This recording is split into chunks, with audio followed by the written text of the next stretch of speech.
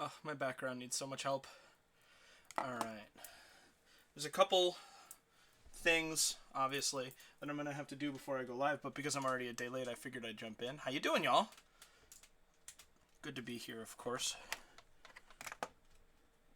Stupid nails. They're good for a lot of things, but then other things, it just makes them impossible. Getting this out.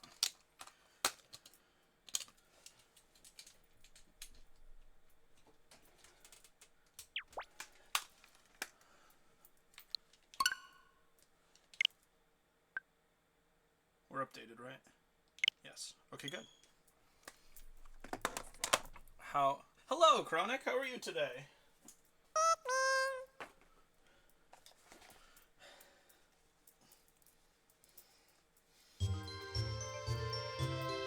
Obviously, normally I try not to stream with wet hair, but not always an option. Would you come out of... Literally, I haven't seen this little bugger for like 2 hours, and then I hit live and all of a sudden he's at my feet. Why do you do this?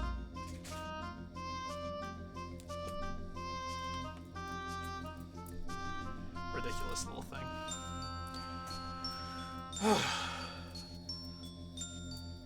Oh, hello, Corvus. I hope that Emmy's appointment went smoothly and there was only good news to be had.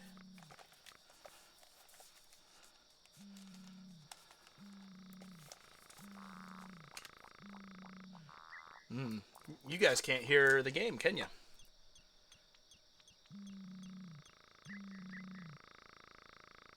I can't hear the game.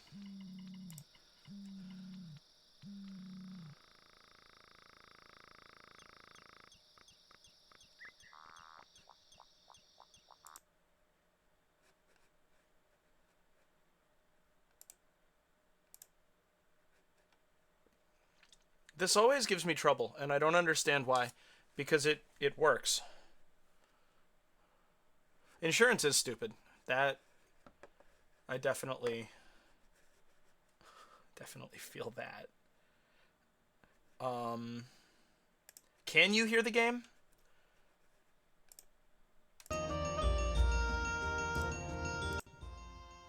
Okay, there we go.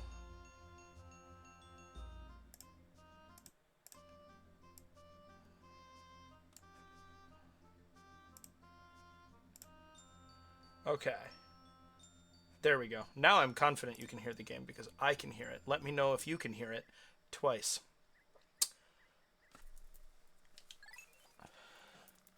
Don't really have real loading time, so I can't, like, fudge it.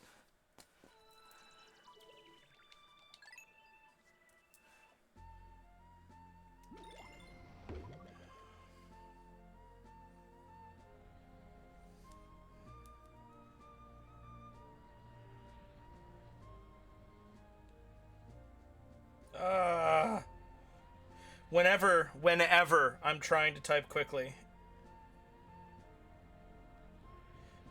it takes me longer.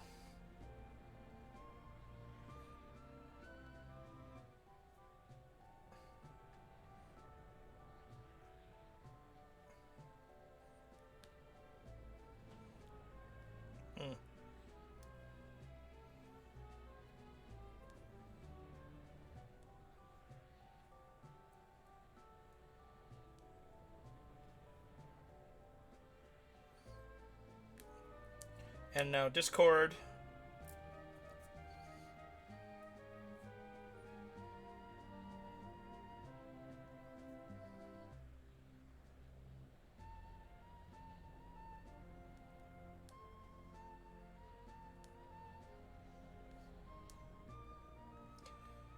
And now Snapchat.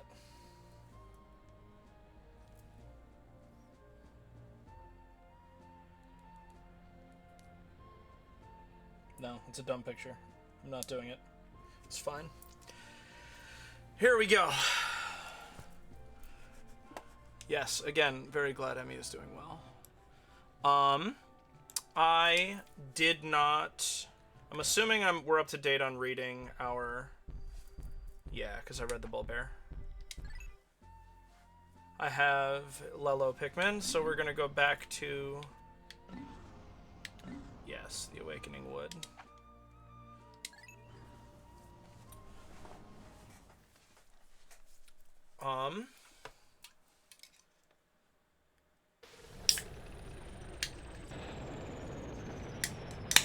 There we go. Okay.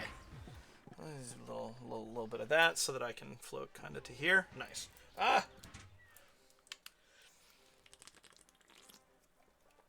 So, on the pace that I set last week, it's entirely possible that we could clear our debt today. But we'll see how the day unfolds here.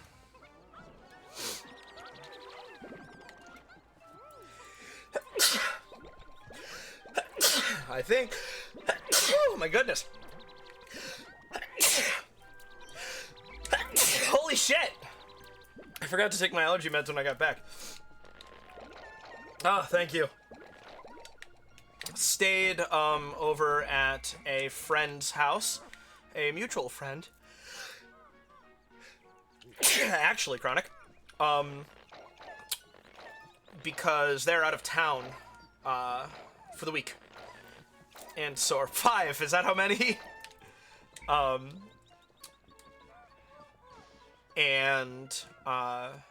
So Morgan is staying there. She works in town and they live in town.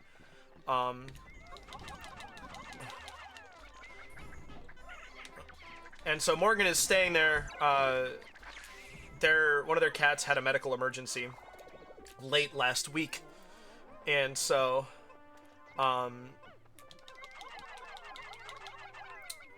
they are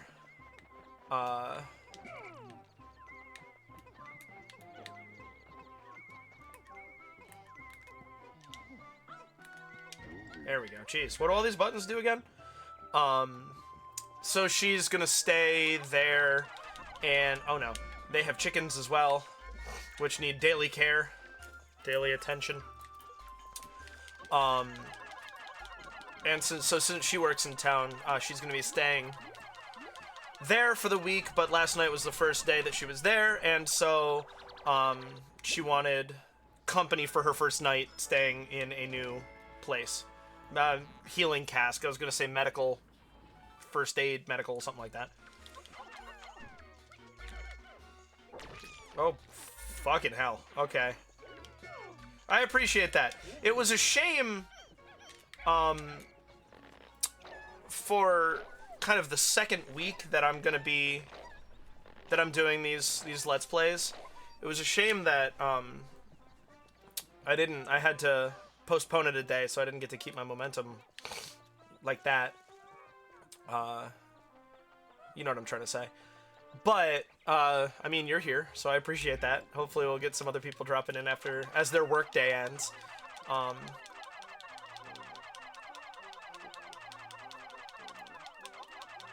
Excellent. I love that. Alright, now trust them. Yep. You stay there. Because we're gonna...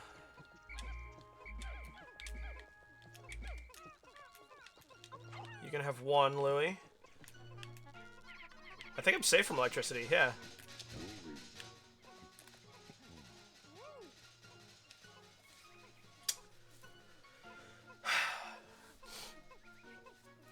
So I explained that. There you go.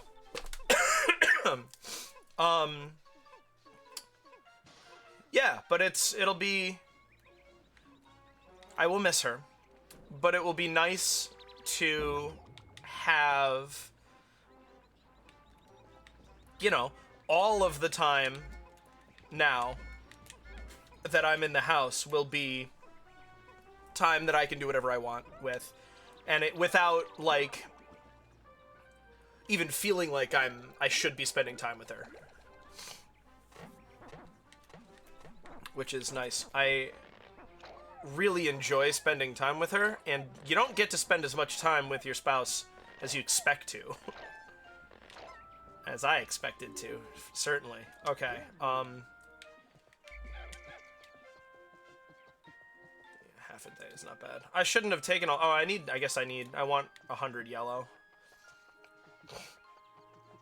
It's crazy. But so, then, every moment that is not at work or doing stuff around the house becomes spending time with your spouse. And you wind up losing time for yourself. And so I am looking forward this week to not having that conflict. And conflict is the perfect... Oh, well, hey, I'm happy to have you, Corvus. Good to hear from you. Meet Blue Pikmin.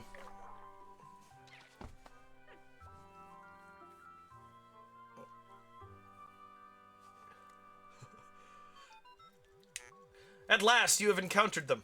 They seem to have gill-like ducts on their cheeks. They must be Blue Pikmin. What else could they be? Like the other types, they look to you for direction. While they are indeed surviving naturally, they still seem to long for a valiant leader. And now, magically, they deal damage to the Wogpoles.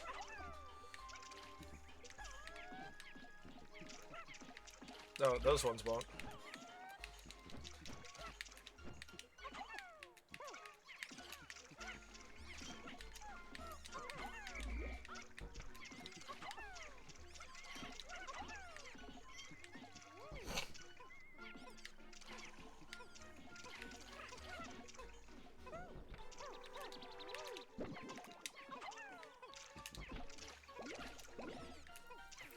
There's something just so basically satisfying about starting with X number of Pikmin, and then through effort, adding to that number.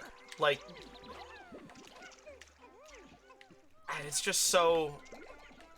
How many does this take? 10. Wogpole down! 2 Wogpoles down.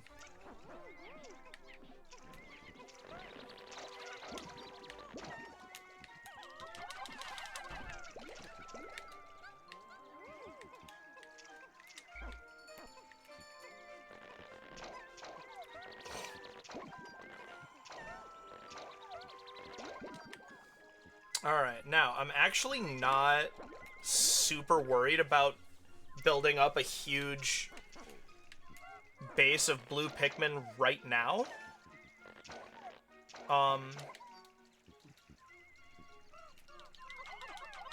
Actually, hold on, I want to max it. Yep. Because Blue Pikmin have access to lots of enemies and things that nobody else does. So my policy tends to be the color that gets the kill, or does the most work for the kill, gets to convert it. So Blue Pikmin have a huge advantage there, because there's entire classes of enemies that nobody else can get to. Instead, you guys gonna start work on that.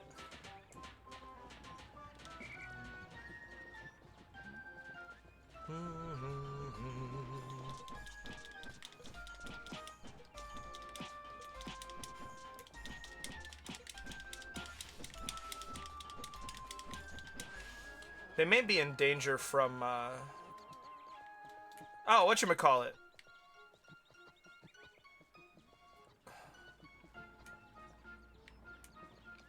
The shield beetle with the long snoot.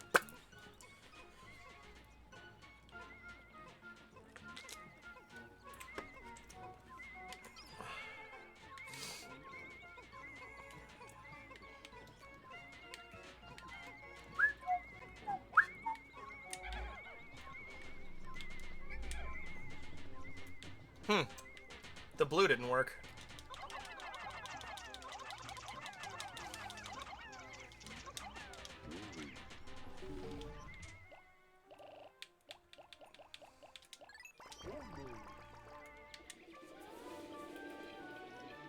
A mechanic that was not in 1. Ah!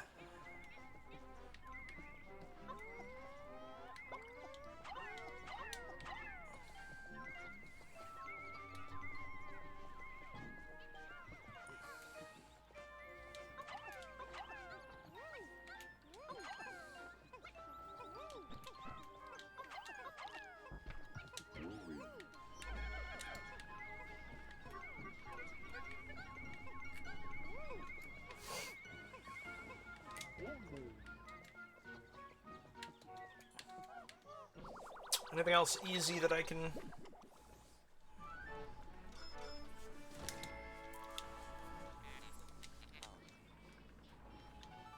Decorative goo!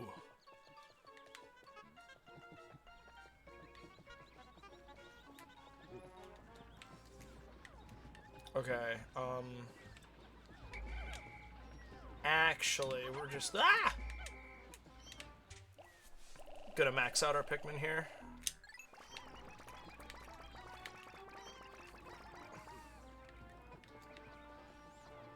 Welcome back from the ad break.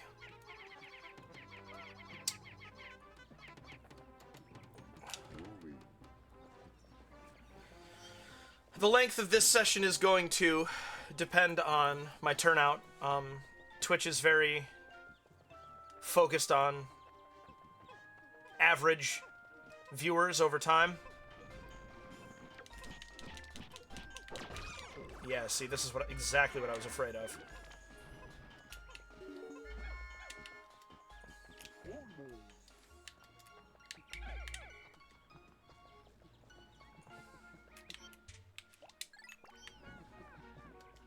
I don't actually even care if it comes with me. It did, okay. But so I have,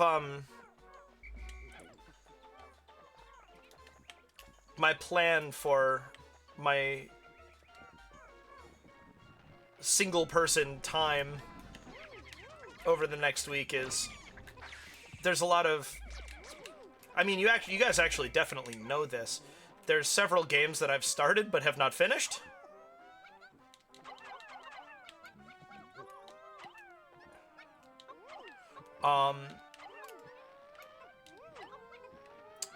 And they are kind of higher concept. Oh, shit. Okay. More mechanically intricate games. And so I want to commit more than a single hour to playing them. Uh-oh! Uh-oh!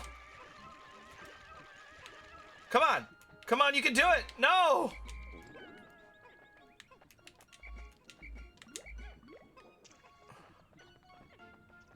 You get back here with that! And so as a result, I haven't, like, felt like I've had the opportunity to play them as much. Because I only wind up with an hour or two of, gaming time. No, fuck.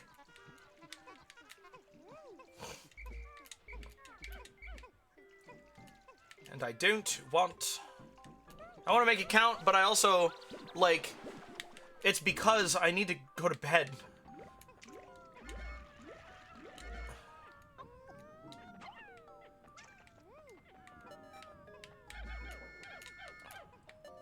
Okay. 83.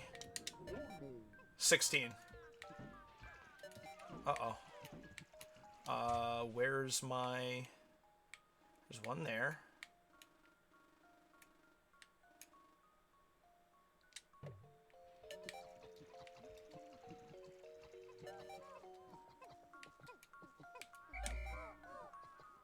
Okay. Uh-oh. Are we about to leave someone behind? Nope. Okay, alright. That's fine. Olima.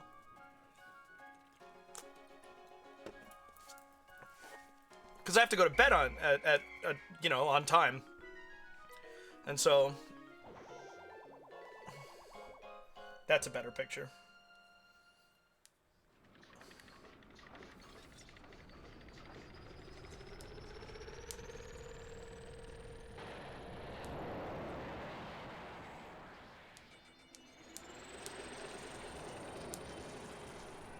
Hey, doggo boy.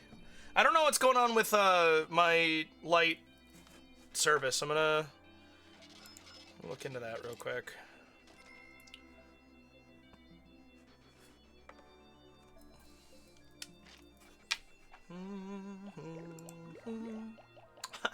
One red Pikmin. Poor guy. Okay. Yes, connect to Twitch. There we go. Try it again, doggo boy.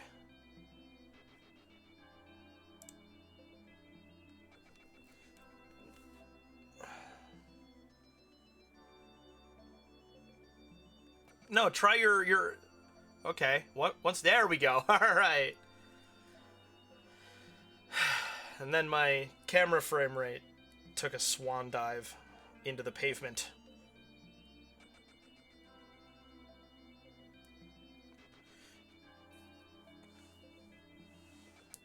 I think, my dear doggo boy, we might get to play Apex this week. I'm thinking Thursday might be good. Because it's gonna be my when I game with my sister. But I'll be able to start early for reasons I was just talking about. Hello, I am still on the lam from debt collectors. For the time being, I've decided to live under the bridge, but if they catch me, I don't know what they'll do to me. Well, it would be after that. She's in California, remember? Ugh. I'm all tangled up in my cord. Alright.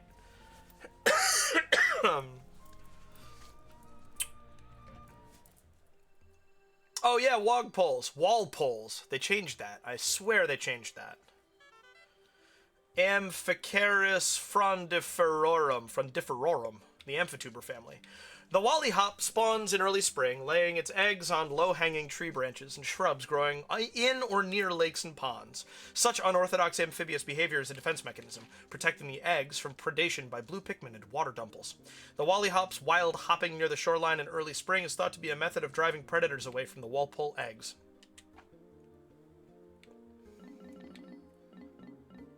I swear they used to be Wogpole. It was like Wollywogs and Yellow Wollywogs. Hey, we got the survival series completed. These will sell like Hockatate cakes to scientists and entrepreneurs. Yeah, yeah, I don't often open Snapchats. I just send them to try to preserve my snaps. Alright. Olimar's journal. I'm shocked! I can't believe this is the only stock of medical supplies we've got. If one of us were to get ill or injured, we'd be in serious trouble.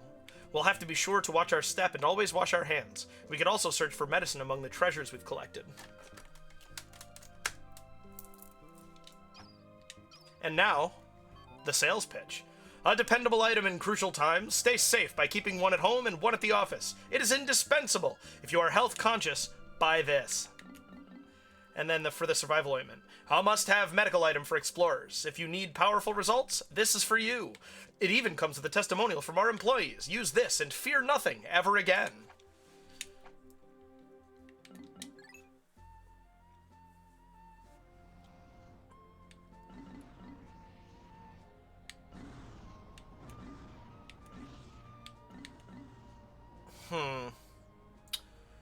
Yeah, let's go back here. I'm not avoiding you, Sir Doggo Boy. I promise. It's something I have always had trouble with is communicating with people digitally. Just always have. I don't want you to feel brushed off too. That's the thing I'm worried about right now.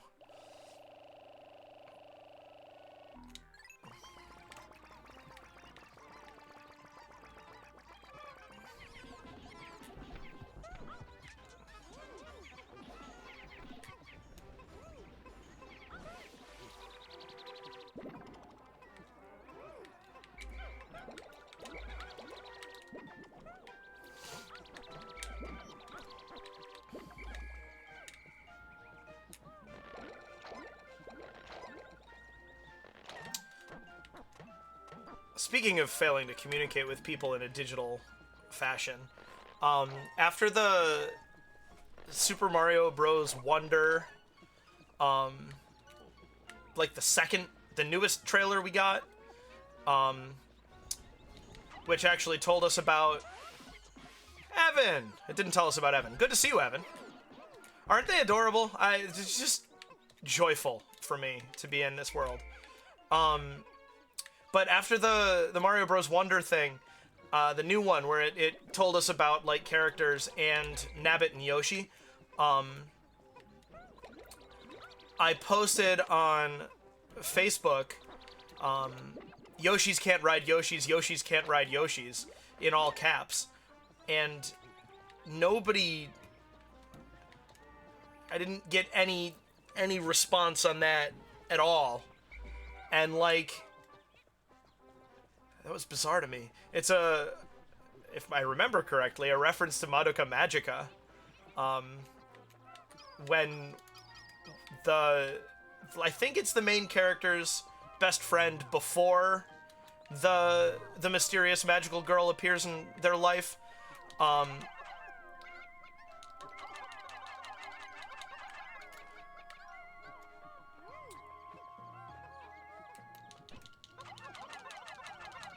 Realizes that the main character and this new girl have been spending a lot of time together, and like has this horrible realization that there might be a romantic interest there, and it like rocks her entire world, and that's not what it is. So it's particularly funny that she runs off screaming, "Girls can't love girls," and that was a little meme in my college friend group, and that's what I was going for with that post, and nobody touched it. So I don't know if like they didn't realize it was that, or if that's not funny and I thought it was, or what, but I wanted to talk about it, damn it. Chance totem.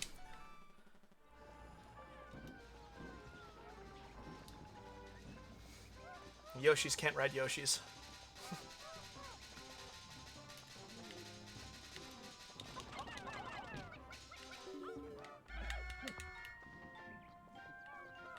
Careful, y'all.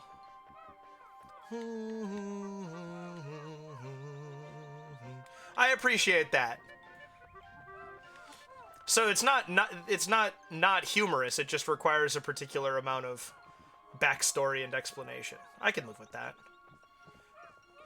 Much of my humor is bizarre and esoteric, so shouldn't be surprised by that. What was that? Is this the Cave of Beasts? A Hole of Horrors?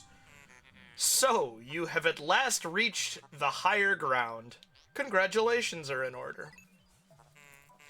Wait, what is this? My seismic sensors are picking up tremors deep below. What force is at work in the depths of the planet? The Bulblax Kingdom. Yikes. Okay,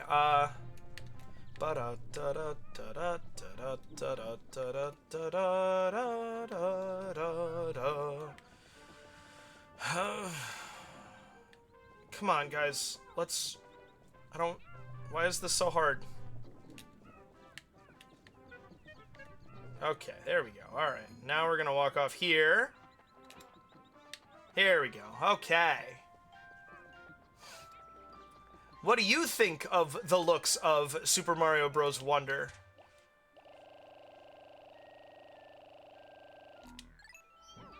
Call it what? The Hole of Horrors? You think it looks like an actual evolution of the 2D Mario thing?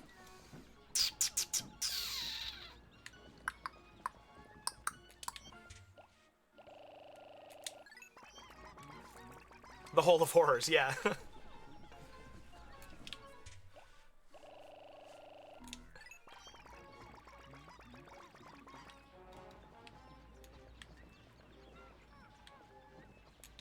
Let's top it off.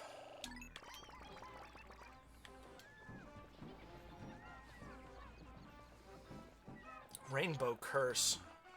I am not overly familiar with Kirby and the Rainbow Curse. Fascinating. I try to pay attention to Kirby. Why you turn to face that way? Bizarro. Or is it... When is Rainbow Curse from, or is it coming? Because that was gonna be my guess. Actually, that was the first thought I had was that Wii U era? My life was not very aware of the world outside of these four walls during the Wii U era. And, I mean, honestly, the Wii U era, unfortunately, wasn't much to write home about. It could have been, but Nintendo got a Nintendo. So the temptation here is to get some purple Pikmin out, and use them to make my blue Pikmin safer in battles.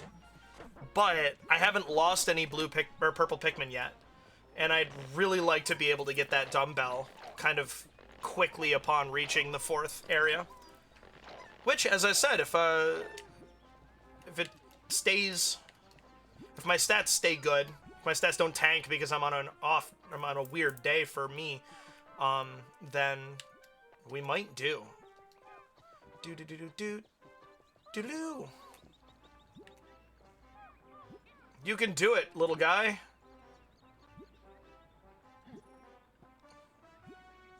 Ooh. Is there a little tent on the side? What is that? That's cool.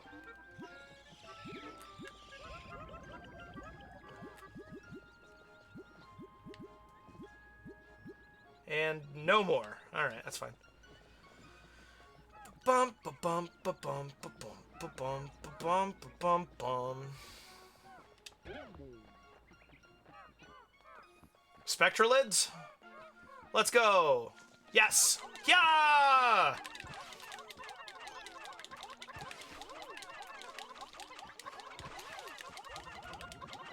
Really?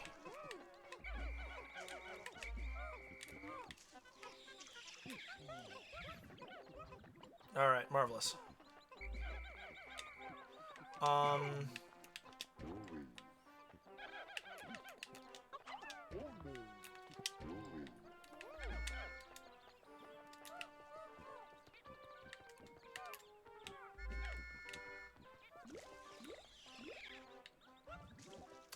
I wish that they had fixed that, the one Pikmin taking an entire honey drop thing.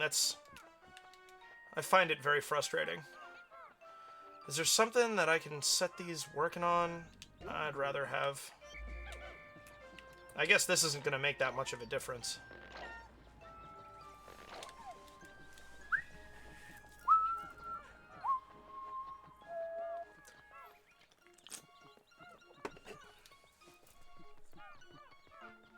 But here we go.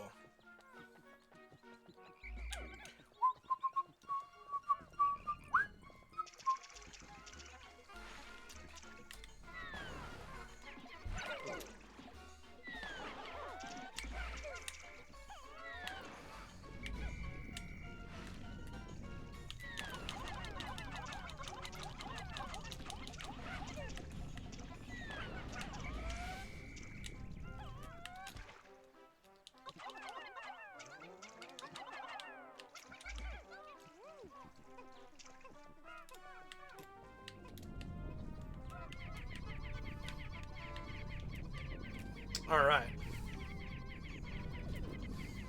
Don't you do it. You stay over there, Wollywog.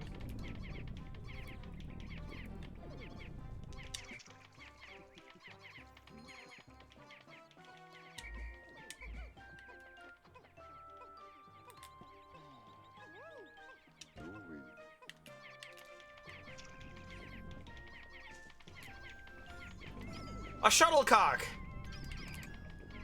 I forget what the thing calls it.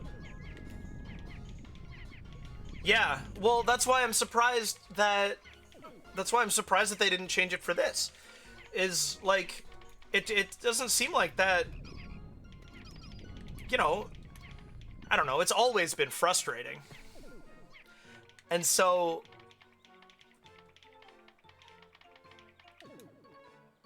ad break. I'll continue that thought.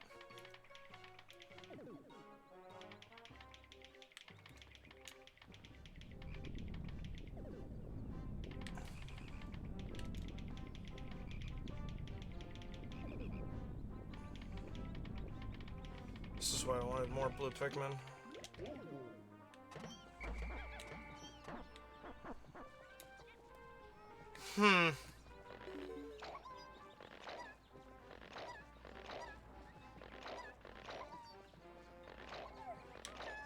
Alright,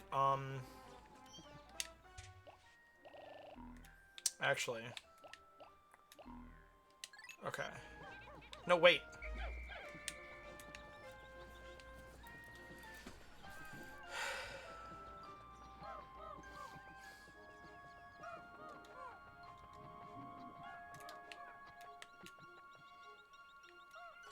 Welcome back from the ad break, my friends. The Hop family is a bizarre choice to me. I liked Wollywog as a name. This way, this way, this way.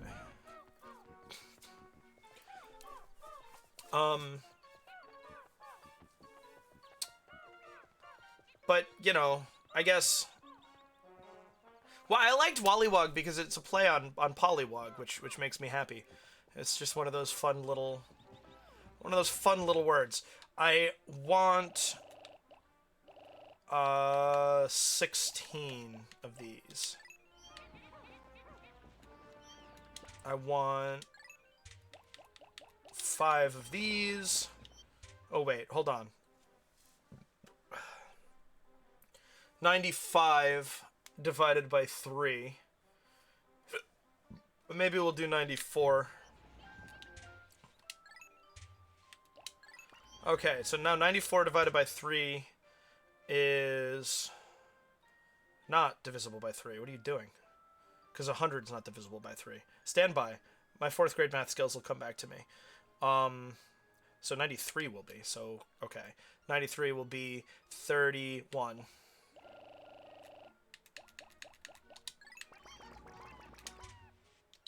And I want 7. Ah, stop it. Just stop it.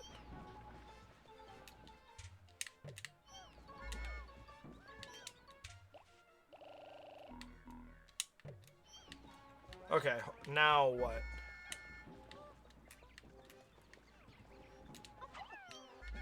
I've confused myself. Olimar has... I can just look. Olimar has 17 blue Pikmin. If I want 31, then I need Louis to have 14.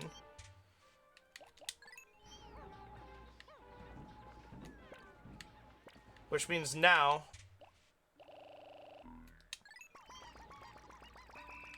Do I have too many red Pikmin? Is that what's going on? No? I don't care. I don't care. Doesn't actually matter. I just prefer to have even numbers of everything. 96? That's what's going on.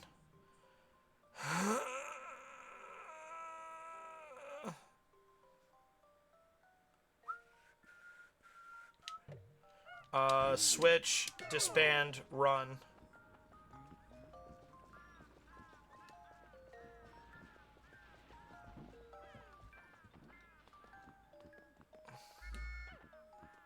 This is what was messing me up.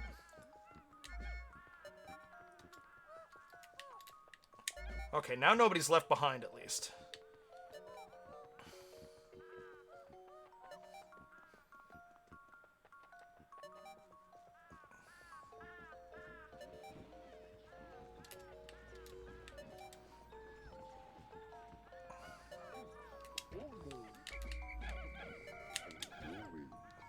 Oh, I just fucked it up. I was gonna make it, and then I screwed it up by switching to Louis. Caused Olimar to run off.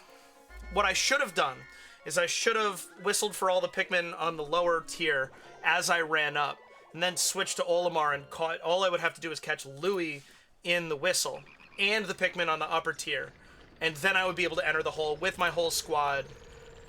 But I fucked it up.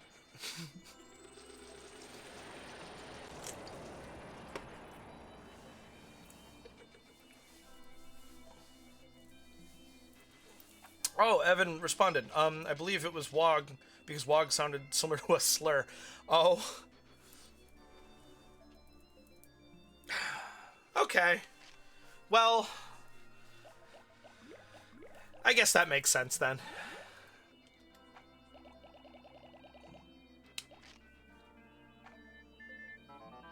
Some wild animals are nesting under the bridge now. They think I'm their pal or something. My stylish suits are covered in hair. I'm pitiful, but at least they're warm. The president is actually a spoiler, so I won't say it, especially since we might do it today, so I won't worry about it. Let's head here, because I would like to do the thing. Clear my debt today. Ooh. Ah.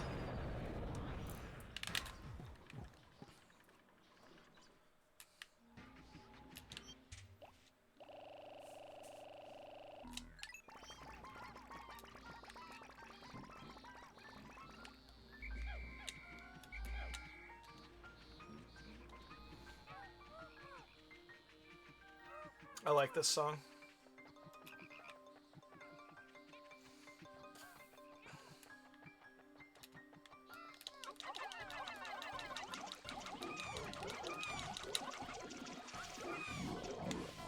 They're so quick.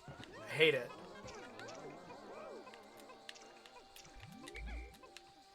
Are you gonna draw the Wogpole?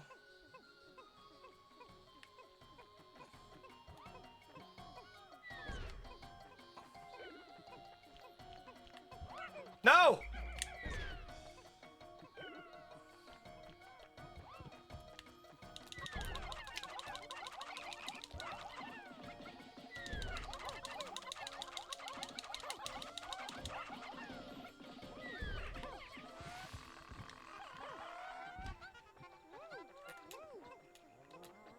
It's true. I do not relish the idea of going down the hole you're talking about anytime soon. But alas, it needs to be done.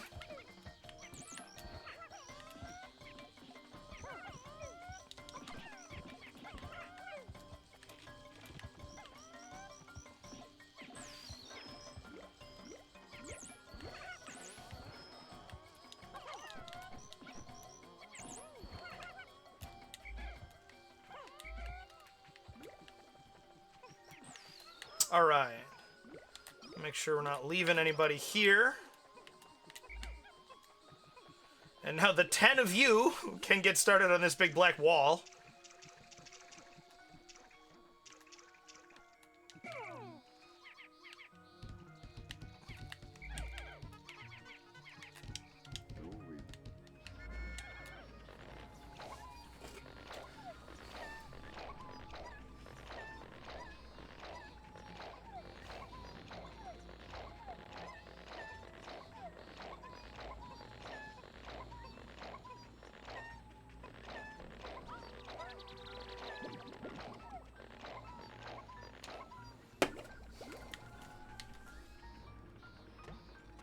Was that 3? I thought... Huh. We must not have sent the 3rd leaf back, which is bizarre.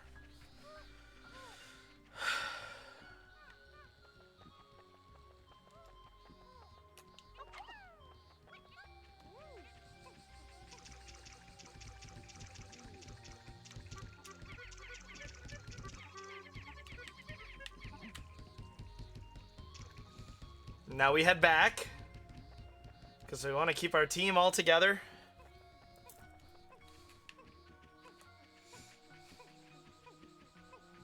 I don't think there's a Bulbear in the overworld here.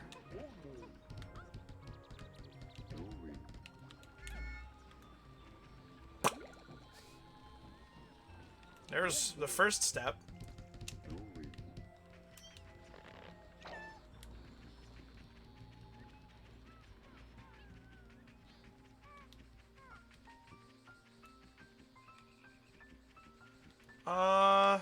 Yeah, we'll just...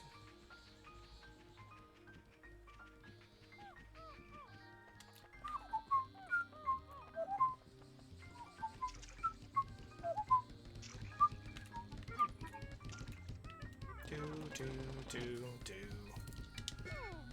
Get in there! What are you doing? There we go. Literally pushed it into range.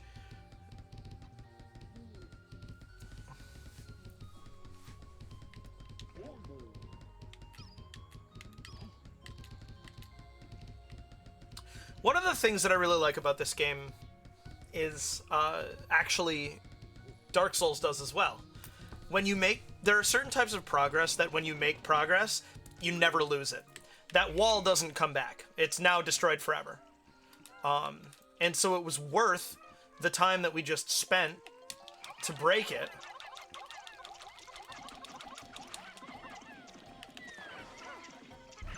Uh-oh. Luckily, I don't think it can kill on, if it dies in the air, when it lands, I don't think that can kill.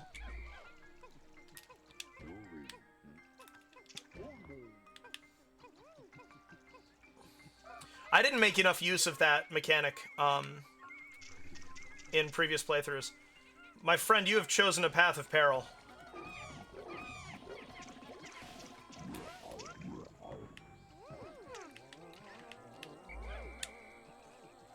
I do want all of this, but let's clear the way first.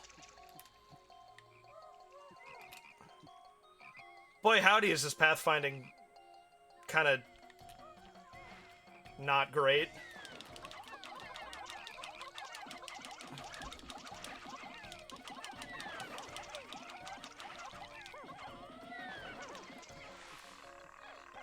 That's really interesting. Is it like a roguelike sort of a format?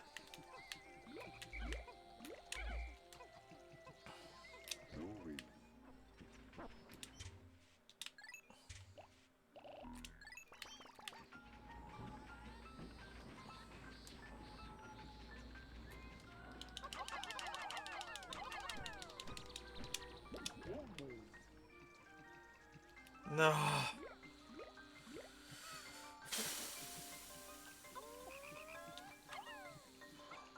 Bloister should leave it alone. Do.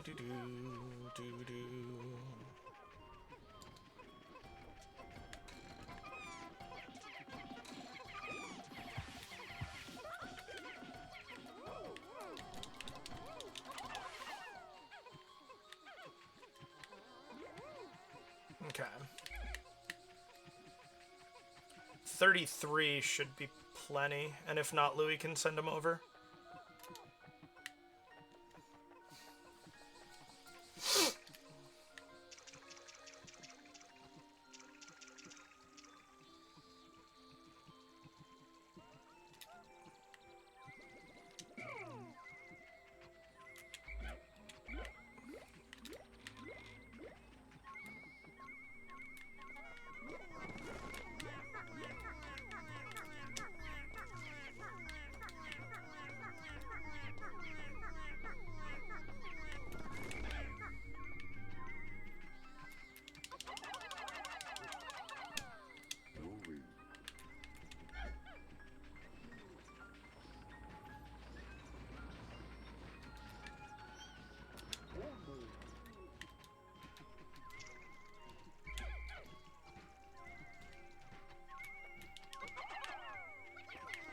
Actually, no. I don't know how many it's gonna take.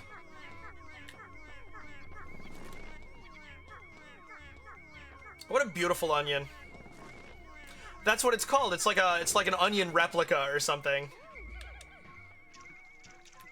Okay.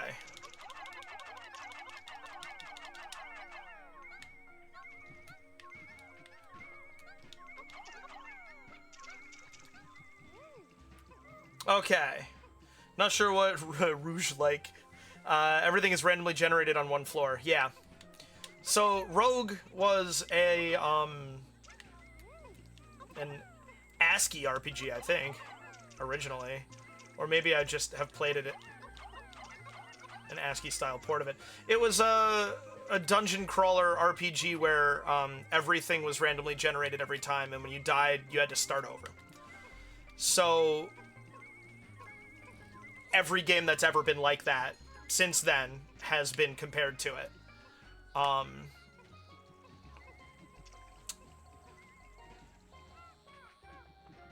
So, and randomly generated on one floor. Not one floor, one enemy, more like... Okay.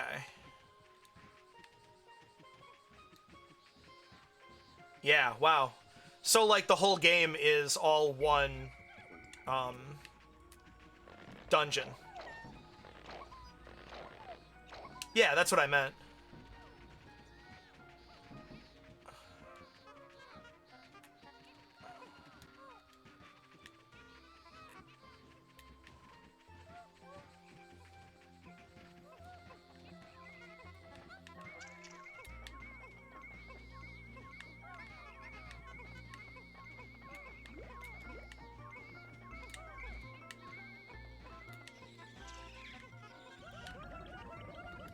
Living on the edge there, wow. Boo-ba-da-doop, boop, doop, doo-ba-doop. Boo-ba-da-doop, boop, boop, boo-ba-doop. Doo-ba-da-boop, boop. Zipper? What a delightful name for a cat. The, two cats that Morgan is babysitting are Brandy and Stedman. Brandy is a fluffy little orange cat who I would say is no longer young, and had a bit of a rough childhood. The end of her tail, I'm pretty sure, is either paralyzed or has nerve damage, and so it just kind of sits limply no matter what, a little bit like a question mark. Onion replica. And then Stedman is a kitten, maybe close to a year old. I'm not entirely sure. And he is all black with yellow eyes and tiny. He is kitten size, but is fully grown. And he's very fast. He's a quick little menace. This is where we get into the trouble. Here comes the Wally Hop. Oh! Oh, another one! Yeah, all right.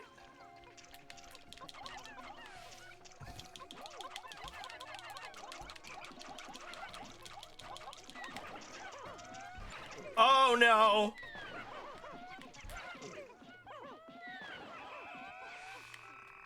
All right.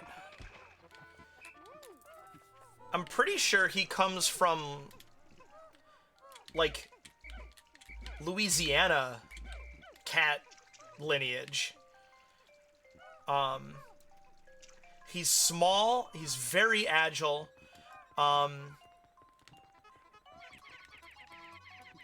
It was really close. I didn't like it. Trust me, I was not... It was not how I wanted that to go.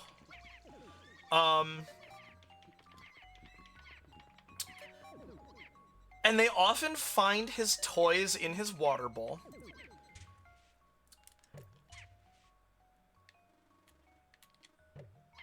Because he drowns his victims. What's up, Skylord Zoe? Love me some rainbow time.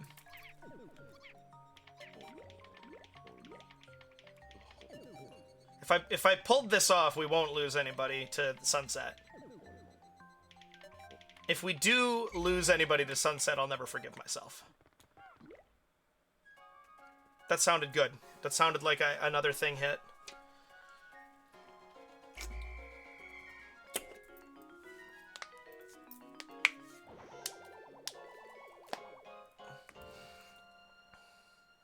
If we did lose somebody, we lost a lot. Oh no! I think we're good. They're attacking the rocket, so we're good. Woo!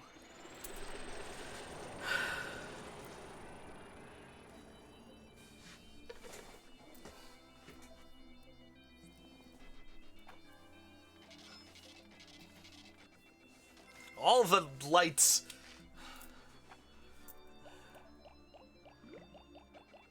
Wow. Generated 100 blue Pikmin today. None to sunset. 11 to battle. Well, the animals that adopted me are actually rather cute once you get used to them. Once we get the debt paid off, I might build a refuge for them. What do you think?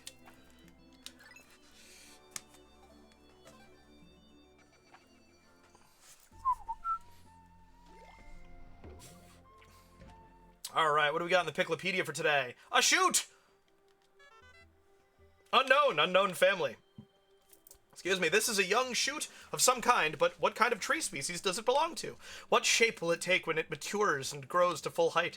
Unfortunately, we are only able to obtain information from our portable scanners on a select few of the countless number of species we've encountered, but even if our expedition yields only brief observations on the life we encounter, it will still provide a better understanding of this bizarre planet. That was so overwritten for, we don't know anything about it, but like, that's why we're doing this, because who would read this unless they're reading everything already? And it's like, this characterizes Olimar so nicely. It's unfortunate that we can't get more information, because there's such a diversity, but even what little we learn, it's worth it, and it's cool. I love it. This looks just like one of Hocatate's famous sweet onions. Come to think of it, I gave the onion its name because it looked like a Hocatate onion. To avoid confusion, I'll call this vegetable an onion replica. Buffalo, buffalo, buffalo, buffalo, buffalo. And that's all I got. Did I read the goo? Hold on. I think I forgot to read the goo. With the assistance of the blue Pikmin, we found a canister of paint today. I used it to give the ship a fresh coat of paint, but did it thank me? No! As a space pilot, I've always treated my ship like a trusted companion, even if it is a smartass. Yet that snobbish ship has the gall to complain about the color. There's no pleasing it. Forget this. I'm going to bed.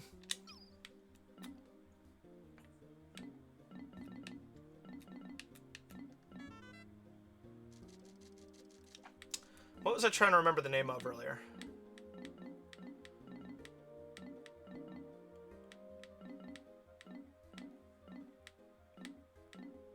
This is a Strife monolith. I don't know why that one sticks in my head so well, but it super does. Alright.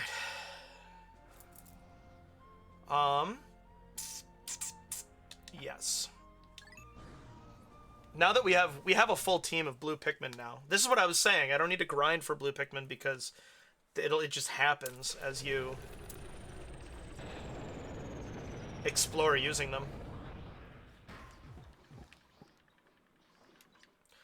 But why aren't they flowers?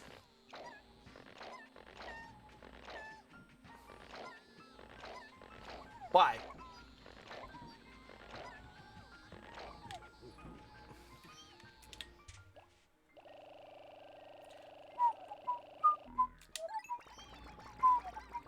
I can think of a lore reason why they wouldn't be flowers. But I shouldn't have to write this game for them.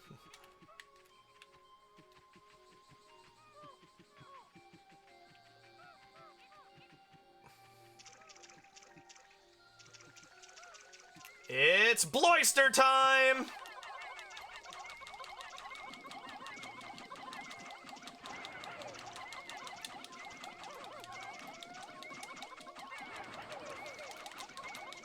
Recall, recall, recall, recall.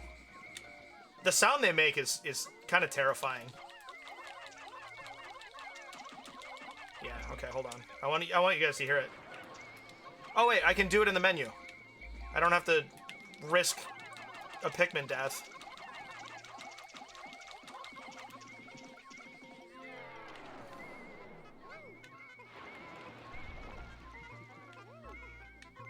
You!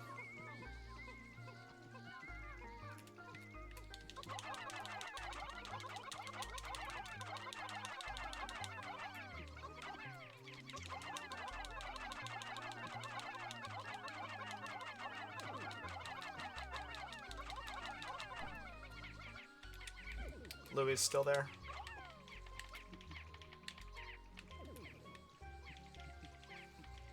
Are there sheer grubs here? Norp.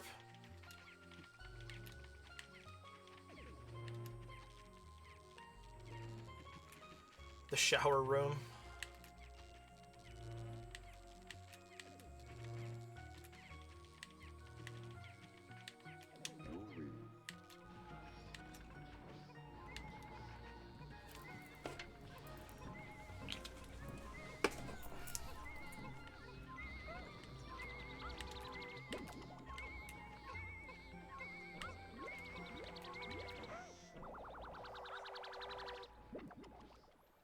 I don't remember what this one's called.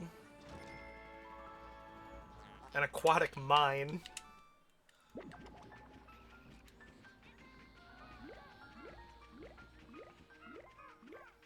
So, what language is WOG a slur in? Because it wouldn't be Japanese. Because they'd know. You wouldn't make that mistake in your own language. It's certainly not in any English I've ever been aware of. And what market... Yeah, okay. Because the last piece of that is what market is big enough that you're going to get a response on that level. You know what I mean? I'm not talking about importance at all. Just because, like, I feel like, and I'm not making fun of anybody, but I imagine that when you're making things for a primarily Western audience, not maybe Western's the wrong word, but when you're making things for a primarily developed audience, intricacies of languages that are not spoken in, or languages that are spoken in developing areas wouldn't get the same attention. Could also be, I wouldn't be surprised if the Indian market would be very relevant in this way. Just a huge group of people, you know? I'll have to look into that. That's interesting. I'm interested in this because language. And I find often when I am talking about language, doing accents is one of these things where I love examining, noticing, and observing and playing off of a British slur. All right. Fascinating. And because I'm not interested in hate speech, I'm not going to ask for what, because if I am interested, I'll do that on my own time. We don't have to propagate hate speech in our fun little plant guys adventure game here.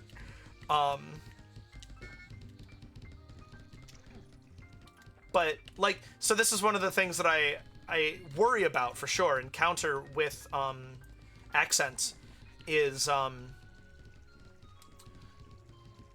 where is the, or the discussion is on the line between homage and parody, right? English is a really, really obvious example of this. Like, it's a linguistically fascinating thing that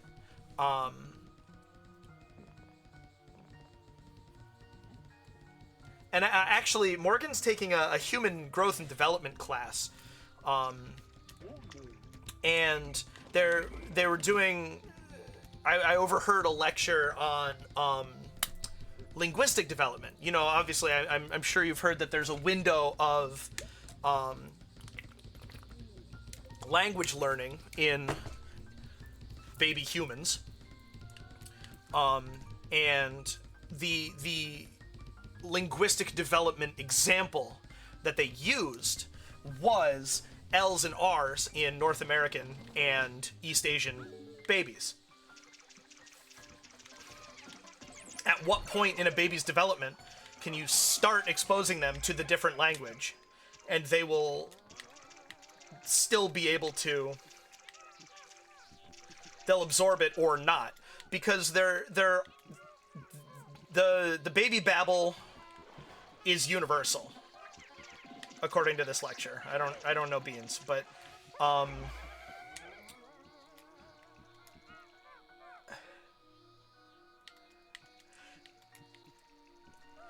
well, there's a worse way to phrase, you land on an undiscovered planet and find a group of little multicolored people who then hop to cater to your every whim. There's a much worse way to phrase that.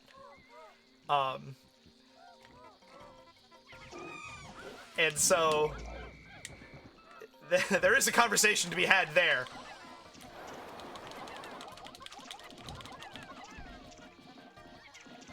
But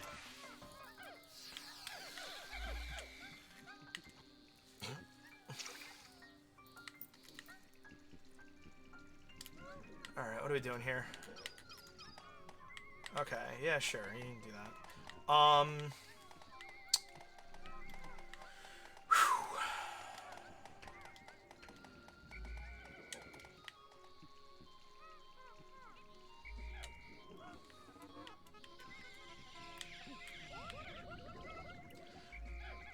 I know I hemmed and hawed about it earlier. I think we're gonna go into here.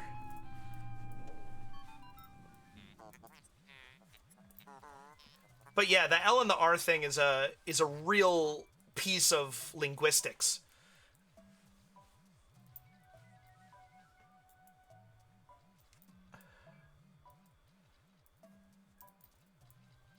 I can't believe that would still be a conversation. Can you see Echo right here? He's trying to... Oh, I'm looking at the wrong side. Well, there he goes. Never mind. Interesting! Deeper sections of this hole seem to be submerged in liquid. Sadly, I am a delicate piece of machinery that is sensitive to water. You two must go alone. Why do you look at me with such scornful expressions? I am an expensive machine. Fine, I'll go, but this wantonly reckless treatment of company property will be reported.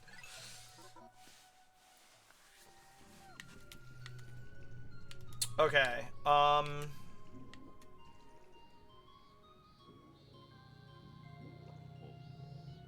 Yep.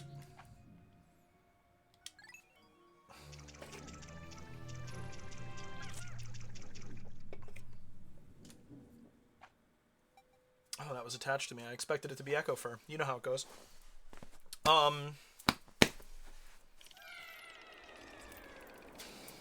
I'm scared. I'm scared to be here, and I'm scared of what's about to happen to us.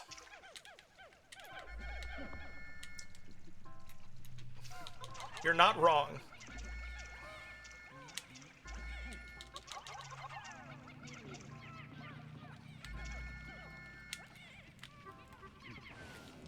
That's the way to do it right there. Okay, so actually, today... Nope, okay, alright.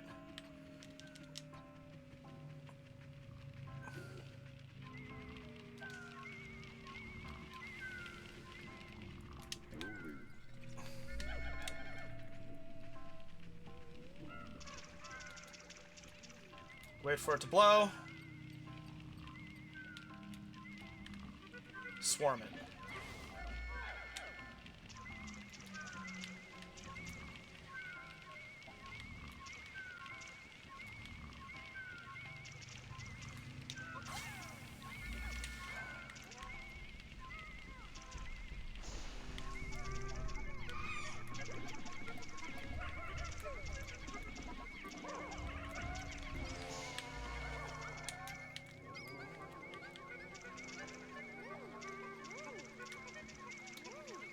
Alright, does anybody in chat not know what's about to happen?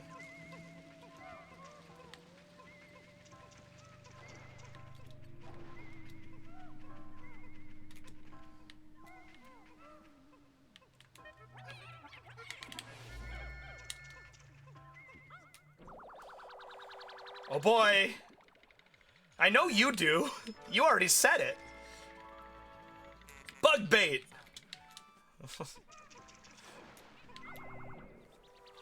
Can this be everything? Can this please be everything? A pastry wheel. Nope. Ugh, okay. We only lost 3 Pikmin to the fiery Bulblax. That's pretty good.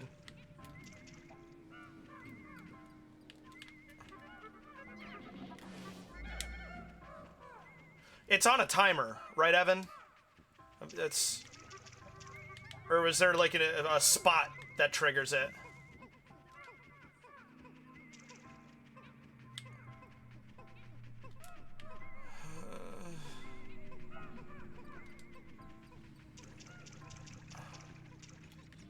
Around 5 minutes. I'm in really good shape then. The only reason I would care about this is if it's not yellow. Okay. Am I fireproof? I don't think I'm fireproof. I can check that without taking flames. The Diet Doomer! Okay, good. Now we check if we are not fireproof. Okay.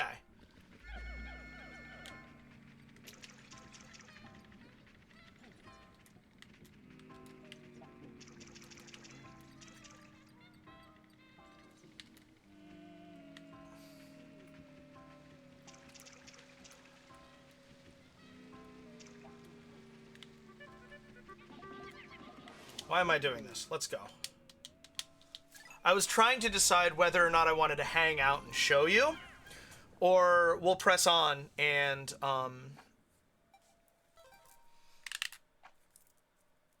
see if it happens. Regardless, it's the boss for the hole, so I'm not denying you any content here. Oh, not that. It's Dirigibug. Was it floating Dirigibug? Something like that. Bulbmin!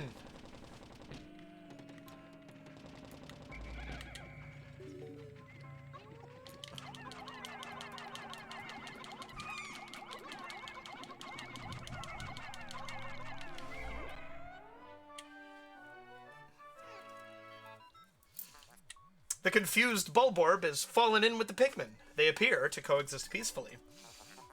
Strange, this Bulborb has a leaf sprouting from its spine, much like the leaf on a Pikmin's head.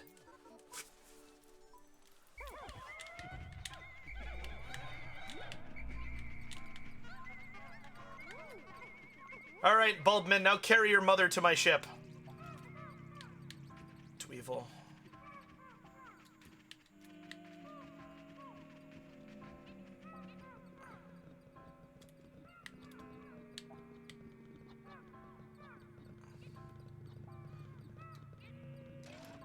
Oh, this may have been dumb. Cookie. A comfort cookie. Alright,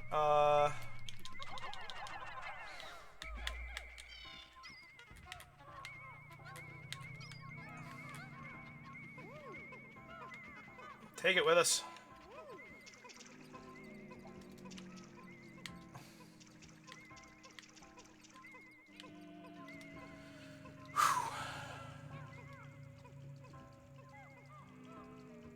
Okay, nice. Careening. It's the careening Dirigibug.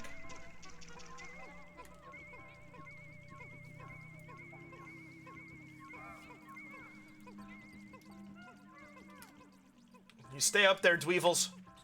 No, you stay up. No! Huh?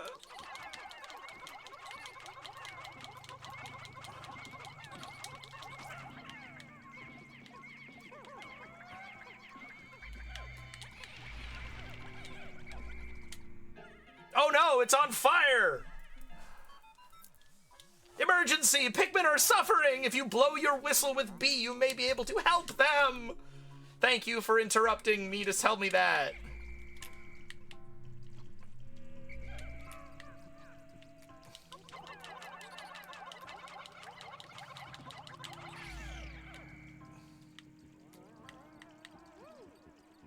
Okay, the other Dweevil didn't come down.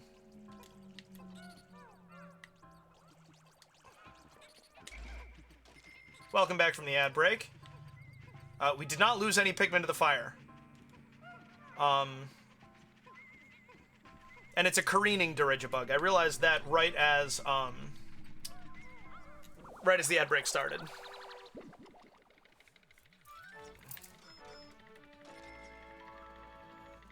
Chocolate cushion. Oh, man. Could you imagine being small enough to, like... Yes. Yes, I do. You never have to ask. Always just hit me with them. And also, fuck you, Dirigibug. Huh? How is that not dropping the... Uh-oh! Uh-oh!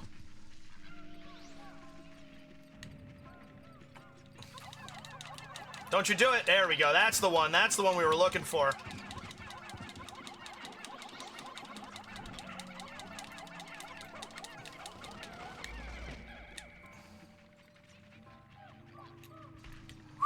I hope he's... Oh, no. Yeah, all right. No!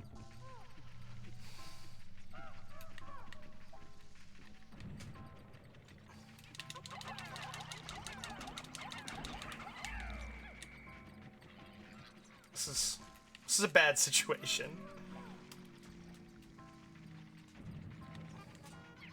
We have to drop this.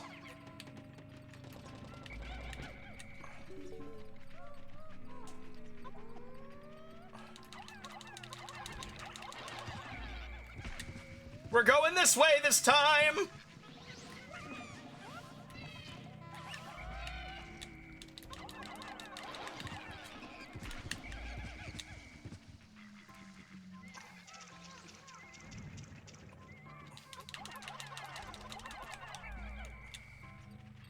I don't like this. This is taking too long.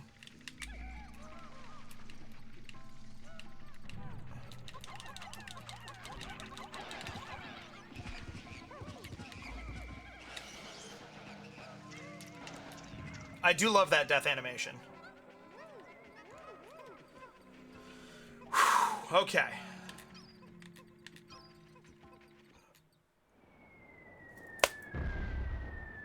It's here.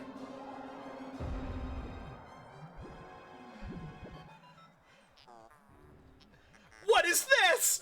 I can see it with my optical receptors, but my sensors cannot detect it. Could its physical form be anchored in another dimension? Attacking it is futile.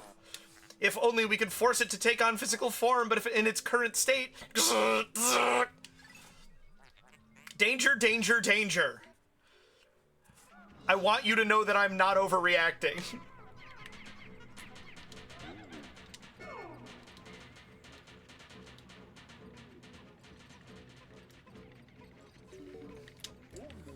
That's good, that's good.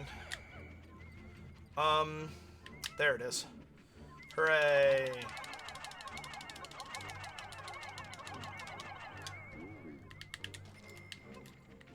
Okay, alright. Ladies, gentlemen, and envies of all varieties, I introduce you to the Water Wraith.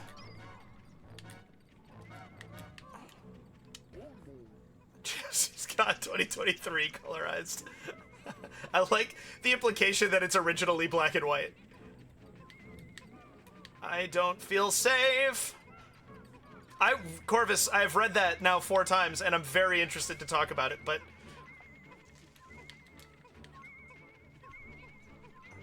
Gotta stay alive here.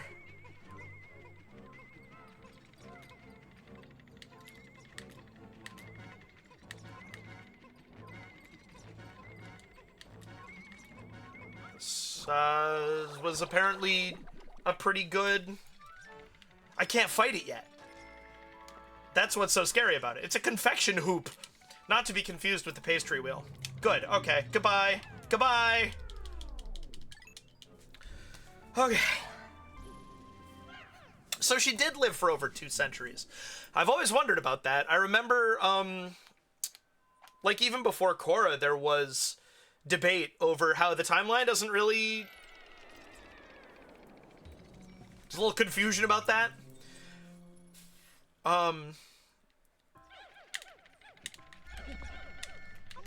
Alright, Bulbman. Time to earn your keep, or whatever the hell that phrase is. I don't want to do an electricity floor. Electricity is particularly dangerous. Why? How do others live that long?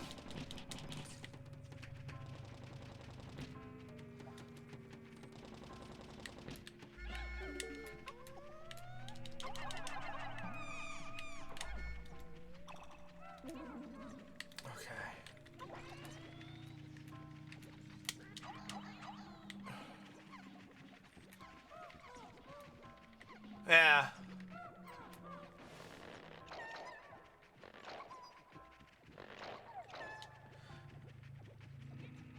So they just leaned into it?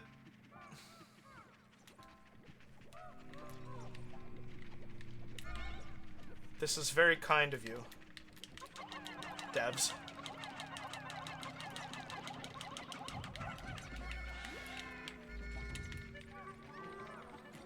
Very kind indeed.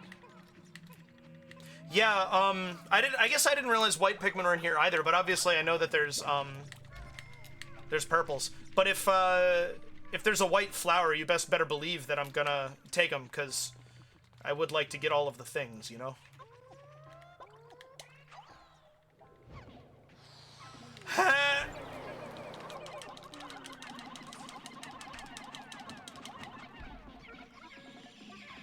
Very kind initiation to the concept of enemies dropping from the ceiling.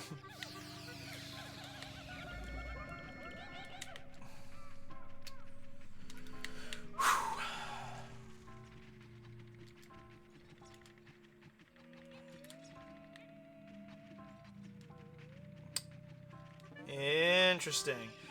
Corvus, do you know about my personal fan theory about Sokka? I'm kind of proud of this, actually.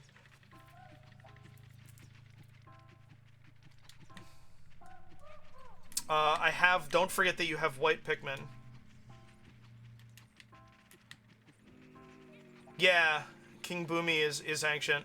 I think that Sokka was supposed to be the next Avatar after Aang.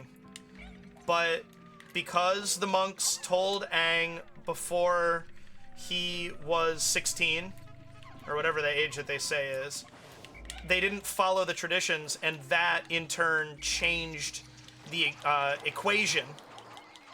Because if they hadn't, then Aang wouldn't have run away, and he would have lived his normal life. Probably died around the same age that he does, however old it is that we find out he died in Korra. Alright, here's this. And then the next Avatar would have been a water Avatar. And I think we can probably assume that Aang would have lived... Well, right, but in my opinion, it accounts for Sokka's atrocious luck.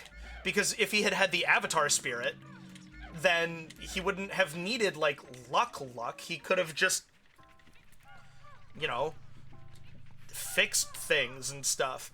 But that also accounts for why Korra is such a terrible Avatar. Is because she wasn't supposed to be.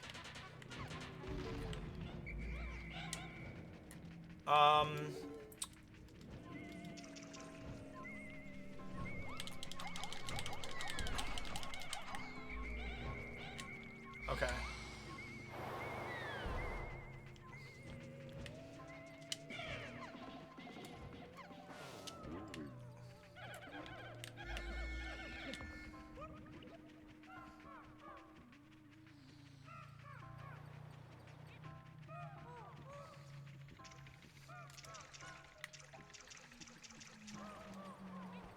Aren't they adorable? They're the best.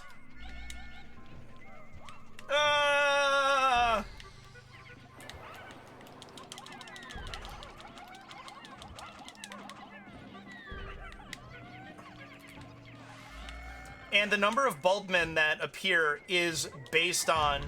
That's bad! That was bad news you just heard!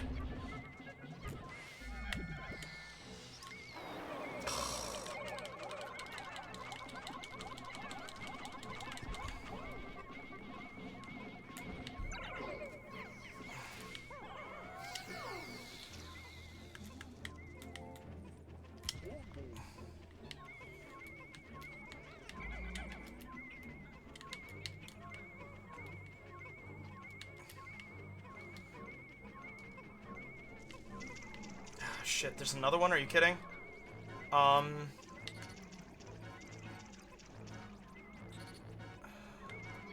Yup. This is bad. Here it comes. Oh, remember when I had white Pikmin? Those were good days, weren't they? No, get out of here! Ah! I have cornered myself. It's time to go.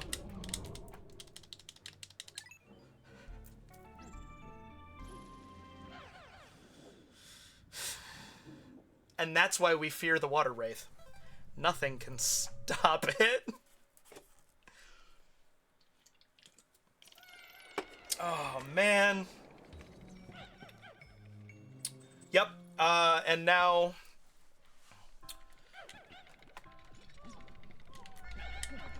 Now I don't have white Pikmin to deal with the poison there.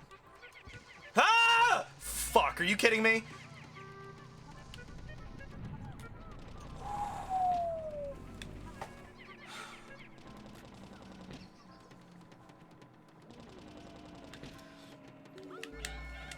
Welcome to the real difficulty level of this game.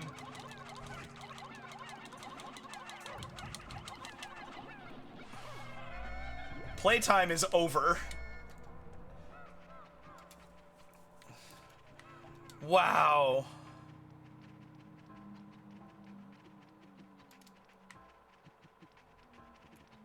Oh, Bulbmin, duh.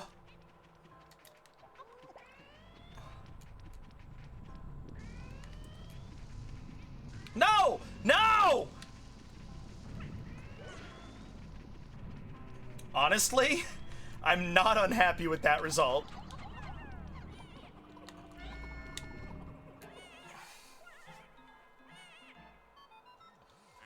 Emergency Pikmin are suffering! If you blow your whistle with B, you may be able to help them! It's all going to shit! I can't get to them.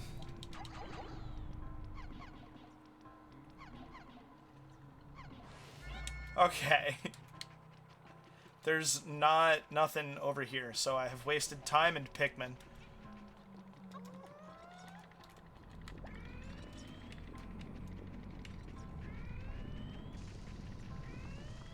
Ah.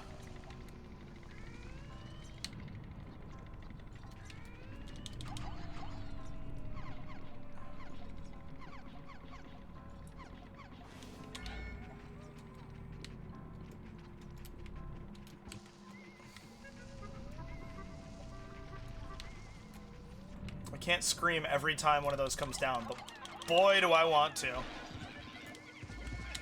Fuck, fuck, fuck, fuck, fuck, fuck, fuck. Welcome to Pikmin 2, guys. This is what we're here for.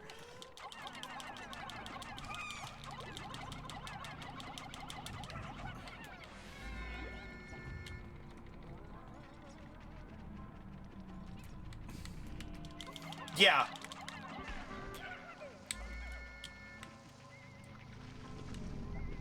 Yahtzee's joke about Pikmin 3 is, don't worry, we can have as much fun with unjustifiable murder as all those grown-up games.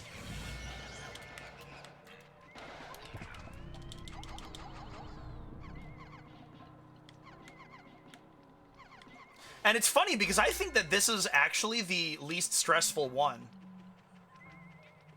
No! No!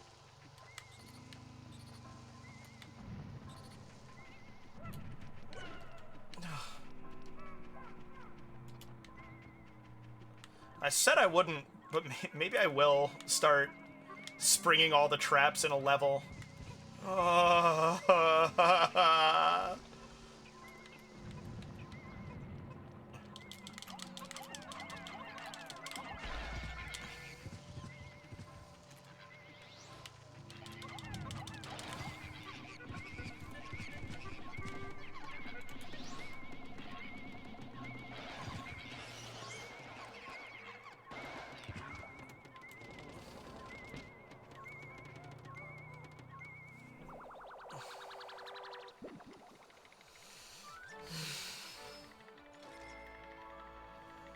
Proton double A.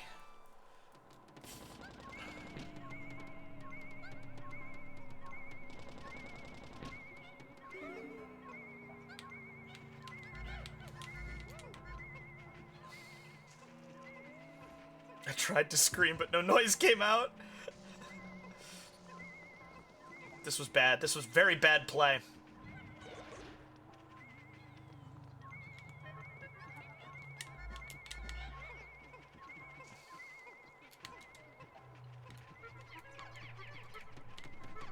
Oh, that's kind of good news. Have we found the exit and I just didn't realize?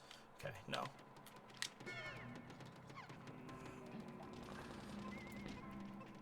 Okay. Okay. Nice.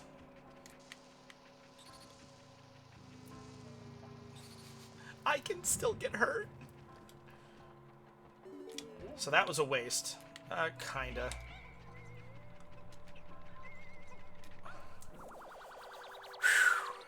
I just want to read this to everybody, just so that we're all on the same page here. The water wraith feels like something you'd hear in some guy's creepypasta. I then fell into the next floor and played normally, but then an eerie tune started playing. And then a creepy water thing that looked like a human fell from the ceiling and started chasing me. I tried killing it, but every time it ran over me and my Pikmin. Then I was cornered. I tried to scream, but no noise came out. Then, before it ran me over, I woke up in a cold sweat. Nice canister of drone supplies there. I enjoy your writing, Evan.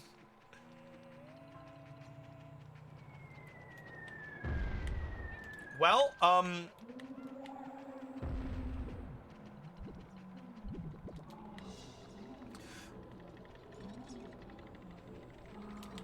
well, what it really, oh, poor Louie.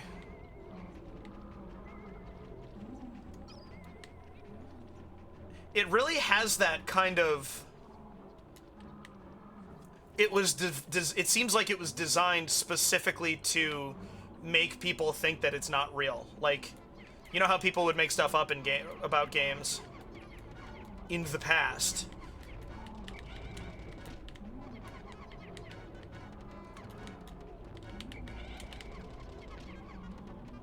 I don't understand why it just made that decision, but I'm not complaining.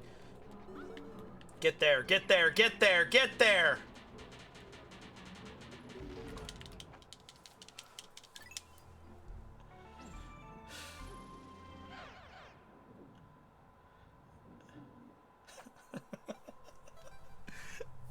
The E3 gameplay was just somebody who didn't know about it.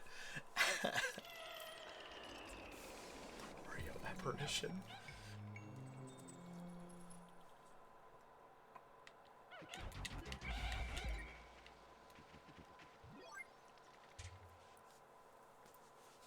We're gonna wait for the ad break to end, just for everybody to be on the same page. I don't know if you could hear both of my shoulders cracking when I did that, but I'm falling apart, guys. I have actually kind of noticed my my fine motor skills getting worse, and I don't know if it's my carpal tunnel getting more, or what exactly, but it's not fun.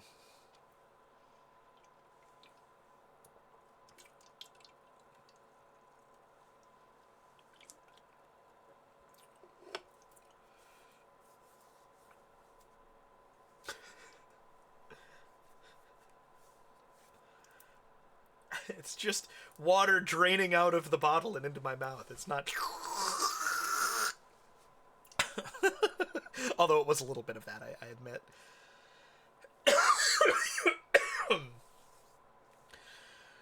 Okay, you're back? Alright. Here we are, final floor.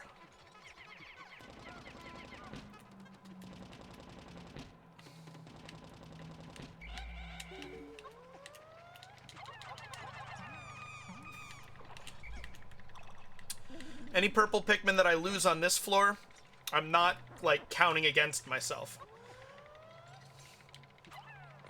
Because the way that you defeat the Water Wraith is using purple Pikmin. If you hit it with purple Pikmin, then it, becomes corporeal. You gonna fuck with me here, Pikmin 2?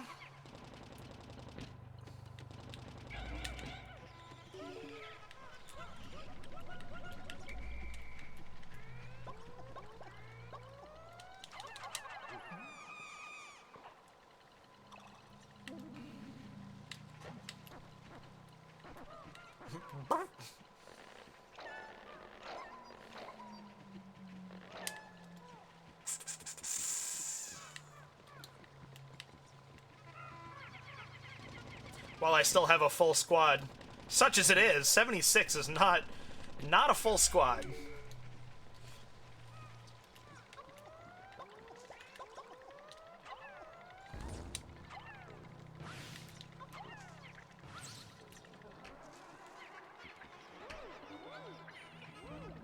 Oh, there was still an alive one.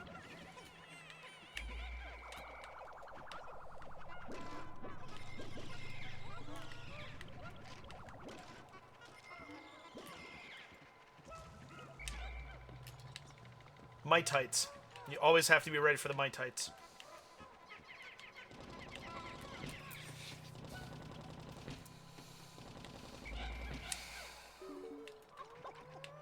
Let me tell you how I don't give a trust.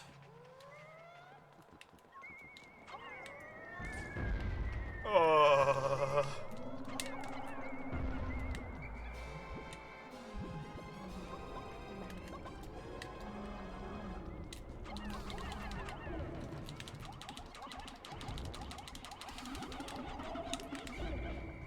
Oh, keep it going, keep it going.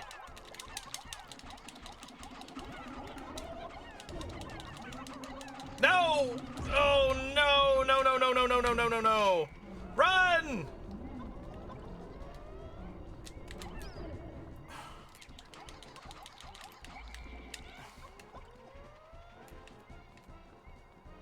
This one. Why not? What?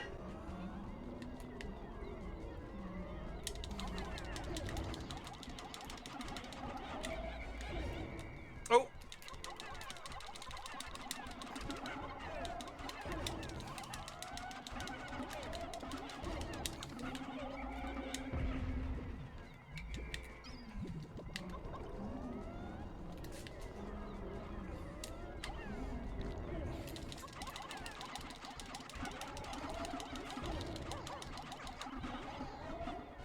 Not so tough in a straight fight, though, is it?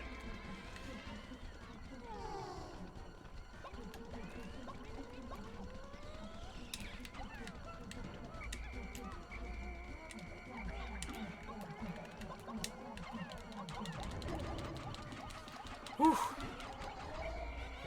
There it is. Get it! Fuck it up! What button does what again? Okay, sorry, excuse me. Apparently I am panicking. You get back here! What are you leaving the arena for? Are you trying to escape the whole damn...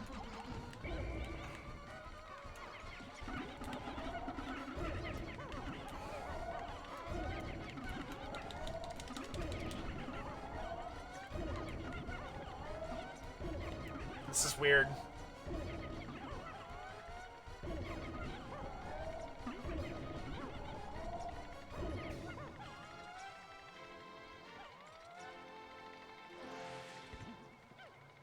What a good reward. Is that the Pluckaphone or the wider whistle. Processing. How curious. The wraith completely vanished. But what was it? Surface object scans indicate the presence of a bright red component. Thank you, Corvus.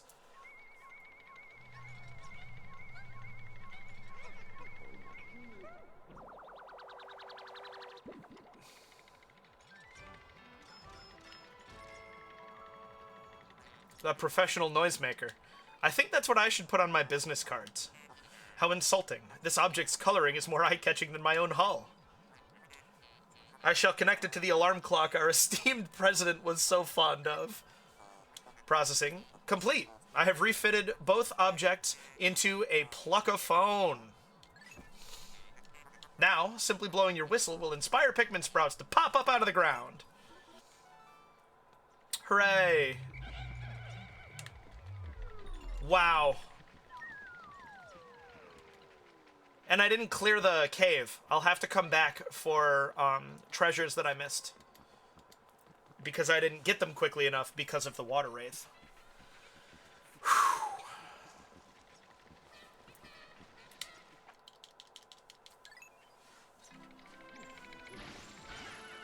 Well, when you whistle for them, they'll pop out now, instead of having to pick every one. Pluck. There's 63. 52. Yes, that was a lot more like what caves are going to remain going forward. The early caves are all very, like, fun and cutesy, and, oh, there's no time limit. That's nice. 60% of debt recovered.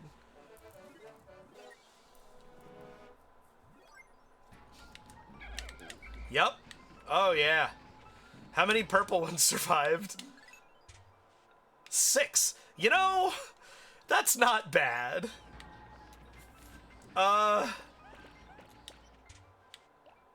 Good. Okay, yeah, I still have a full team of blues. Honestly, let's go back in. I don't know whether the water wraith will respawn.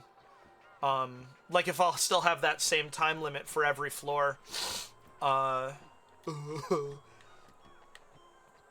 I go back in.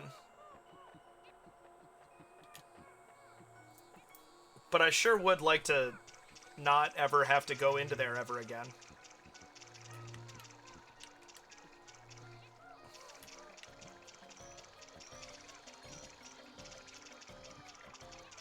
Yeah. I figured all those spoils would not persist. But it's not that big a deal. There's no limit on number of days. So if we need to, thought I just heard something weird. If we need to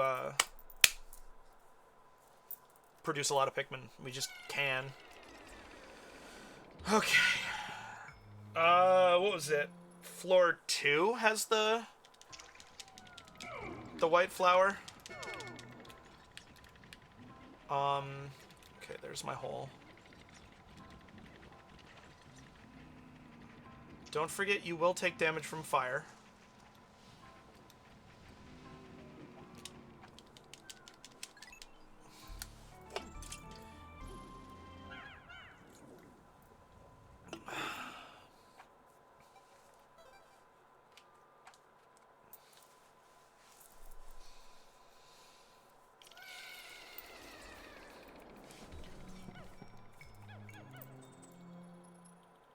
Did I clear this floor? Yes. Okay.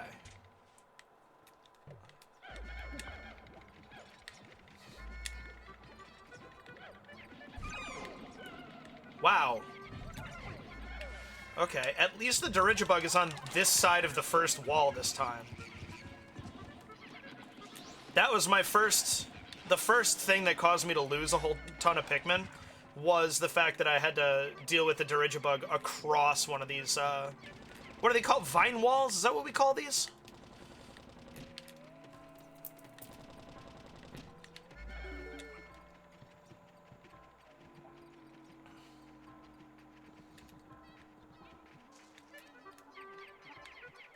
Come on, guys.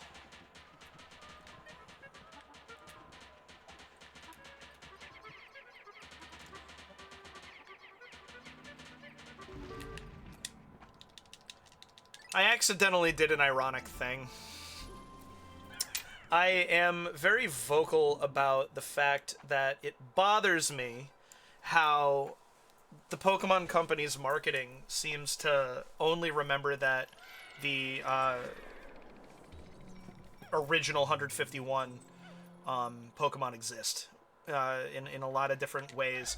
I feel like 3/4 of all Pokemon would make good mascots, marketing materials, all that stuff. And you only ever see Charmander, Bulbasaur, Squirtle, and Pikachu. And whatever 3 are the newest.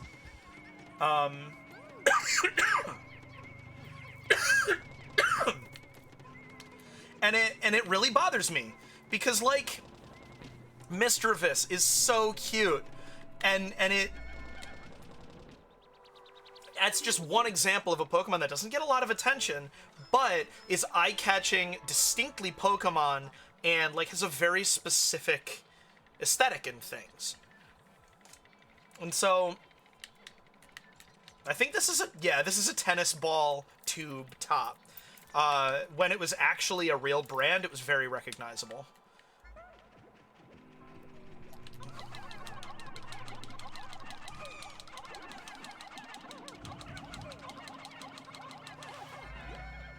It's okay to lose some, because now we have Bulbmin.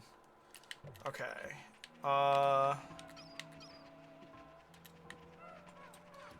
But the ironic thing is that they have published a new run of, like, a new expansion that is it's all modern.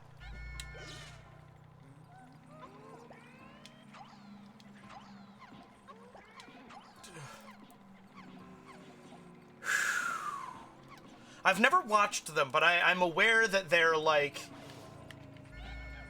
good content, you know? I'm aware that it's not as easy as you'd think. And obviously I know about, like, shitty Charmander and stuff. Another one? Oh no, it's... okay.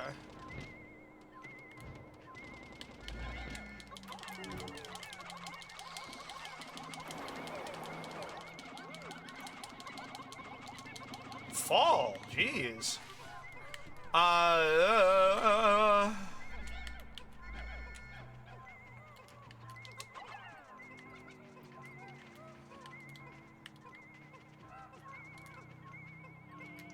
don't know. That's a good question. The 3 types that I identify with most are ground, flying, and dragon. This is why I really have so much trouble with Zelda Ice dungeons, because no matter how you slice that. But, like, based on my personality, I don't know. That's a compelling cookie, isn't it? I forgot to read the last one.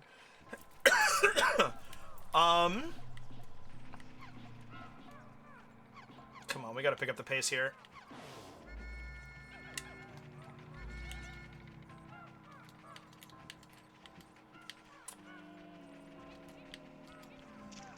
Fucking hell, how many did I miss in this floor? Oh. Okay, there's the end.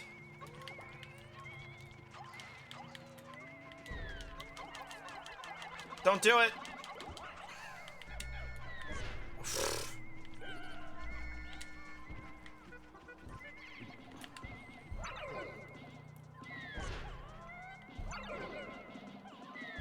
Holy shit, why did that one do it? Yeah, this has not been my best work here today.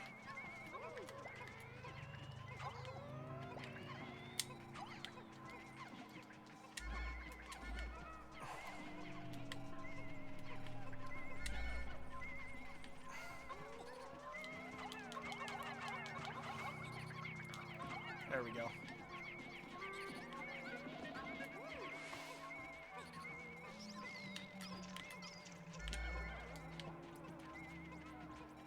I don't think it's worth the white Pikmin, y'all.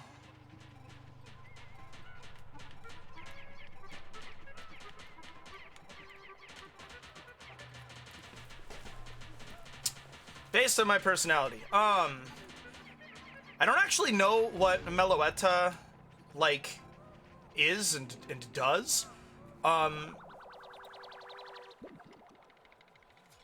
That would be cool. But that kind of thing where, or like Jigglypuff, where entertainment is a big piece of the Pokemon's whole thing. That's the type of Pokemon that I think that I kind of resonate with. I definitely relate to finding your feet and building a viewer base. Oh, the flower won't be back because I used it in the same day. It takes a couple of days for it to respawn. But the process of starting to stream and developing a viewer base and things is a lot like being a Jigglypuff. You perform, you put yourself out there, and everybody falls asleep. Every time.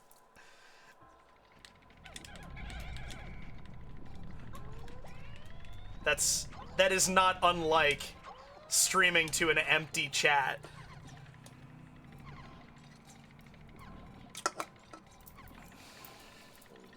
No, you can't trust me with a Sharpie, that's true.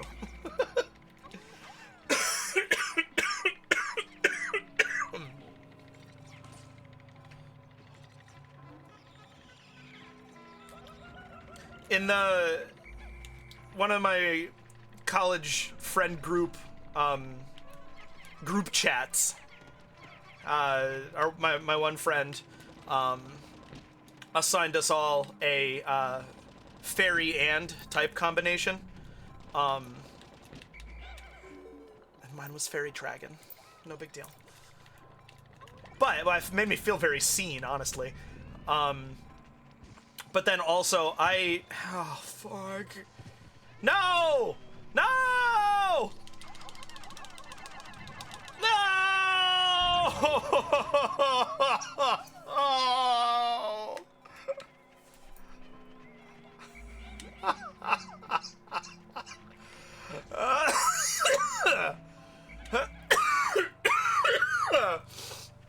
Oh!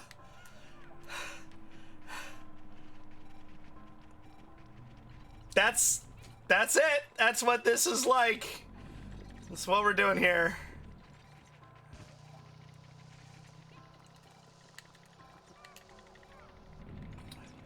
Rest in Pikmin. My pilots are almost, my captains are almost dead too.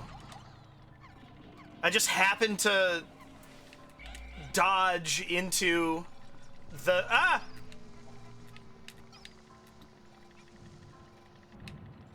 a dead end, and I couldn't.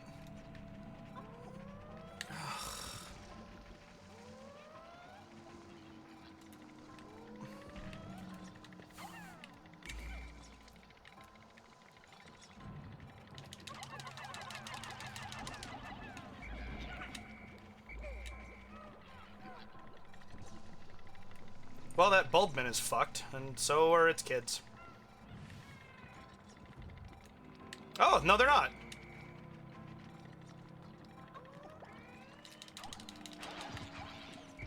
No!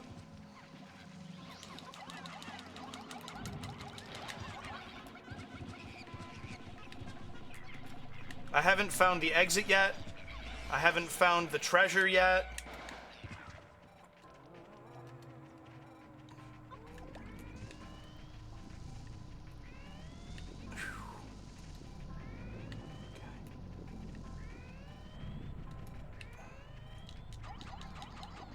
No!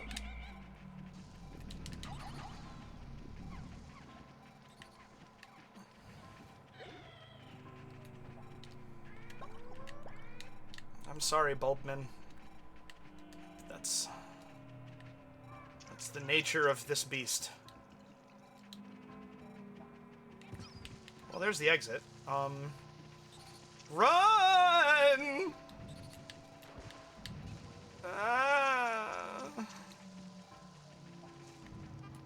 Let's open up the exit. Wow.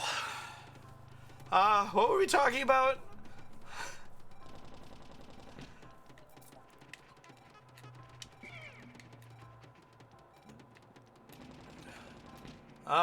Oh, but but the ironic thing I did, for the first time, maybe ever, bought a bunch of new Pokemon cards, because they're doing this Scarlet Violet 151 set, and that made me excited, and so, it's not gonna be in there, stop it.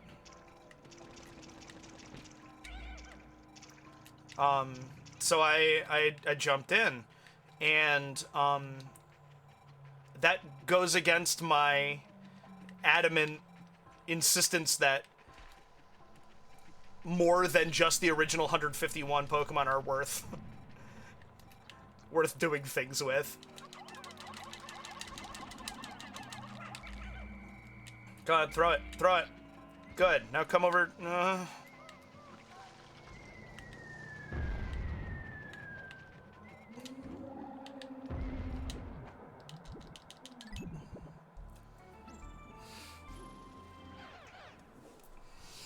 We're not going to come back in this hole again today. We don't have the Pikmin for it.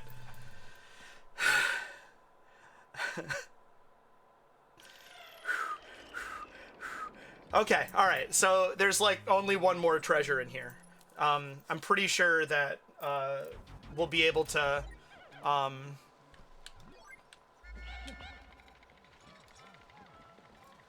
now we'll be able to just bypass all of the rest of the... all the rest of the floors. Basically a full squad on that floor. And it'll be great. But that's not a right now thing.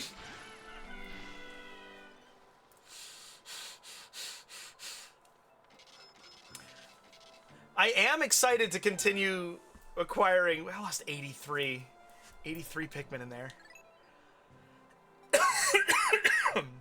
Like 40 of them, like half of that was all in that one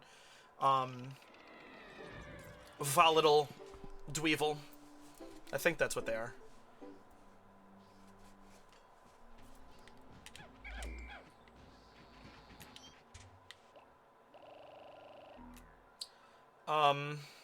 Yes, we have to finish the...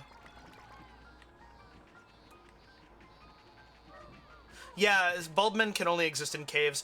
As a mechanic, the purpose is for you to be able to still have something resembling a full squad, even after losing Pikmin in an earlier floor.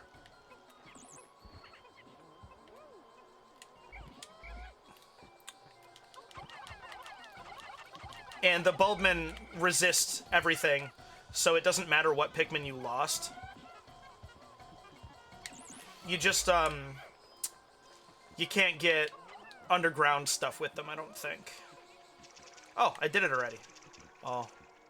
Okay, no, we're just gonna end this misery, I mean day. Maybe we can take out the Bloister?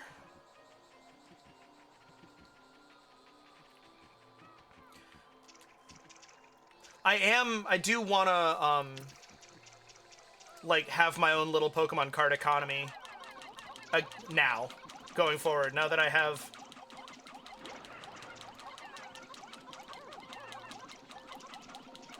reasonably steady income and,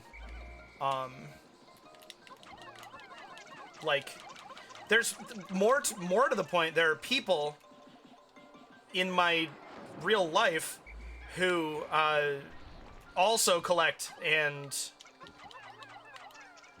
play.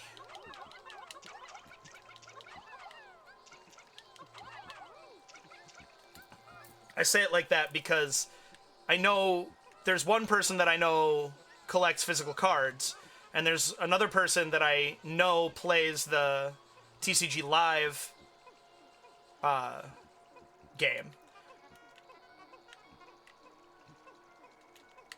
which is a lot of fun. It's you know, it's basically Magic the Gathering Arena, but for the Pokemon trading card game. And I enjoy it. It is not a very well built program. The app is kind of poor. Here we go, Pluckaphone. Woo!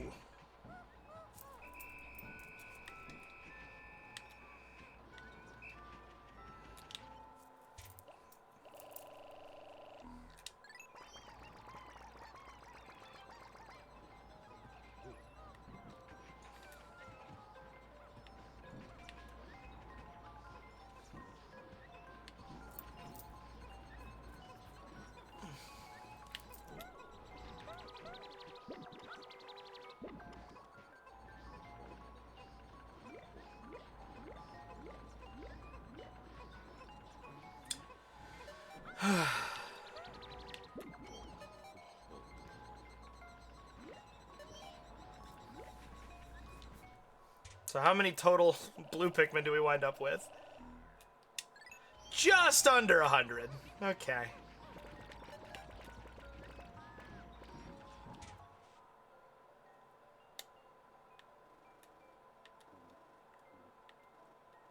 Sell more leaves. Were you here, Evan, when disaster struck?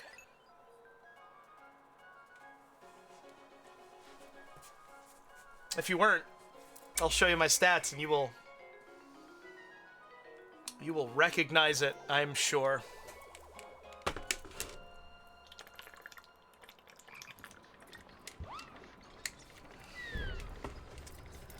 Let me show you.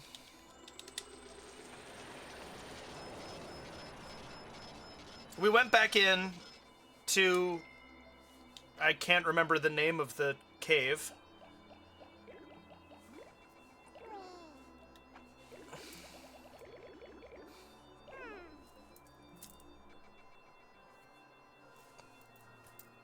Do you see?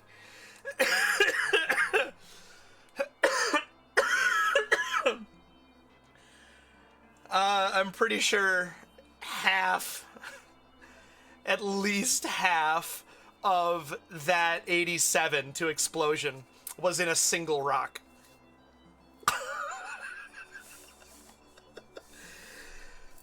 It was so bad that if nobody was watching, I would have redone the floor. But, when you're down, you find out who your true friends are, and I think I finally have. Maybe I'll just fire you two ingrates and hire these nice animals. A volatile Dweevil dropped on me. I immediately started running, and I ran right into a dead end. I was cornered, but there was a little step up. So the submerged castle. My reflex brain said, "Get him up there! Get him up there!" So I started throwing Pikmin up the step. And I managed to get some, but most of my team, yeah, this is the kamikaze spiders are the problem. Okay, dwarf orange bulborbs, Pansaris pseudooculi orangium. Hey, thanks for the resub, Snarkio Sharky. And that's a year. Look at that. A year of Prime subs from Snarkio Sharky. I like you, but thank you. I like this shirt, too. Of the Breadbug family. Just as dwarf red bulborbs mimic the appearance of red bulborbs, it was theorized that an orange bulborb mimicking variant must also exist. Thank you, Evan. Recent fieldwork has confirmed this theory. Bulbmin. Parasiticus picminicus, Pikmin family. This loathsome creature is in fact a parasitic form of Pikmin that has infected a Bulborb. Unlike Pikmin that nest in Pikmin onions, this parasitic relative spends its life inside the body of a host, usually a Bulborb. Juveniles fall in line and mimic the actions of their parent until maturing to full independence. By burying its root-like limbs into the nervous system of the host Bulborb and infusing it with natural hormonal excretions, the Bulbmin is able to control virtually all of the host's bodily functions. However, the host's voracious appetite seems impossible to suppress. A withering blowhog. Sus decrepitia of the blowhog family.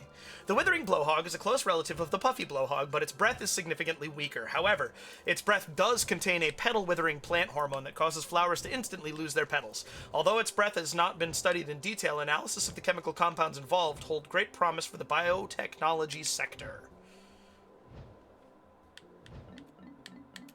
Careening Dirigibug. One of my favorite names of anything in anything.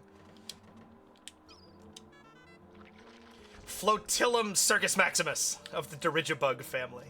This creature floats effortlessly through the air using gas-filled balloons. Both its appearance and its nature are antagonistic, and it is the only variant of its species in the ecosystem. Yeah, I realized I left it there. I had already complained about leaving something there, so I didn't. I decided not to complain more. It may be best to consider the possibility that it somehow wandered into this ecosystem from an entirely alien one. Positive proof does not exist at this point, but that is how the creature is currently classified. I appreciate it. Fiery Dweevil, Anode Dweevil, Volatile Dweevil. This motherfucker. It doesn't wake up. Oh, no, it does. It didn't. Maybe in 2 it never did.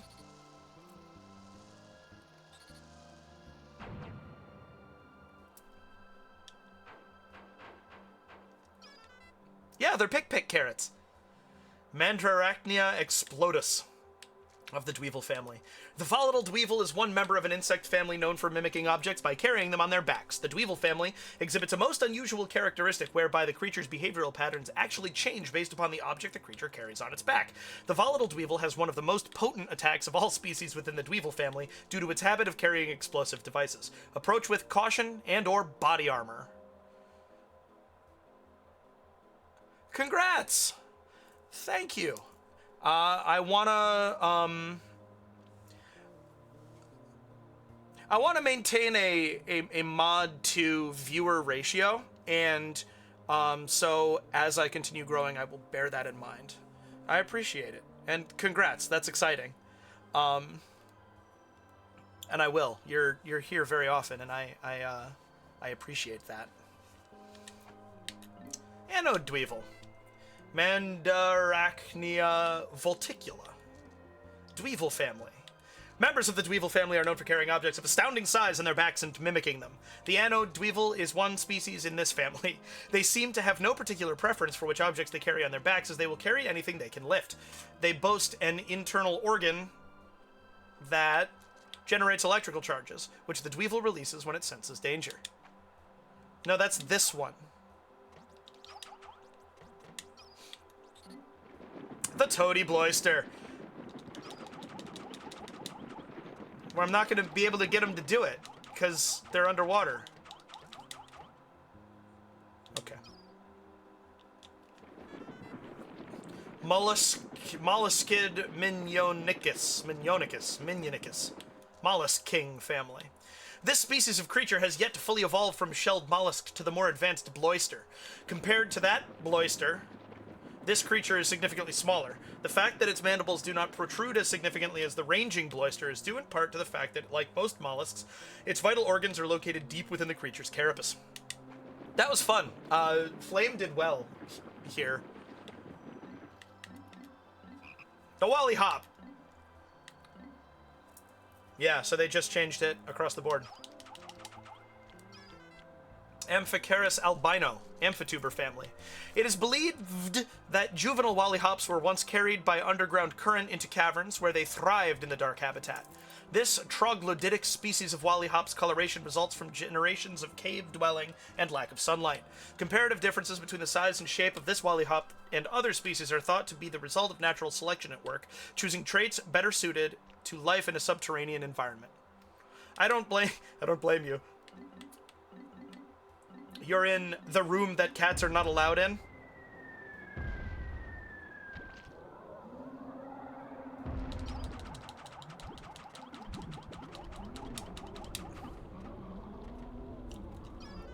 Water Wraith, Amphibios sapiens, unknown family. All that is known about this creature stems from a few sightings deep underground. All reported sightings feature the same core set of details: a giant viscous form with a clear, hazy sheen, not unlike hard candy. One theory holds that it may be the ectoplasmic incarnation of a kind of psychic phenomenon, but as is usually the case with such theories, it is very difficult to prove. All witnesses report being suddenly overcome with fear upon sighting the creature, approaching a state of panic and near insanity. In fact, every report contains an inordinate amount of extremely vague details, which has led to suspicions that exhaustion and fear have caused some simple natural phenomenon to be viewed as a living creature. That's not what's happening. It's real, I tell you.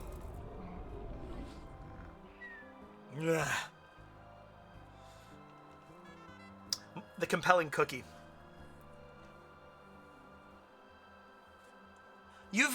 Maybe you've brought it up, but I don't remember like the punchline, so hit me with it. My spacesuit's filter seems to be malfunctioning. It can't suppress the sweet, syrupy smell pervading this cavern. If I don't find a way to neutralize it fast, it's going to drive me to spoil my diet. Bug bait. This treasure's alluring aroma seems to attract unwelcome attention from insects. If the ship hears anything about this, it'll complain endlessly about having to store it. I'd better keep this discovery to myself. After a long day of walking, my joints begin to pain me. I need a massage. Comfort cookie. Succulent mattress. A while back, I didn't sleep for days. My stomach was roiling and my head was cloudy. I couldn't rally any motivation. The only thing I could muster is a sigh. Then I found this mattress. When I reclined on it, I fell asleep immediately and had the sweetest dreams. Yeah, I'm with you there, Snarky O'Sharky. The Diet Doomer. My ship can't analyze taste, so I've taken that burden upon myself. It's a rough job, but it's up to the captain to step up and volunteer for the most grueling duties. Tastes good. More bits! Yes! This does make me laugh every time. Now you see me, now you don't! Ned blind again. That is, I can see that in Family Guy art style and Seth MacFarlane timing and everything. And thank you for the bits. I could eat this treat endlessly. I'd better test that hypothesis. A chocolate cushion. I stumbled across this object in a cave that reeked of a putrid odor. My suit allowed me... Well, thanks for dropping in, Snarky O'Sharky, and thank you for the resub. You're one of my heroes. My suit allowed me to breathe freely, but it couldn't filter out the overpowering stench. The worst part is, I smell it all the time now. My sense of taste will never be the same. The ship can't analyze taste, so I guess I'll have to do my best. Confection hoop. The hole we searched today was filled with a saccharine scent. Just sniffing it put me at risk of developing a cavity. Ugh. I don't think I can eat anything sweet for a while. Wait, who am I kidding? The pastry wheel. Some people in this world can devour all the dessert they want. I wish I could, but if I eat even a crumb, it just stays with me forever. Worse yet, my wife and daughter know it too. I don't think I'll ever be able to enjoy a pastry wheel in peace.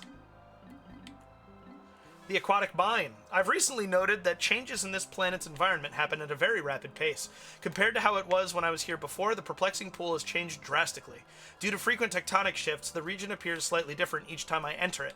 It could be a natural phenomenon, but it's as if I feel the presence of a guiding hand. Maybe it's just my imagination running wild. The Proton AA. This object resembles the first treasure I found on this planet, so it holds a certain sentimental value to me. I've had a request to hold up.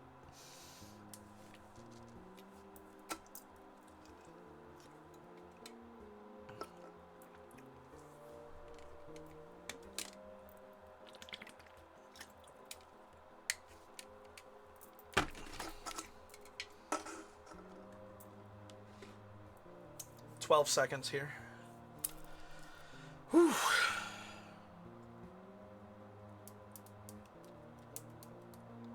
Oh, excellent. I still have 4 seconds left on, based on what I can see, but it's all good. What are you feeling? Shorter breaks more frequently is better than the 2.5 minute breaks. It was like every hour and 20 minutes it would do a 2.5 minute break. In any event, let me know what you think. This object resembles the first treasure I found on this planet, so it holds a certain sentimental value to me. However, I've just noticed that the size is slightly different. Sometime I should take the time to read my previous treasure logbook. It's good to reflect on the past sometimes. Yeah, I don't know why it changed. I didn't tell it to. So I don't know exactly what caused that. So I'll fix it for Wednesday. But yeah, I appreciate the feedback. The drone supplies. Yesterday, the ship accused me of sampling all of the food. Whoa! Lacuna GMS. What a guy. Good to hear from you. How you been? Welcome, Raiders.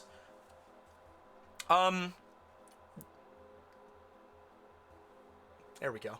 We're doing a, let's read everything in Pikmin 2. And so, we're in between days here, getting caught up on our reading. Yesterday, the ship accused me of sampling all of the food we've been collecting. That ship has a lot of nerve. But he has been. This guy. The activity arouser. I forgot to read that one when we collected it. This strange object makes me want to dance. I can't fight it. Must dance. Hey, this isn't so bad. I've been packing on the pounds, and this could be a great way to get some exercise. 1, 2, cha-cha-cha. And finally, the professional noisemaker, which again, I'm considering changing my my Facebook employed as to. I recently took a team of blue Pikmin on an expedition to explore a submerged cavern. While exploring this watery cavern, I encountered some very strange phenomena. It was such a strange place that I'm still wondering if it was all just a dream. I found this curious treasure in that cavern, so if it was just an illusion, I'm even more confused. I named that confounding place the Submerged Castle. All right. I'm done. I've decided I'm done with the perplexing pool for now. It's time to go back to the Valley of Repose, and now that we have blue Pikmin, we're gonna do stuff.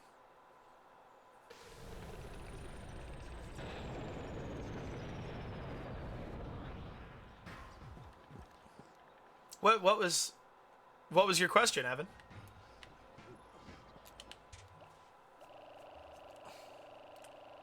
$50? Why am I saying 50, Evan? What foul game is this? There was one time that somebody dropped into a Majora's Mask run and got me to say Mind Goblin, and I'm still laughing about that one. Hey! You know what? I'll take it. That was worth. Feeling rich today, huh, Evan? Now so am I.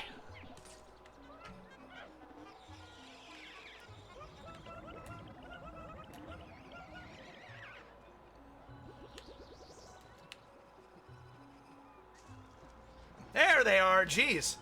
I've been watching, call me Mr. Beast. I've been watching for the Raiders to drop into chat and stuff, and it, like, hasn't really been happening? What are you doing, Twitch?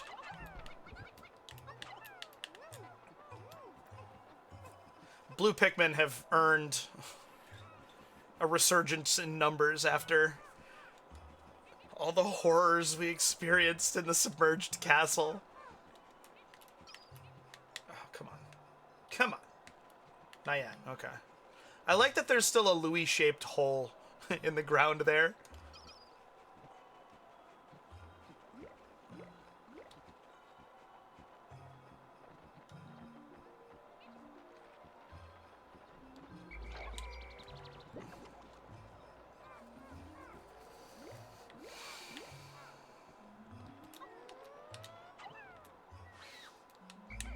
Yeah. We can have just as much fun with unjustifiable murder as all those grown-up games. I wish there was a system for that. Like, leaf to bud to flower is a little bit like that.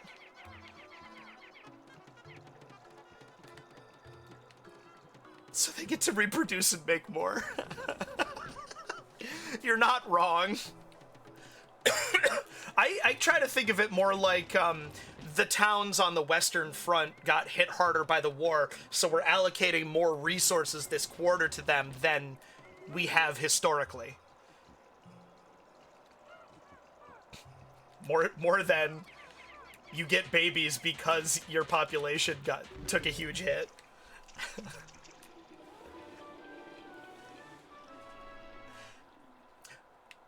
But for real though, I wish that there was a system for like the Pikmin, the last Pikmin that I threw out of the way of the explosion that took half my squad.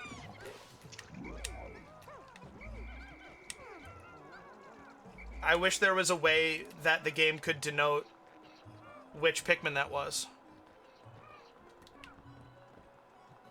This is a dangerous situation. Kill!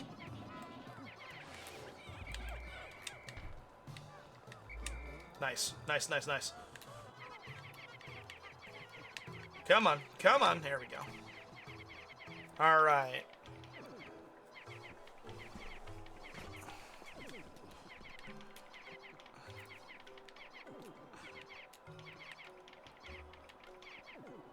And then there's some, I guess, who are like, and then we went back! We went back in! Of course, the going back in was the more deadly trip, ultimately. Here, let's see if this still works. First off, hey.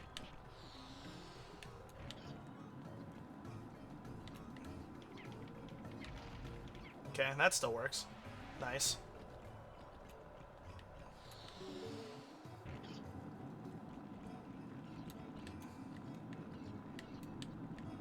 Yes! Yes! No! All right.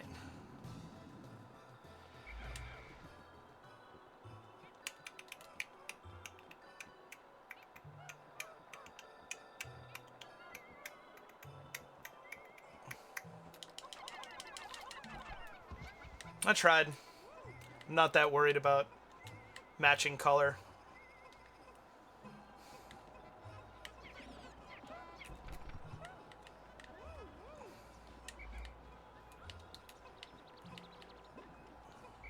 So what's going to happen now is we're going to switch to a team of all red Pikmin and wreak havoc on the local wildlife.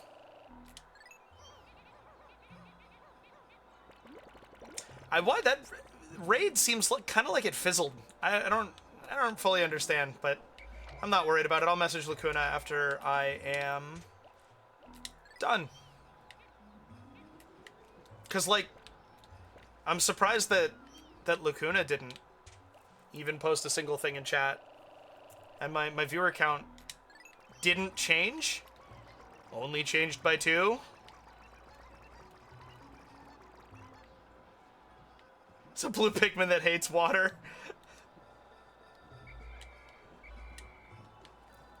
Talk about shell shock. That, like... Ugh.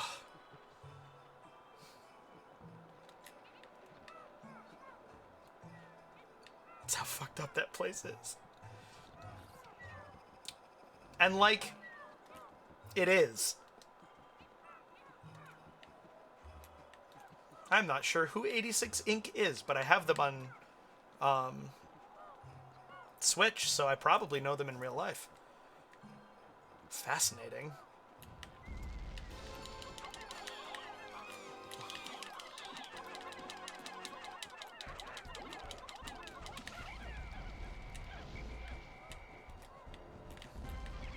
That's a better spot.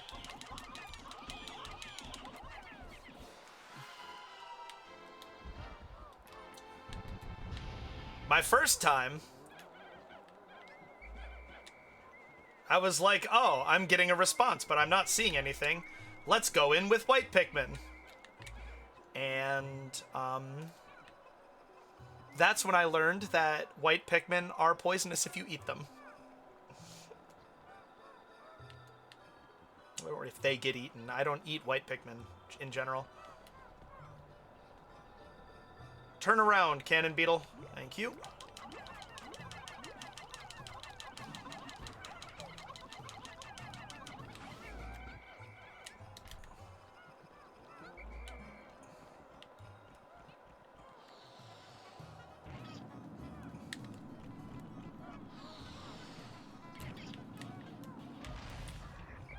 Nice.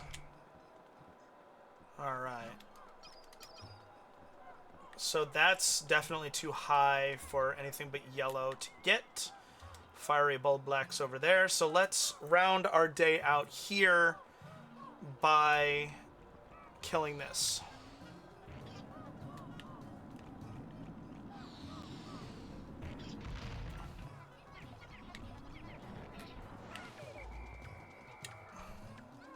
No! All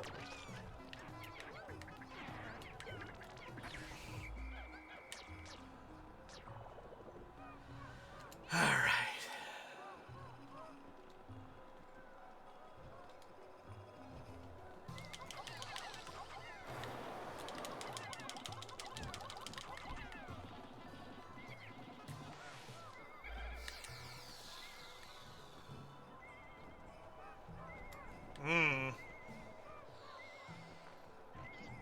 Well, I don't like that. We'll come back with yellow Pikmin. All right.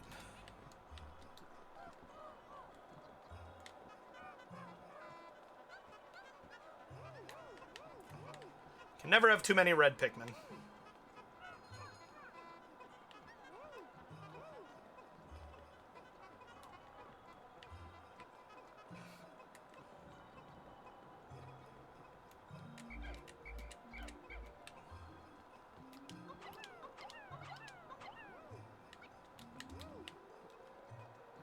How many does this need? 7, yeah, okay.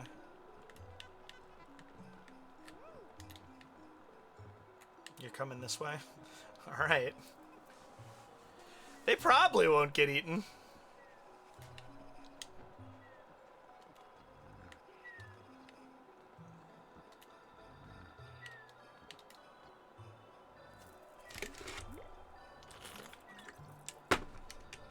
Kind of slammed that down onto the desk. I did not mean to do that.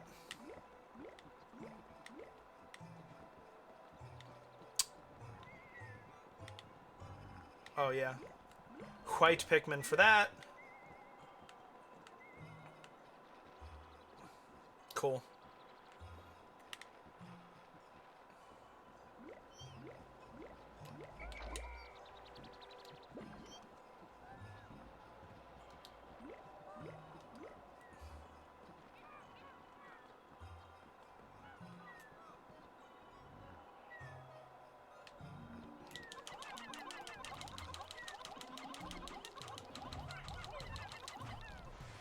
I imagine that hurts a lot. Having a bunch of Pikmin on your face can't be comfortable.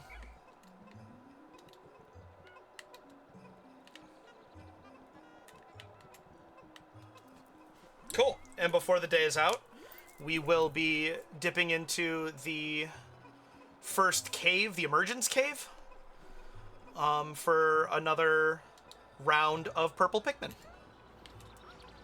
Because the violet Candy Pop buds will be back.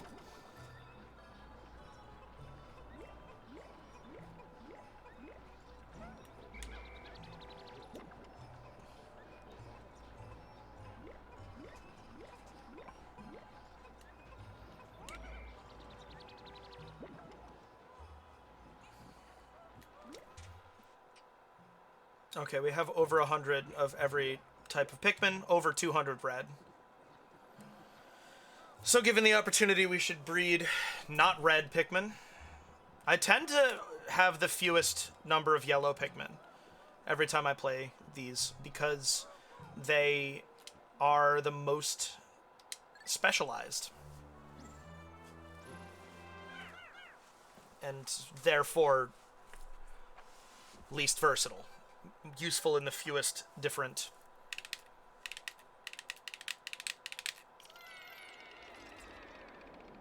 scenarios. Jeez. I ran out of caffeine.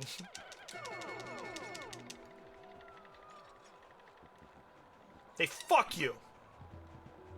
That's all.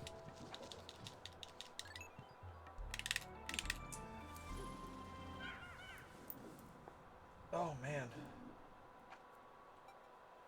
Just looked over and Lumi is as comfy cozy. We've got a giant beanbag and there's a pillow on that. And she's on the beanbag, but like her shoulders and head are on the pillow. And oh, man. I love when fuzzy things are cozy. It's like the extra... It's like the sweetest, most wonderful little... It just looks awesome. Makes me feel cozy.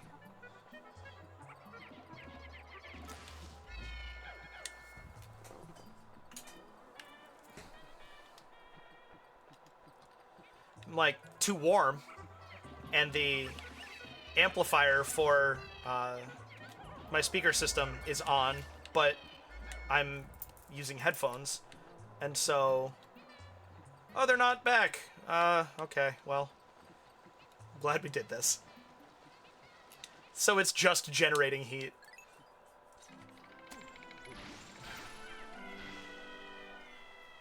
I wish my bangs would, like, not...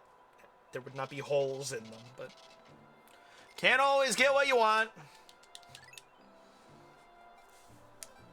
Yes, save that. Good. Hate to lose that quantum step forward that I just achieved there.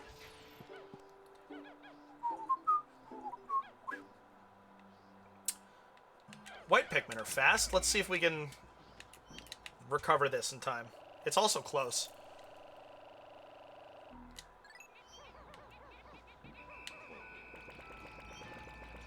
Nah. We could have. If we hadn't gone into the cave, we probably could have gotten it.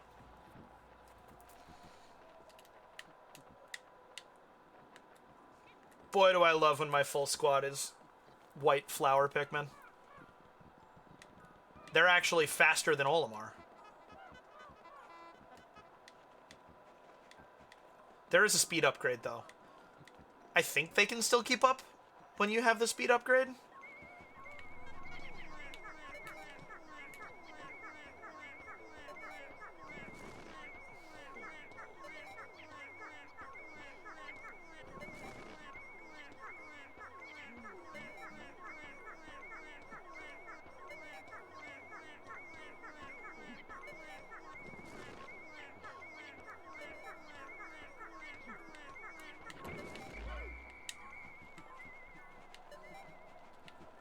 Well, we got it out of the ground. Alright. What did we do today? Cannon Beetle. And we saw...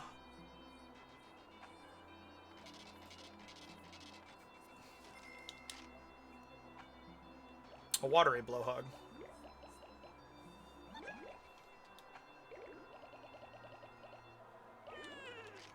Lost my 200th Pikmin today. Today, a group from the government offices paid me a visit. They kicked me out from under the bridge as if I were trash. The animals left. I have nowhere left to turn. Don't worry, President.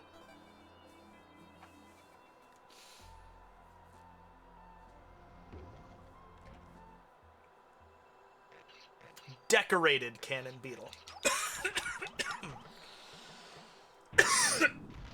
15 seconds to add, break, end, and then we'll read it.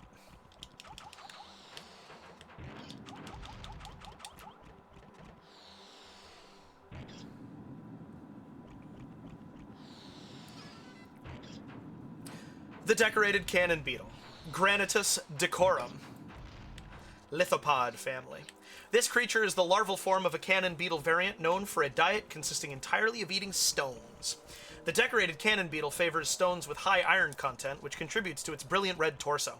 The stones these creatures launch are wrapped in a powerful magnetic field, which causes the stones to stray from their launch trajectory when other objects with high metal content, such as spacesuits, are nearby. Extreme caution is recommended for explorers wearing steel-plated armor in close proximity to this fearsome creature. And that's it, because we didn't actually engage the watery blowhog, so it's not going to be on our list.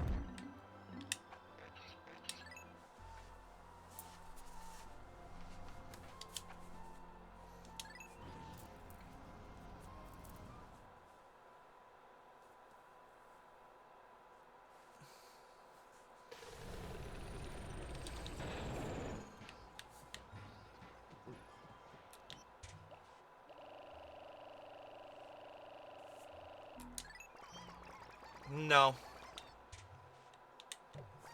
We're gonna do 50 yellow, 50 blue.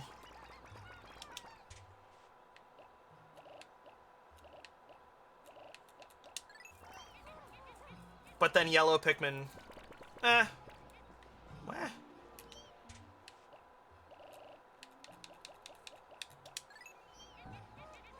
No, oh my gosh. Sorry, y'all. Flower Pikmin always go first. So, the way that I wound up doing that, all of my flower Pikmin were the ones that went back in. I would rather have the flower Pikmin in my party. So, there we go. See, now I have mostly flower Pikmin with just a couple of leaves.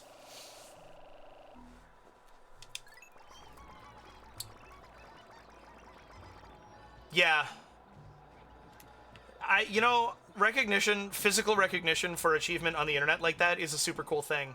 And I obviously would display it, you know? But for me, one of the things is I can't, like... I can't hope for that. I can hope for 150 followers. Aww. Because that's the point when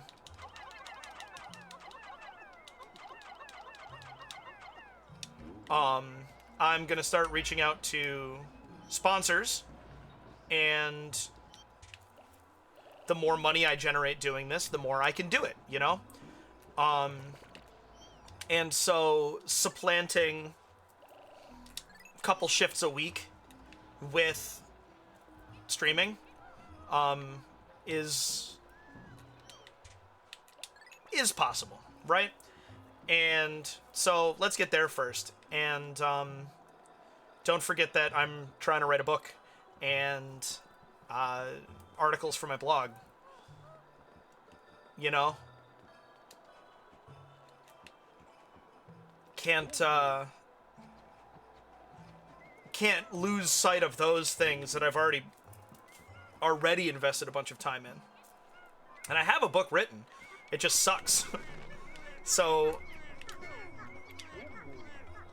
thank you. I am only 7 away, and last week was really, really good for that. Maybe 2 weeks ago, I don't know, but feels great to be over 140. Considering I set that goal at like around 100, I think. Shortly after I broke 100, I said, all right, now the next threshold I think will be... Why are Pikmin dying? Did the Dumbles get them?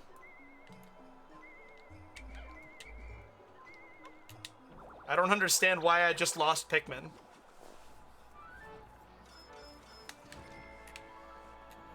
A pink menace. That's one of those names that I remember is in here, but I can never remember what it belongs to.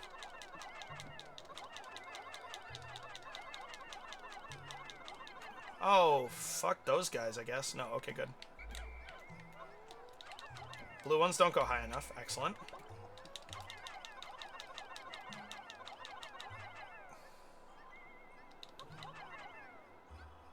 Good. Okay. Now I only have blue Pikmin.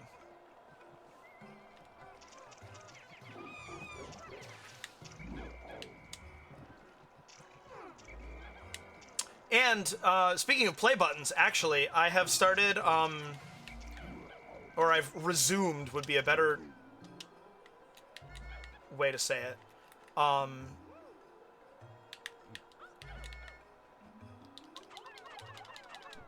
Oops. Fuck.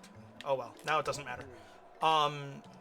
I've resumed posting VODs to YouTube. So last week's session is on there. This one's gonna be.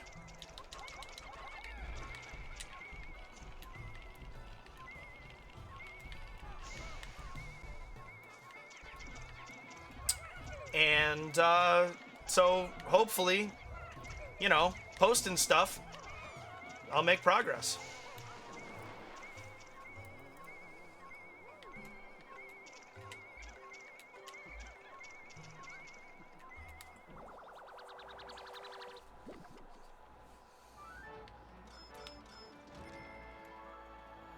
Fossilized Ursa Day. Fossilized popped back into my head right before it was on screen.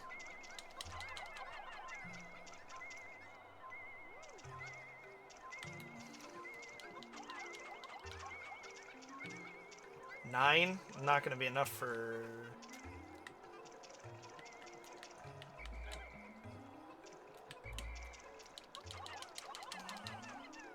Yep.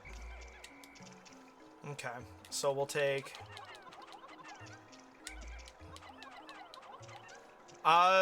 It's Malachi.champion or Champ the Hippie. I don't know. I'll, after this day, I will go grab a link and post it in chat.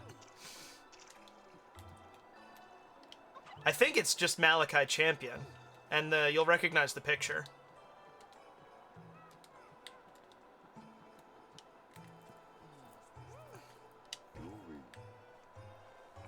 No way.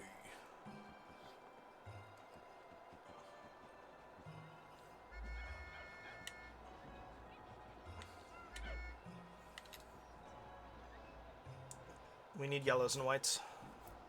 And blues. Okay, beautiful.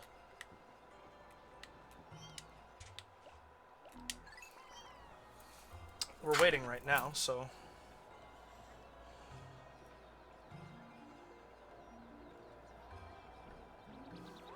I've not put a ton of effort into making it great. It is currently just a VOD channel. But there you go.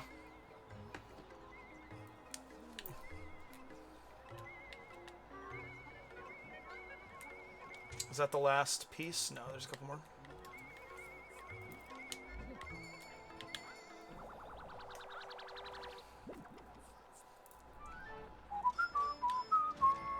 I want a Nintendo brand pocket watch. Sorry, temporal mechanism.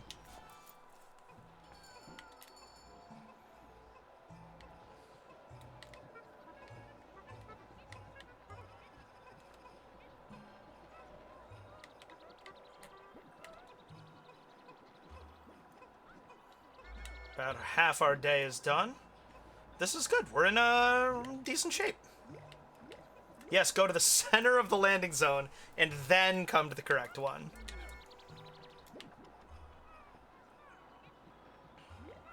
Oh.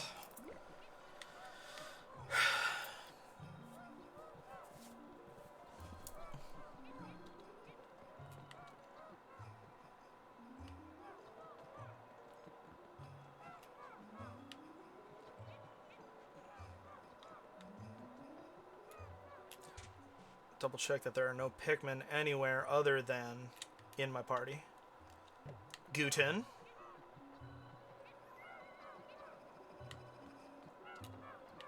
Why did I get a buzz? Okay. We don't have time for that. We got shit to do!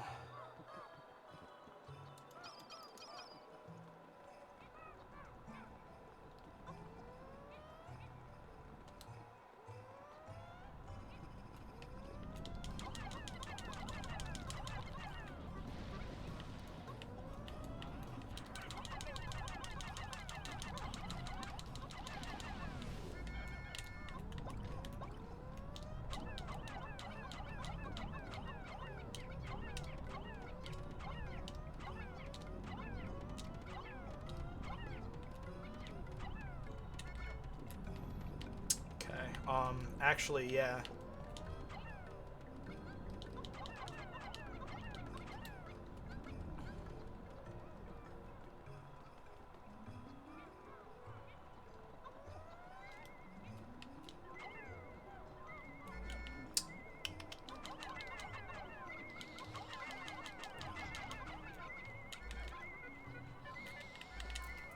Okay.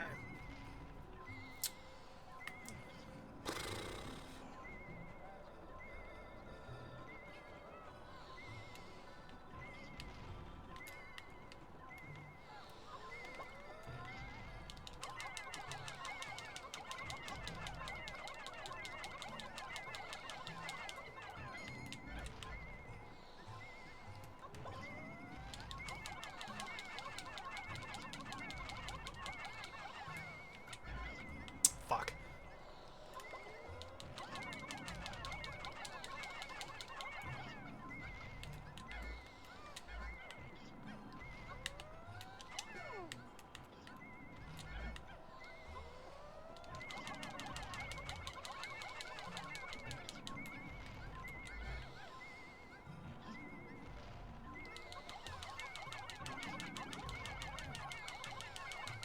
Come on, y'all!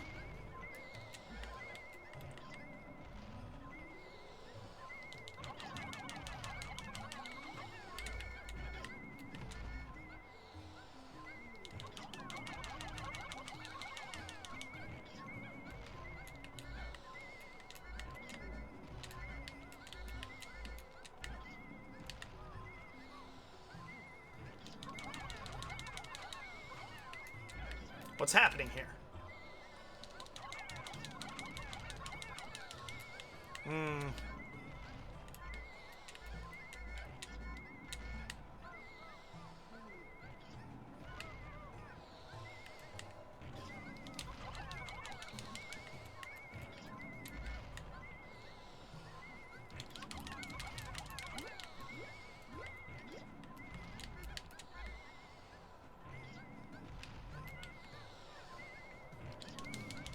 Come on, guys. No! Ooh! Ooh! Yes, right on top of it. Extraordinary.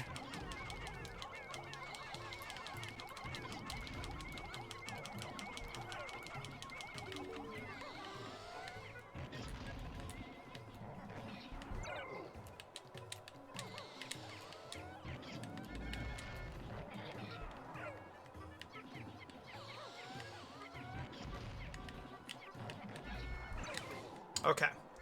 All right. So.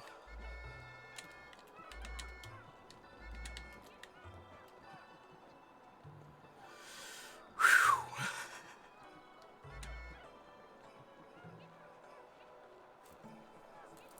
Let's check our map. That was harrowing. That was... I didn't know how that was going to end. Yep. All of our Pikmin are accounted for.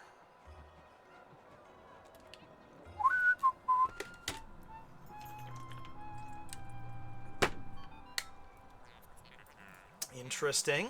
My metal detectors are reacting violently.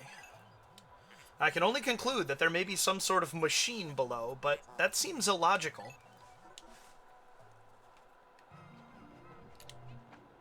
The subterranean complex. Poison, electricity, and fire. Interesting. No, I don't have time.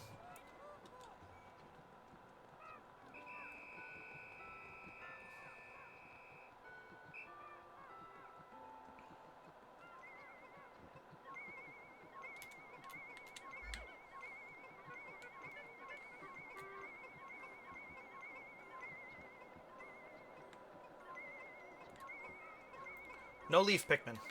Can't go any faster. Cool! Gotta love a day that there's no horrendous disaster. And also, are there any more above ground treasures here? 6957. An unspeakable wonder. Is this Peach's crown? I have a feeling it is. Cool. And no.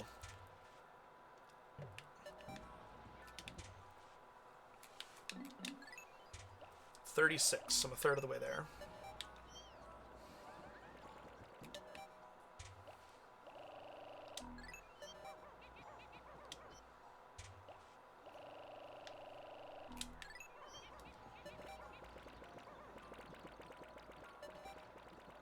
I don't know. This is bizarre. I don't know what I'm missing here. What treasure I'm missing, I mean. Is there something buried over here? I think there might be. But we're good on that for now.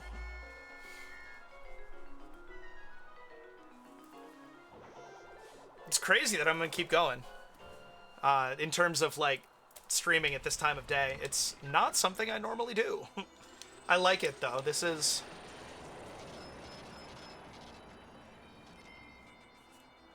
I don't know a ton about doing stuff like that, but that is a good idea for future... I don't understand how I lost 4 Pikmin to water. I wonder if there were like some yellow leaf Pikmin that got hung up on a corner and then tried to beeline across water. Bizarre. I found some tasty grass today. It was the first time in a while that I could eat until I was full. I've become one heck of a grass and root chef. Maybe I'll write a book. The president's so bizarre. That does sound fun, Evan. I will look into that.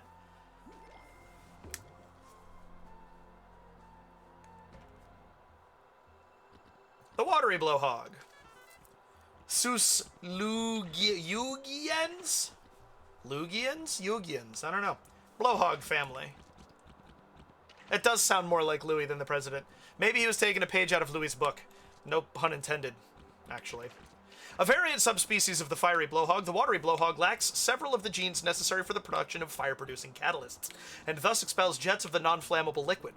This subspecies appears to have only recently evolved. However, the hereditary traits of this variant are dominant and highly robust, so its population is rapidly increasing. And the foxtail. Vulpes cauda, foxtail family. This plant remains erect after withering and losing its color, so we can only hypothesize about the true color of the plant's plumage. However, local soil analysis indicates trace amounts of dormant seeds, making it not hard to imagine that the area was thick with these plants in the summer. I'm sorry I laughed at the word erect. I am a child. Fossilized Ursidae. This dead beast has the form of an animal, yet it is encased in an organic compound. Good. Thank you, Corvus. That makes me feel better. Encased in an organic compound. I have concluded that it is a groundbreaking biological discovery. The ship says it's nothing more than a wooden statue. I wish it had more of an imagination. No, then it would probably talk even more than it does now. That would be bad. The temporal mechanism. While exploring this warped land, I got the feeling that time passed faster than usual. Upon researching it further, I realized it was just my mind playing tricks on me. But whenever I touch this object, I can feel the space-time continuum bending. Whoa. Suddenly this all seems very hard to believe. I need a nap. I'm glad that that's the level that we are all operating on here. That, it's just funny. It's like poop. Poop is just funny. Except for... no. There's too many litter boxes in my house for me to fully commit to that, but in general, I think I'm right. The unspeakable wonder. What is this? I've encountered countless treasures on this expedition, but I've never seen anything like this. All I can say about it is that it's both astounding and absurd. The Pink Menace. I could never say this within earshot of the ship, but years of hard use have taken their toll. For one thing, the thermostat is broken. The temperature in the cockpit can fluctuate wildly between sweltering heat and frigid cold. The humid heat is awful, but the bone-chilling cold is even worse. Looking at this heartwarming gem gives me the strength to endure the elements. Ursa Day. Yeah, nice. It was quite a productive day. All right. Back to the Awakening Wood. There's another erect joke in there somewhere, but I'll let your imagination run wild, dear viewers. I don't think you need me for it.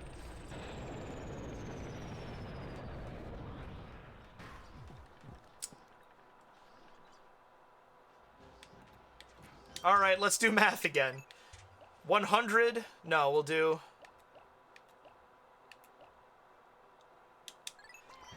Nintendo know what they're doing. 90 divided by 3, 30 apiece.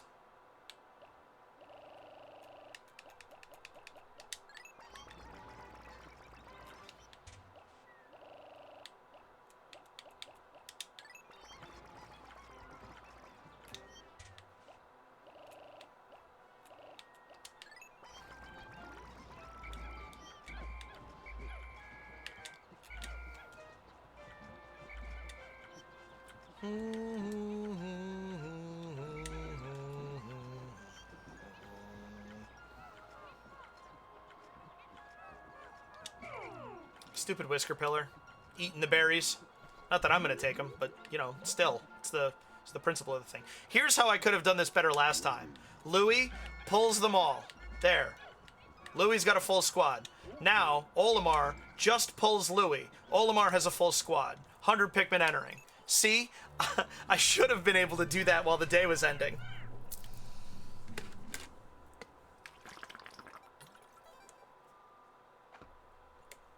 Next ad break, I'm gonna step away for a moment. Welcome, my friends, to the Bulblax Kingdom.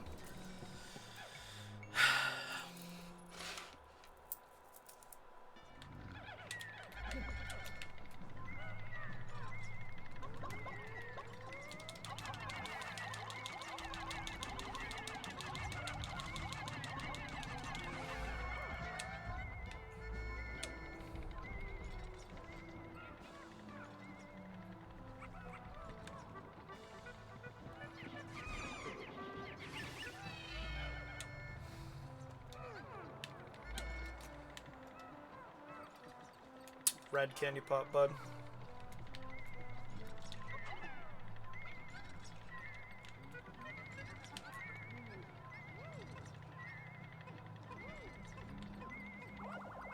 Nice. Very nice. That was perfect. Crystallized luck? Something else is named like that. Crystal clover. It's close. Oh. Let's just... So there was a red candy pop, bud. Let's just... Yeah, see that? That's why we do it.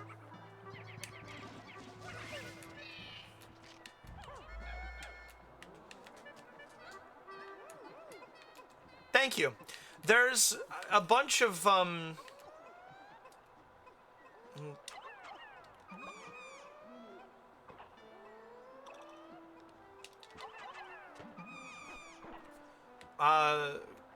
like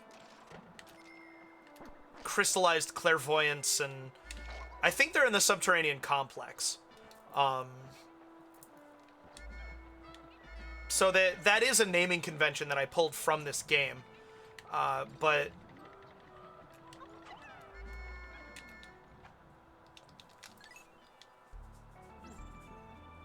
it's for something else. This is maybe I should brush my hair now. I don't know. Planning on streaming for a couple more hours, so it might be a good idea. Ba-ba-da-doo-be-ba-dee. Wonder how Morgan's doing. Have I heard from her? Nah. Alright, so we're gonna do this way. No!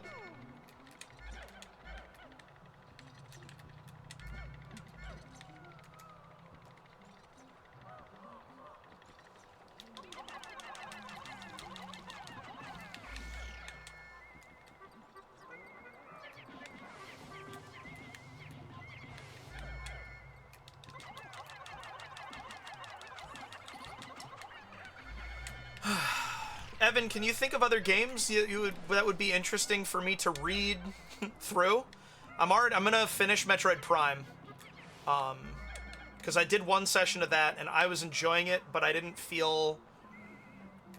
have this angle codified yet, and so I didn't know how to promote it. But now that I'm like doing it with this and I'm feeling it, man. I feel like I'm ready to go back to it and finish it. And then there are other games I want to let's play and really focus on the plot of and things. But what kinds? Because I want to do Sly 2. I've been wanting to let's play Sly 2 as long as I've been streaming, and I've just never been able to justify the Tear Stone. I've never been able to justify I'm gonna let's play this game because it's fun and I like it. I don't feel like I want to be bringing something to the table, and particularly since Sly 2 is voice acted, and it's not like a collectathon, so I don't know. But if I can just find a rhythm and an audience for let's plays in general, which I feel like I already kind of have, I really appreciate y'all being here, especially since this is not a day that I normally stream. I already own all of the Jackbox games, so we'll do that for a community let's play together sort of moment. We can... Oh.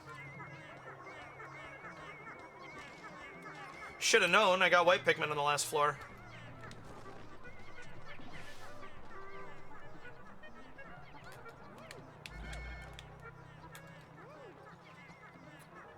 The Olmar Knight fossil.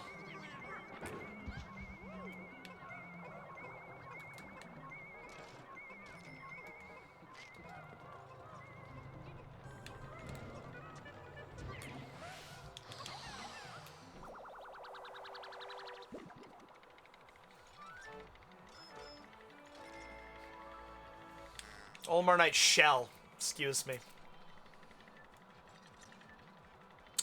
I don't know how to stream DS games, emulators aside, but actually what I would do is I would get the Switch releases and play those. I've never played those before. That sounds fun.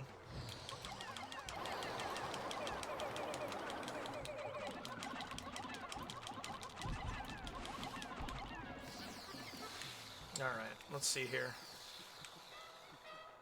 Egg there. More white Pikmin.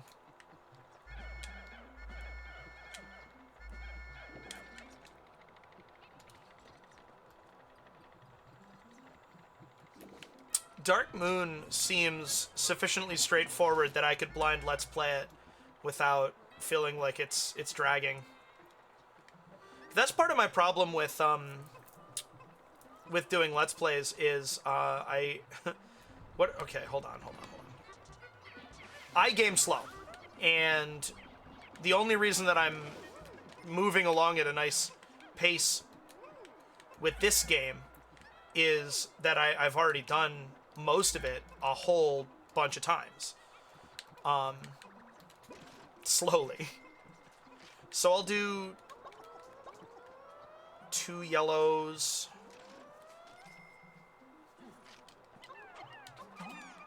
I'll do 3 yellows and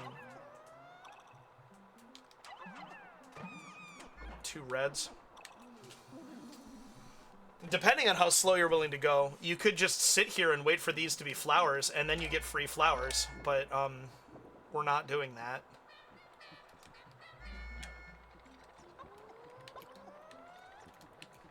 I actually kind of want to see my tights here.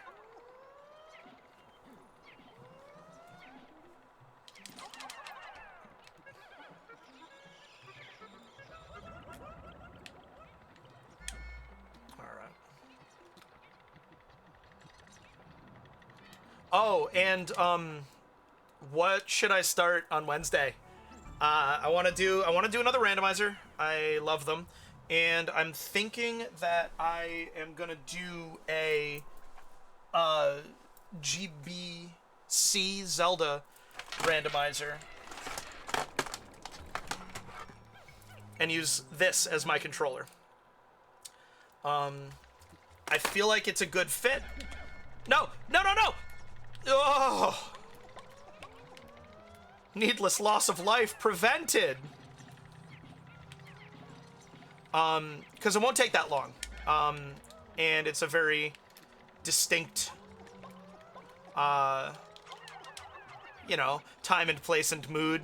And also, I haven't gotten to use my Game Boy controller hardware yet.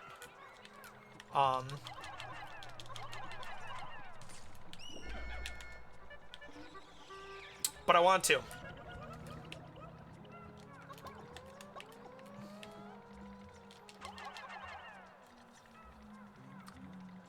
I need a Wii U emulator, and Wii U games are weird. I have not... Because I wanted to try the Breath of the Wild randomizer. But... Oh, fuck. Flip it, flip it.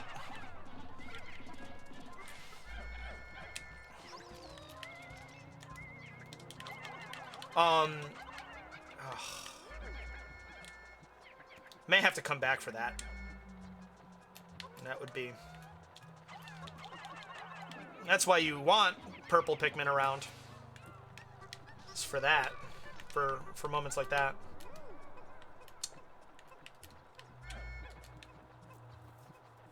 Damn it. I wonder if I... let it... Oh, look! I could have had purple Pikmin around. I'm not gonna do it. I'm gonna make this,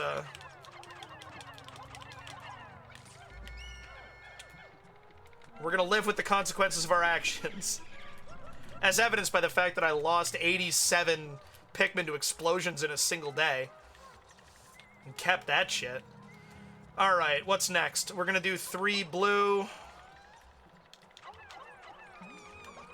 And 2 yellow.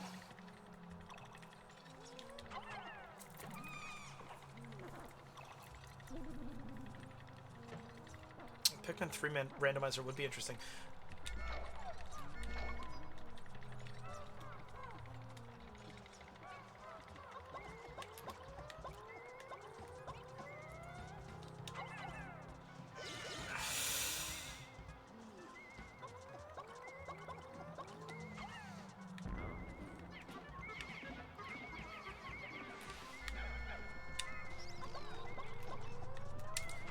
There goes my perfect track record with purple Pikmin.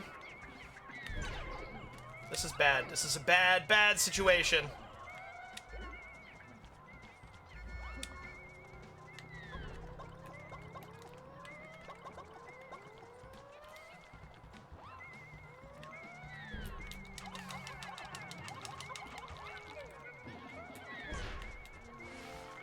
Okay, I officially don't like that rest is on clicking in the right stick.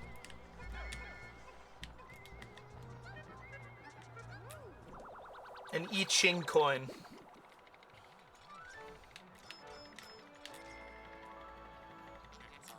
Unknown merit.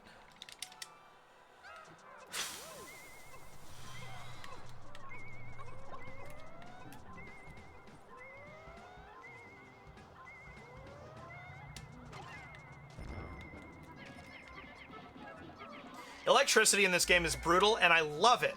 I prefer it this way to the way that they nerfed it for 3, at least.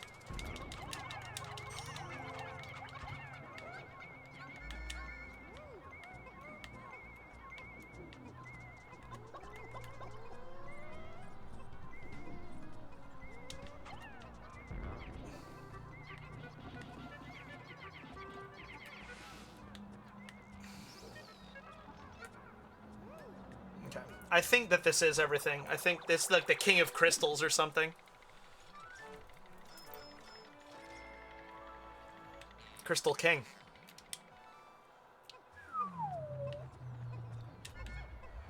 Alright, oh, look at this. It's actually good. What did we do last time? 3 blue and 2 yellow. I don't know.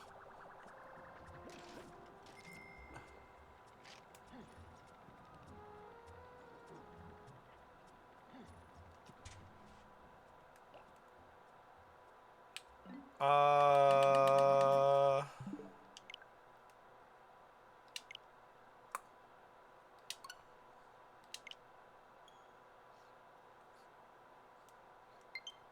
Thank you for being the devil on my shoulder, Evan.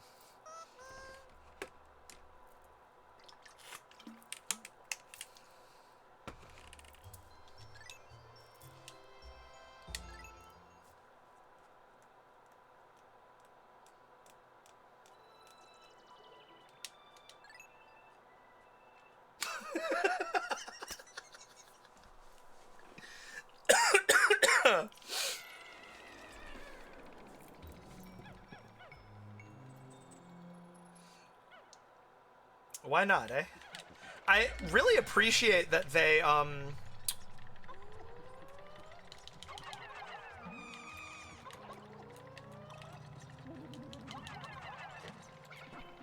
what was I gonna say?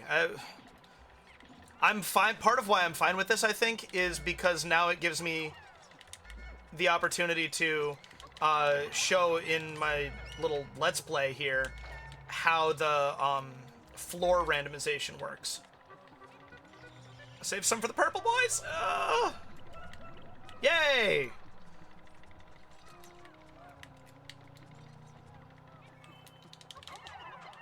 If anybody's upset with that choice, then I will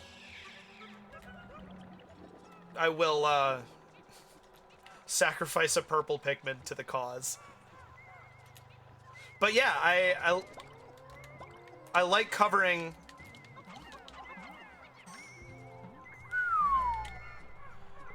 Oh, totally just almost turned a white Pikmin into a purple one, which wouldn't be the worst thing. Certainly isn't something I want to do.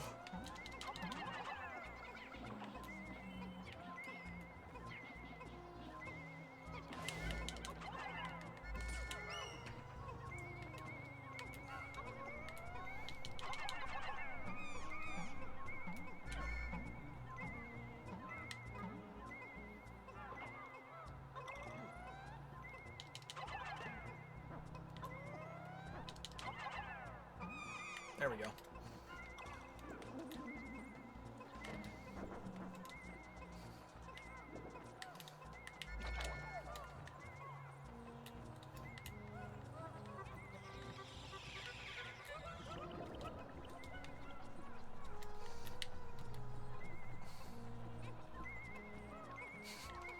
Young Frankenstein. Oh, this is the ad break I was talking about. I'll be right back.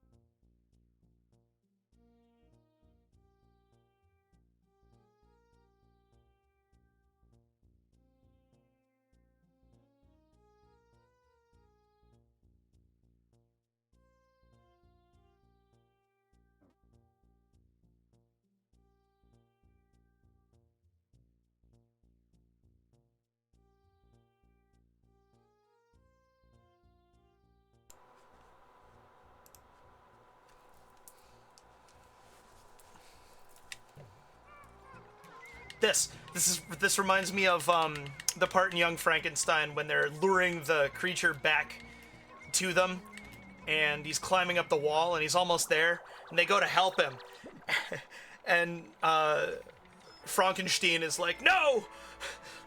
He's almost there! Let him do it! He can do it! Come to me!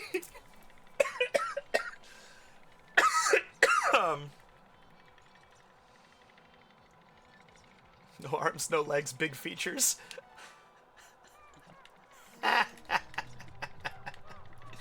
That's funny. Alright, let's not fuck up this time, shall we?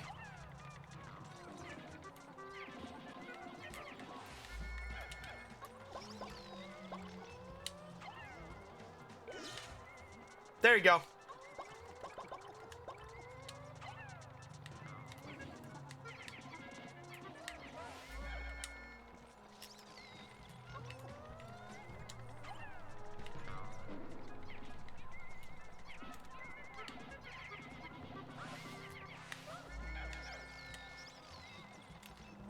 I didn't do that on purpose.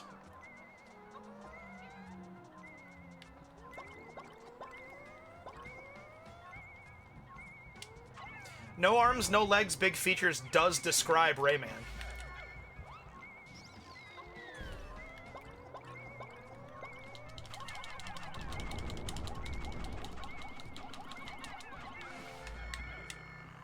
All right. Proceeds to fuck up, immediately proceeds to fuck up this time. Like it was the next Pikmin that I threw. So, there you go. The challenge run purist pedants can... We're still on track. My run's not totally invalid.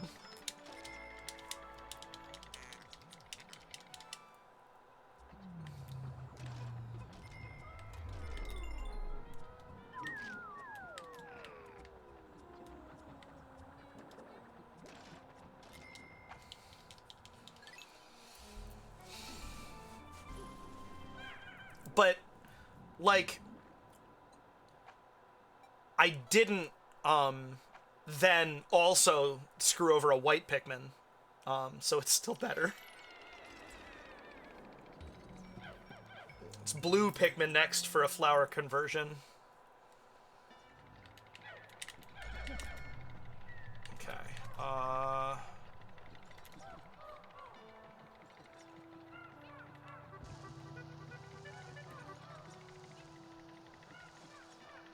always gotta be ready.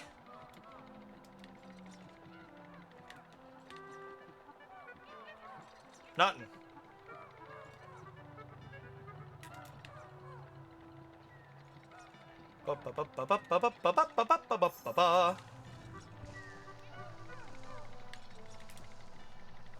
Fuck you, Pikmin devs!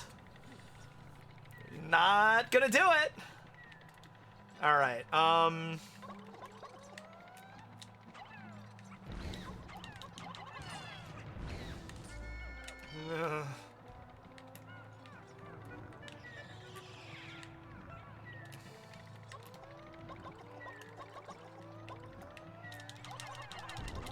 great.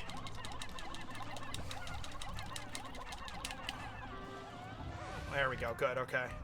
And now Bomb Rock. Okay, good.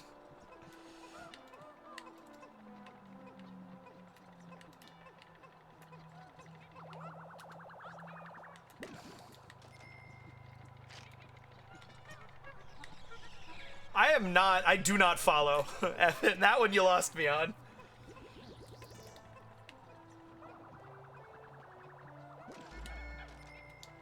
Made me think of Scott Pilgrim vs. the World, though, so that's always a nice little moment.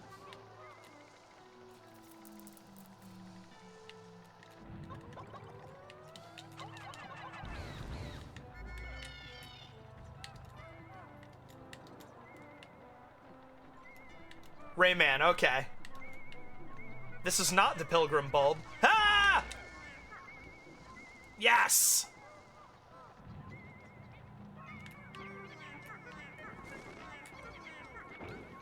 This also might have King in the name.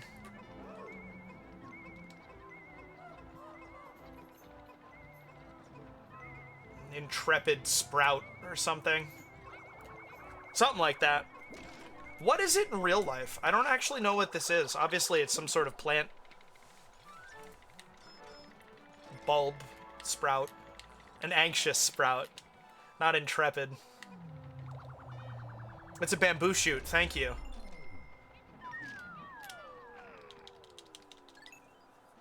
Maybe I'd be embarrassed if I had shame, but I've been in restaurants and done theater for long enough that I don't have personal space or shame. It's just the way it is at this point.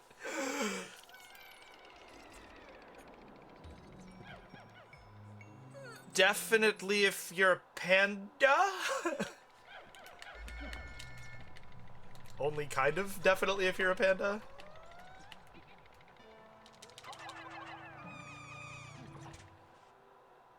(2017) 28. Okay, so it should be blue Pikmin next. And then we'll have an even split between...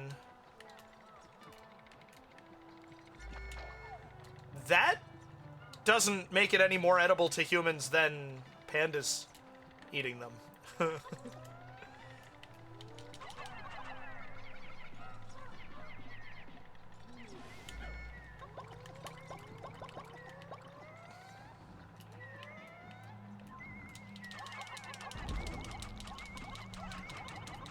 Louis would definitely eat a panda.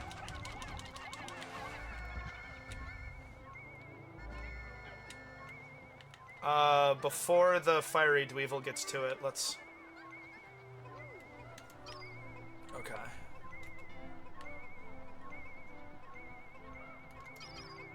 I never noticed how cool the music in here is.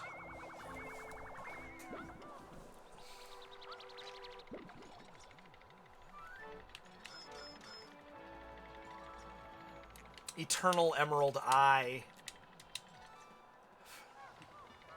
Makes me think of, take some purple Pikmin, not all of them. There's an island off the east coast of Ireland called Ireland's Eye. It's a cool little place. It's actually, it's called that because of a Scottish word that means like a particularly small and pointy island, I think. No!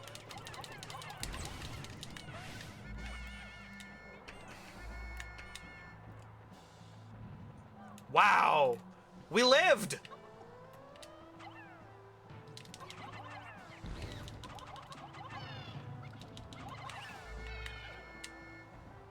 Wow.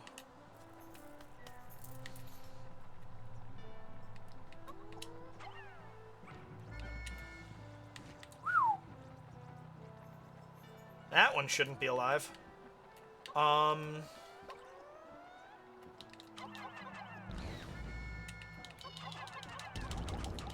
Nice, nice. You can smoosh them too.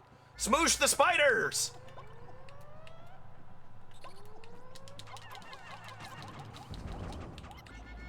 Phenomenal. All right. That went okay.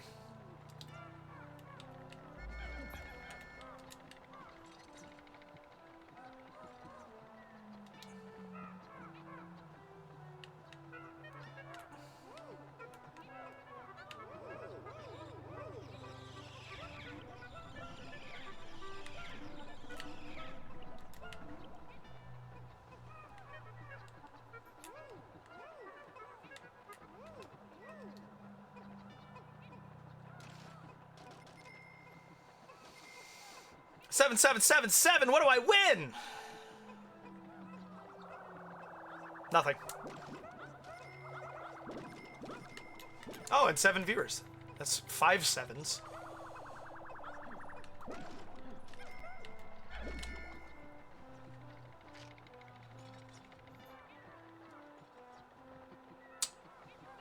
That's weird that it would be confusing because previous games have all been very good at making it clear what precisely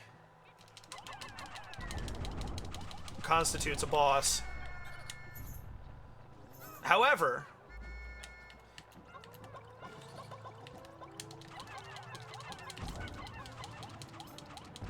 if it's because they did a better job of integrating boss type enemies into the normal like flow of gameplay and everything, then honestly,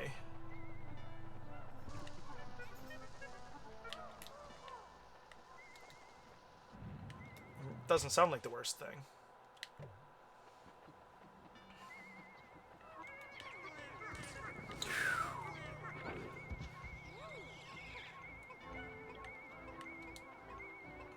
I always feel mocked by those. I always feel like it's the game going, oh, you got complacent. You're lucky this time.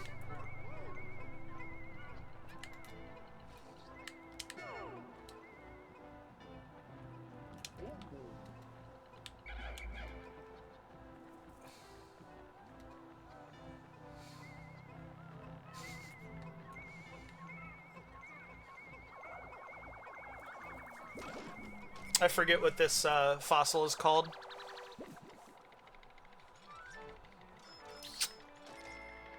I think colossal fossil. I think so. That's fair. In Pikmin 1, it was very obvious because, you know, they're in an arena, they drop from the sky, the music changes. Pikmin 2 and 3, it's obvious in their own ways. Pikmin 3, they get a little introductory cutscene, and in Pikmin 2, they all drop. Well, so there you go. I think that would be the ultimate deciding factor for me, because in Pikmin 2 and 3, maybe not 3. So in Pikmin 2, they all drop an item that upgrades the ways that you interact with the world.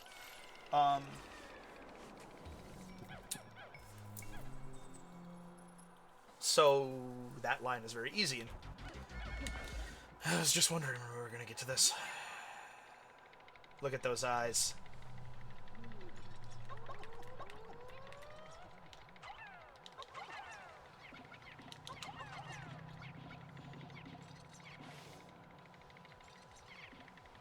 Perfect.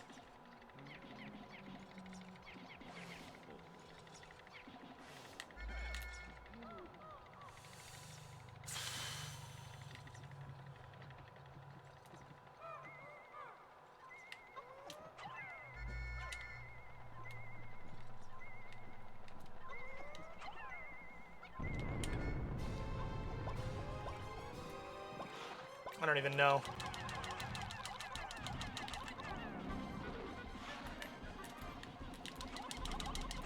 Really? Whoa, whoa, whoa, whoa, whoa.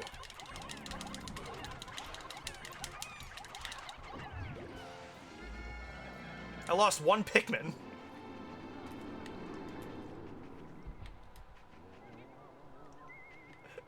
I love that you knew that was coming, Evan. That's awesome.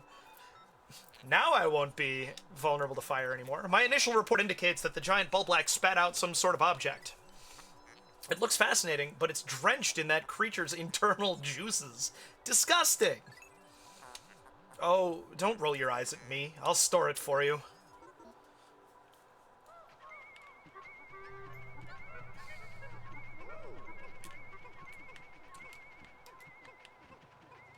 I do kind of love that as like a little bit of an indication that you're in a different league now. Courage. Forged courage. I'm up over 80. This material has perplexing properties. I will try fusing it with this spare spacesuit. Processing complete. Success! Behold, my latest invention, the Scorch Guard! Green exclamation point. Thanks to the heat-resistant alloy, this suit is now impervious to fire. But up that up.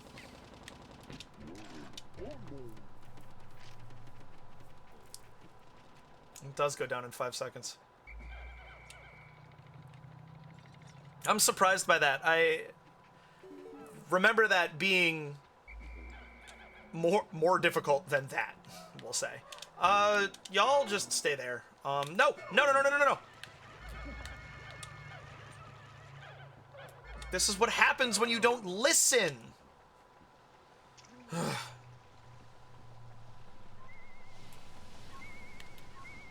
Okay,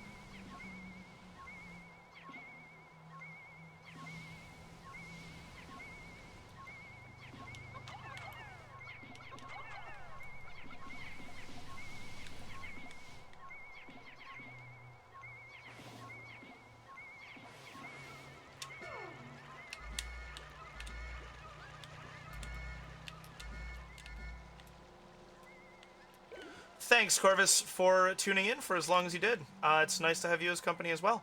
I hope you have a wonderful rest of your day, evening. I guess your evening's probably just kind of starting, isn't it? And I'll see you next time.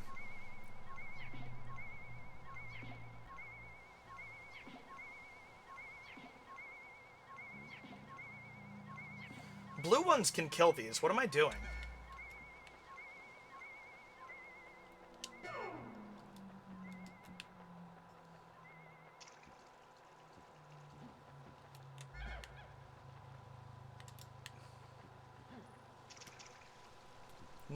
Needless death.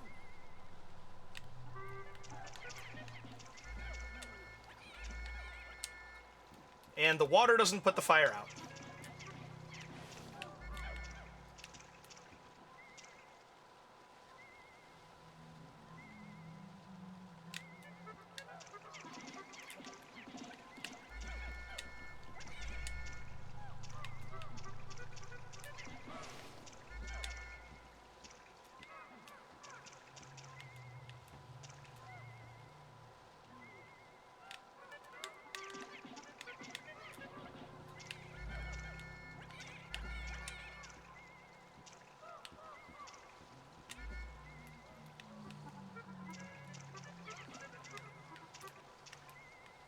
Okay. Ah, fuck.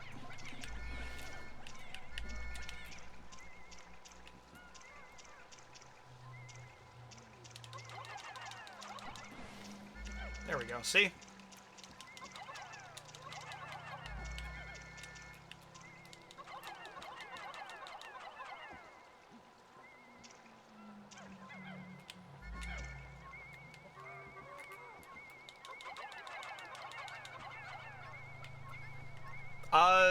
Welcome, Flower Bulbman. I love your username. I did need to do that if I wanted to get this back. What? They take it that way?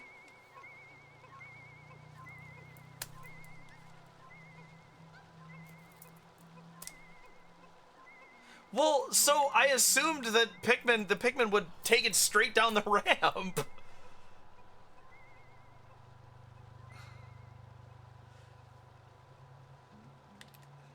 That, Evan, is very much what that just felt like. I appreciate you chiming in, Flower Bulbman.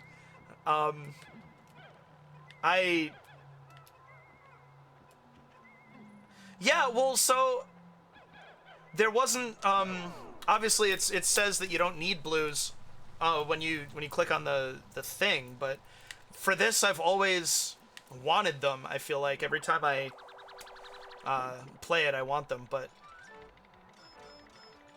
yeah. Gyroid bust. I actually remembered that one. That's what I think of all the gyroids in Animal Crossing. They're all gyroid busts to me. It's been a very long time since I've played this, which is part of why I'm doing it, but...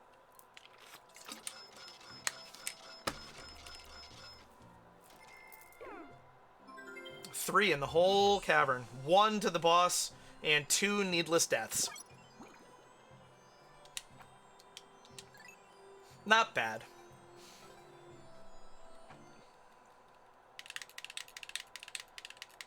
Now we're gonna do some... All deaths are needless. I am not that good at this game. I wish I could be, but I am not. 80% of debt recovered. Yay! Busted to gyroids. No, I am particularly enamored with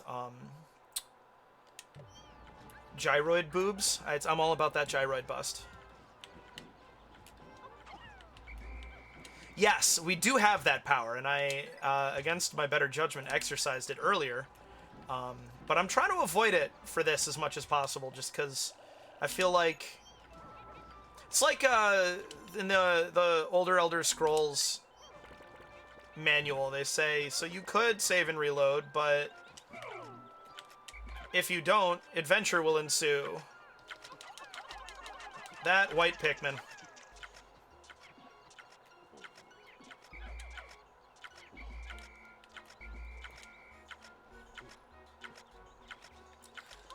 It's twice now. In the same freaking, like, 20 minutes that I've dismissed all my Pikmin. It's not dead. Kill! What's going on here?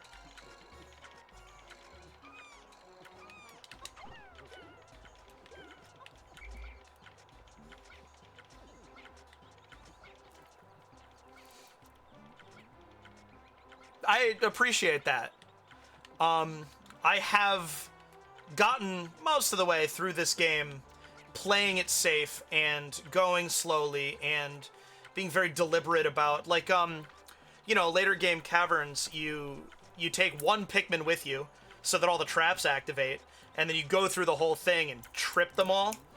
I'm not doing that in this one, and I did earlier, in one incident, lose about 50 Pikmin to a single explosive. It was not pretty. It was hard. It was hard to watch. It was hard to stomach.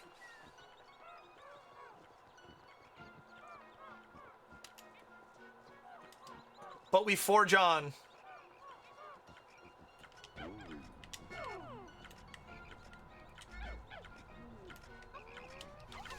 I have never heard the term dandering. Uh-oh.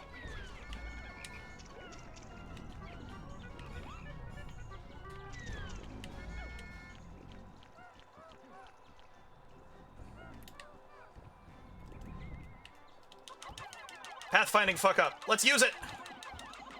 Well, okay. There, that's gonna solve that problem.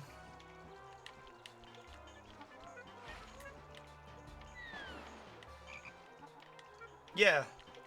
I don't...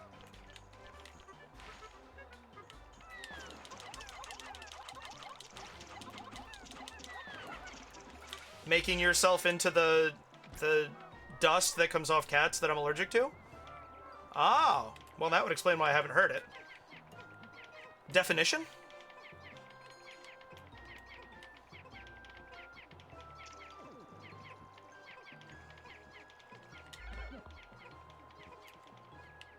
Okay, so it's actually, you are in support of such behavior. I'm trying to find a balance between... I don't remember what caves have what traps and things, and so I'm going in with the knowledge that shit's gonna go down.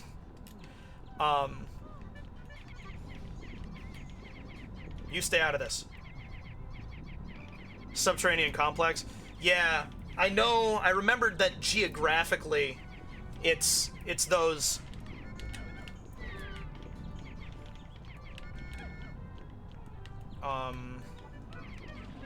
It's those caves that are in the back half of the... What's it? The Valley of Repose? Repose? I just couldn't remember the actual word. Alright, we already took out one Wally Hop.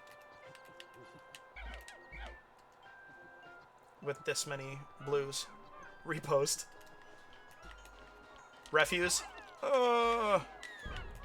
What, dear Flower Bulbman, do you think of the new controls, the Switch Pro controller controls? Are you in favor of such changes, or anywhere? Go. This is a great place to rant. And then I'll tell you all the ways I disagree with you. Oops. That's the one I want. I keep mixing up my X and Y buttons, but, like... So, there's aim assist that I'm not noticing? The purple Pikmin have always been easier to aim.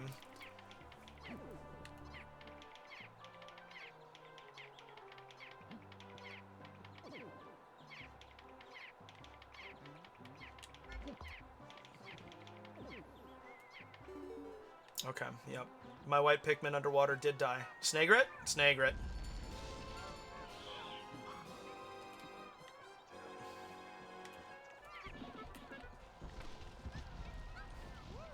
Oh, you're talking about 4. I actually haven't played 4 yet.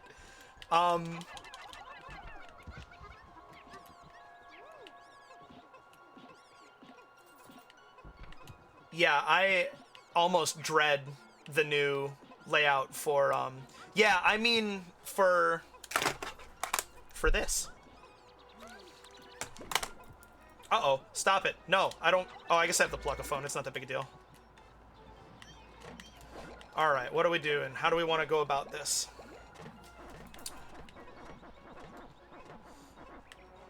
I mean, 2 is obviously one of the best games ever made, but, the way that they updated the GameCube controls for the Switch release is the opinion that I'm interested in. I apologize for not phrasing that more clearly. We'll do this way. I'm at 50. I'm at 50 purples. That's pretty good. Oh, we're halfway there. Ah! Squidward on a chair! I love that. Classic dank meme.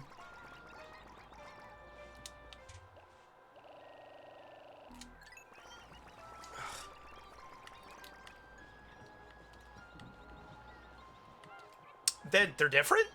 Why are they different? What? Silly me assuming they'd just be the same. Are they... Where did I lose to? Okay, good. I'm going that way. Do do do do do do do do do do do. Same but different.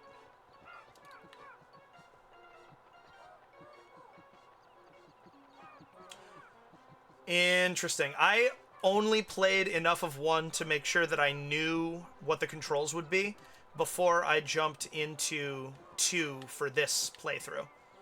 So, after at some point, you know, I'll get in there and see what I think.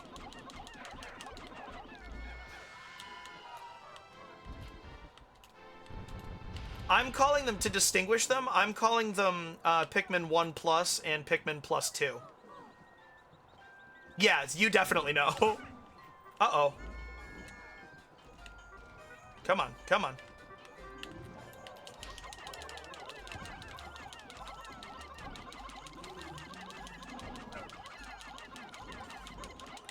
One is most important for people who want context for 2. In my humble opinion, 2's the best in the series. I haven't played 4. Yeah, like, why? How do we know all of this stuff is here? How do we wind up here in the first place? Intriguing! My acoustic sensors are picking up a high-pitched wail. It seems to emanate from the area near this gigantic stump. This large root must penetrate deep beneath the planet's surface. Fascinating. So we were erect in the last, one of the last things we read. Now we're penetrating. We've made progress.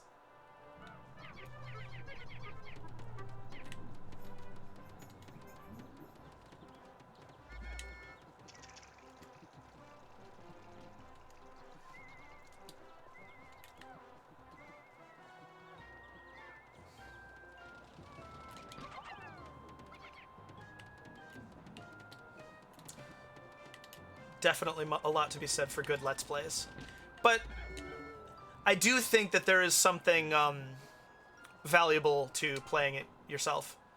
No red. I still want to bring red Pikmin. So we'll do...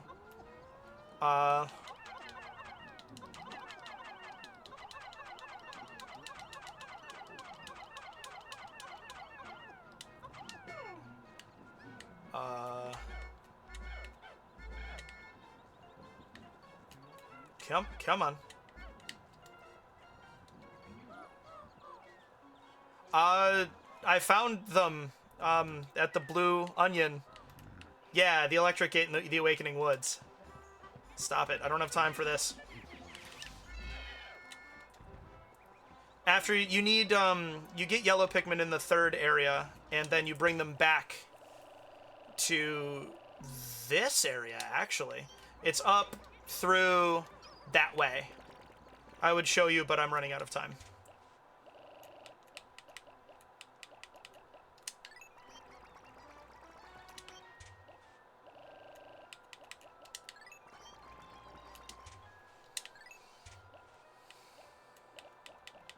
Yes, precisely.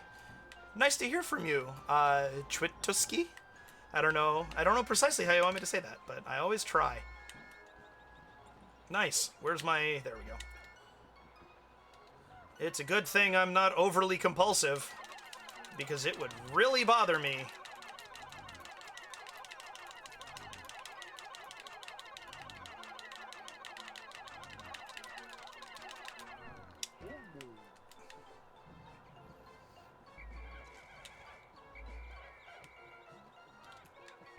There it is. 100. Boom! Nailed it! Yes! Get in there. Whew. I love doing 2 caves in a day. It feels so good. I do, if I were designing this game, I would say that entering a cave should end the day. Like, leaving a cave should end the day. From a design perspective. But since it doesn't, I love doing 2 caves in a day. Just, that end-of-day report with both of them on it just feels so good. Alright, so what do we start with? We got 31, 30, 39, and none.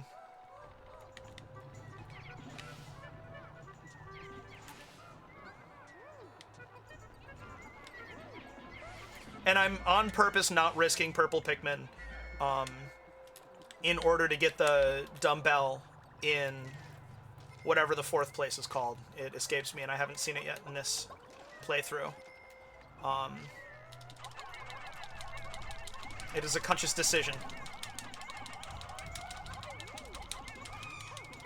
Eesh. I believe you that it's a serious question, but I do not know what you are talking about. It sounds like a speedrunner thing. I am a generalist kind of a gamer. I am decent at a lot of different games.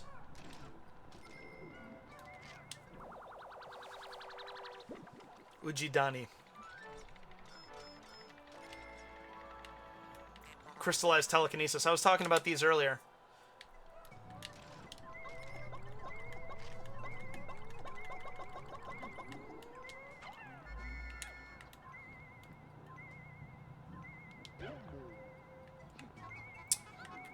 I am not aware of them. What are they? How do they work? What do they do? And so I'm assuming 31, 91, 61 are Pikmin counts.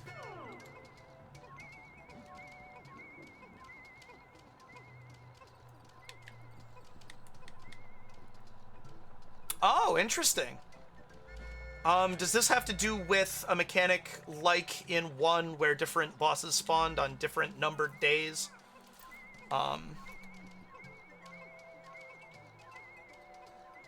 Ooh. So then what is Ujidani? Because I don't know actually if I've ever encountered it organically.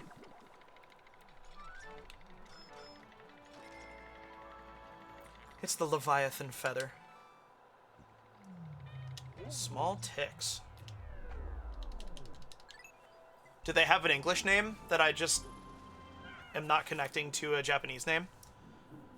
I love learning this stuff, but I never know how to, like, I don't know how to learn, I don't know how to find this information.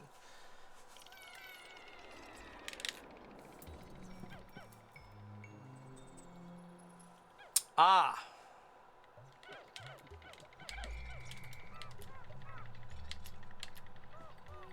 That I've never messed around with at all. Why do I feel like this is an enemy? Trick question. I knew it was an enemy. Didn't have leaves.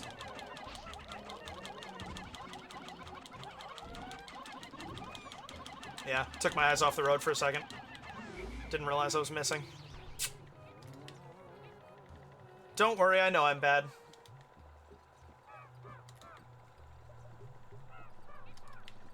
I didn't even know that there were e-reader cards for Pikmin 2. I'm calling me bad. Don't worry. I appreciate that, though. I get a bee in my bonnet when people make fun of people for not knowing things. 'Cause, like, how are we supposed to know what we don't know?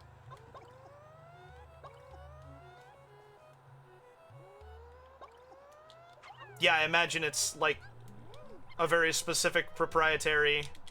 Huh, it does have leaves. Oh, you probably just need to, Tingle Tuner it in. Same way as Tingle Tuner and, if you do, a GBA with an e-reader attachment, then it'll probably, that's all you need. That's all. It's plenty convoluted.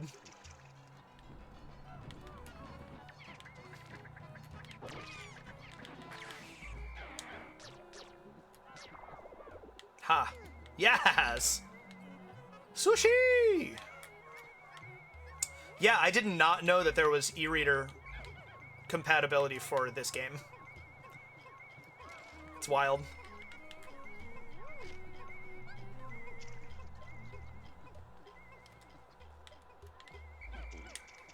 I have everything except... I'll finish that sentence after...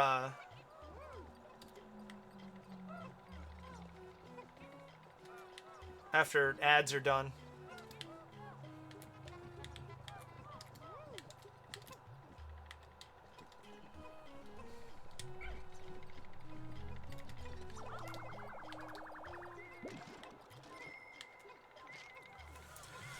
Whew.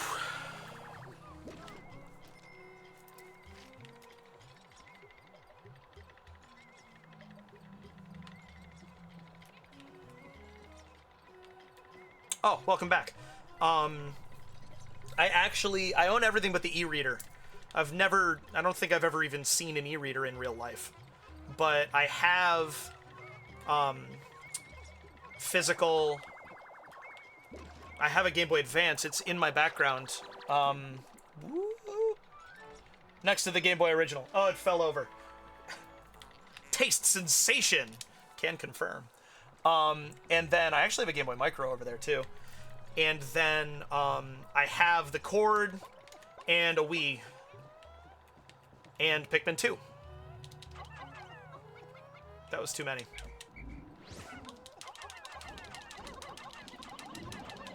Nice.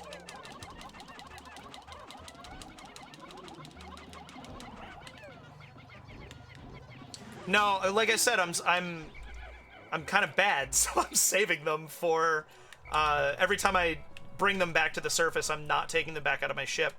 I'll be more liberal with them once I hit 100 and I can get the barbell in the 4th area, which the Distant Wild, is that what it is? It's something like that. But yeah, it's definitely...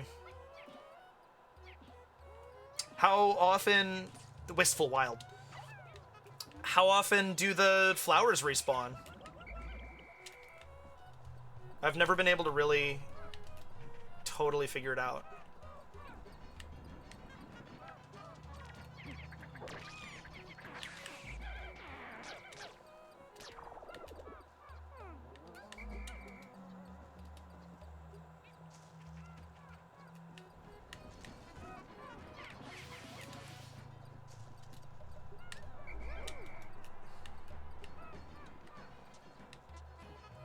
Some despawn after you have 20 plus, and some never go away. Oh, so there's a purple threshold. I thought it was a matter of days. When I was looking at it, when I would play years ago. Got it. Well, the submerged castle ones would have to never go away because it's... I know it's probably not impossible, but...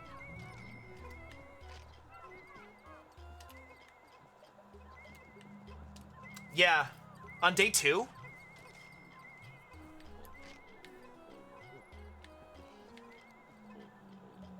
In Subterranean Complex? Wow, I do not know. I do not know about this. Crazy.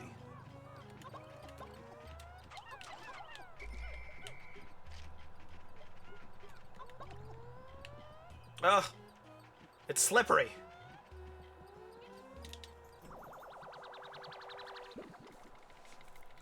It's not a Sunseed berry. We already got that one. A combustion berry. Oh, okay. Well, in that case, fuck this.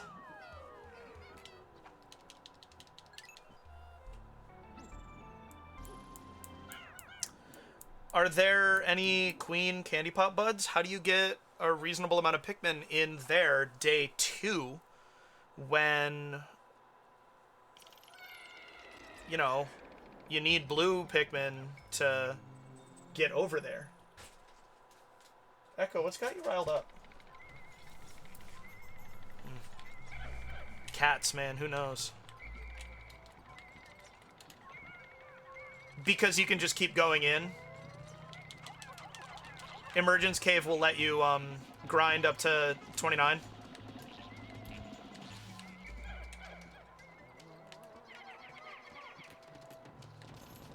Okay. Well, I should have done that. Yeesh. Risky business, that.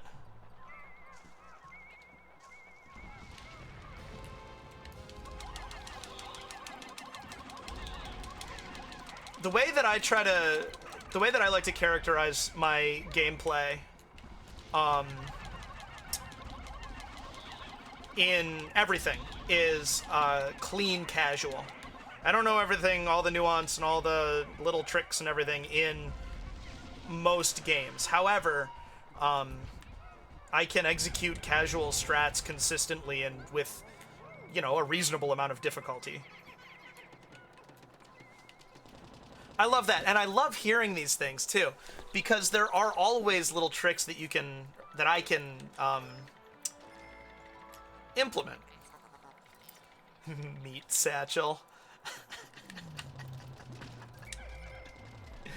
Oh man, I was too goody two shoes as a kid to laugh at that, so I gotta make up some lost time. I don't. I've never really watched any speedrunning or anything for this. I've just played it enough that I feel competent. And then also, I have gotten every above ground treasure except for the dumbbell. But I haven't 100%ed it. I plan to this playthrough.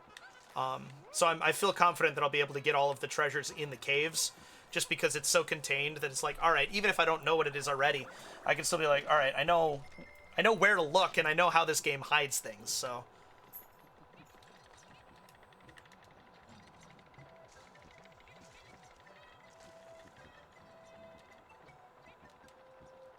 Torples. Alright. There it is.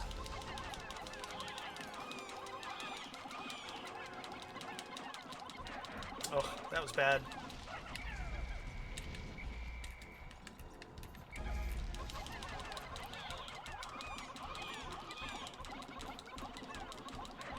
I'm not giving myself good camera angles to work with on these. When you find a juice in an egg, shove your non-controlled captain into it. When they start drinking it, you drink with your controlled captain. Boom, to juice. That's cool. And that's easy, too. I will be trying that next time. Get working! That's like, backwalking in Ocarina of Time. It's just so easy to implement. How could you not? Oh, and I am on purpose reading everything this playthrough because I'm an author, and so we're focusing specifically on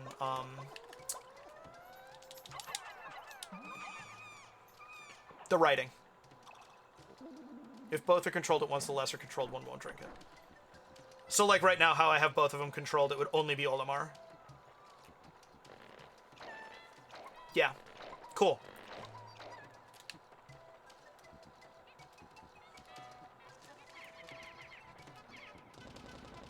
It's been interesting trying to find my niche on Twitch as not a speedrunner. I'm not consistent or like disciplined enough. Look at the yellow. Hell yeah.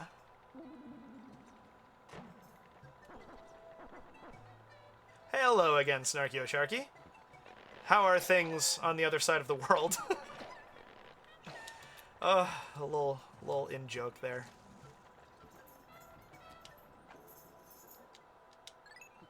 Spooky? Well, that's no fun. Nice! Thank you for that, Flower Bulbman. Again, I love that username. That's a very... It's a clever... It's a good niche reference. Are they playing with each other, or...? I don't know, I can't tell. Alright, here we go. Just Bulbman was taken. Yes, the kitties. They're being crazy. I don't know if it's each other that's making them crazy, or what, but... a lot going on behind me. Bud Bulbman. That is cute, but Flower Bulbman is better.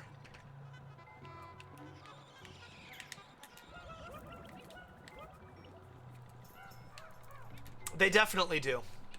That is true. The pinnacle. The pinnacle of Bulbman populace. We'll save that for later. Alright, perfect. Come on. Oh, cool. Okay. I'll take it. This is not a situation I set up correctly. Popo's good. He has been exactly in his bed at the top of the stairs for most of the time that I've been home.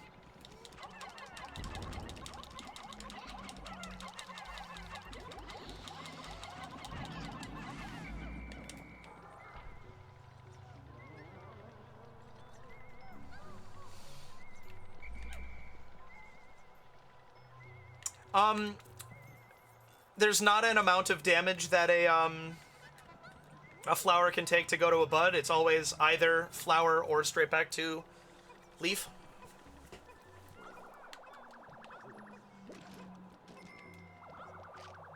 Interesting. I appreciate that nobody said anything about all those white Pikmin getting thrown to their death. Oh. Yes, they yeeted into oblivion. Well, this is not a good situation to be in. Look, there the rest of them go.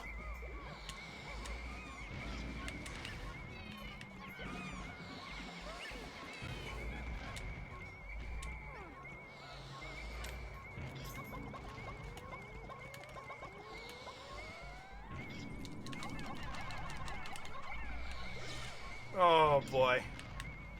I really kind of hate the Pikmin selection. I'm unsettled by this. I'm unsettled by this. Deeply unsettled, in fact.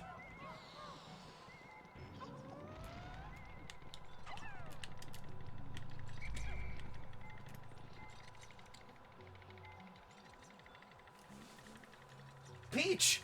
It's a Georgia peach flavored Coke that they did, and peach is one of my favorite flavors of things, and so I kept it.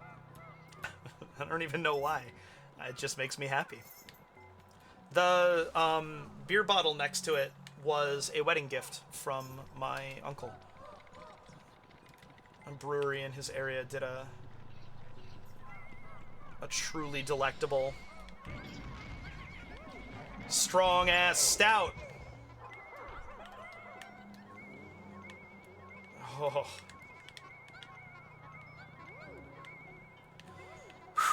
And that's my favorite. Some of my favorite beer is dark and strong. Do it. Hit me with an entry-level Pikmin conspiracy theory. Are these going to be like lore-heavy fan theories, or like I know that in the Awakening Wood, that first, that's a heavy-duty magnetizer. That first full-size Bulborb is on a manhole. But I don't know any tea about it. The Forest Navel is under the manhole in the Valley of Repose. Neat. I like it. Probably about 45 minutes, Snarky O'Sharky. I was planning on stopping around 9:30. Viewership is held, so I haven't had any reason to worry about it, which has been cool. I wasn't sure, but Pikmin does well, I've found. Okay, do I have any white Pikmin? Good.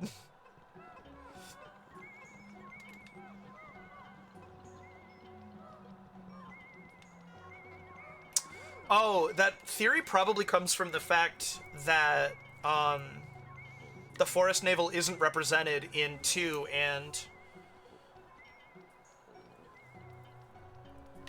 Well, thanks for dropping back in, Snarky Sharky. It's nice to hear from you again. I hope that it doesn't stay too spooky. What do we do? Clairvoyance? This might be telepathy. The other two are telepathy and... It's clairvoyance, telepathy, and...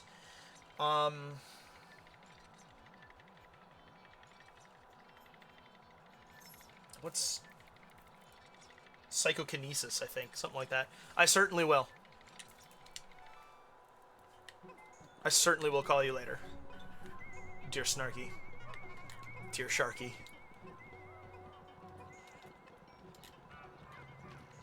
I'm proud of myself. I like that I could fill in the blanks on that.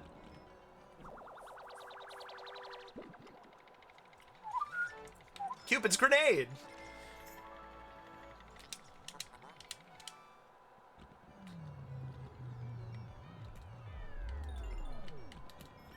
Oh, cool. Bye.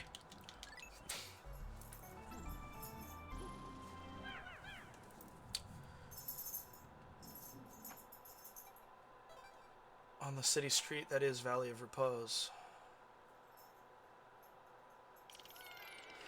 Are the environments in 4 at all connected to or related to the environments in 1 and 2 or 3?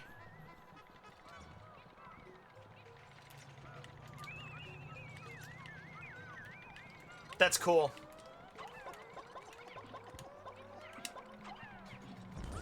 No! No! That wasn't what I was prepared for to happen.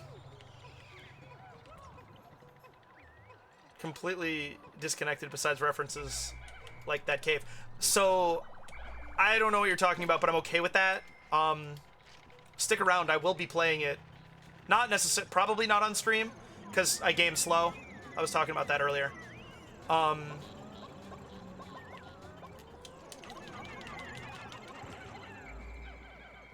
No. I actually wrote an article about why I haven't acquired 4 yet. It's kind of a combination of didn't really have the resources, and I wasn't gonna push for it because I know it's not going anywhere. I'm glad too, then. We're gonna get along well, Flower Bulbman, I can tell. I'm not a very angry person. Don't know what I'm doing on Twitch. The Emperor Whistle.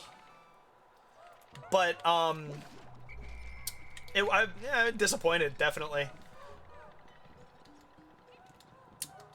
No, so, when... And that's cool, that I'm into.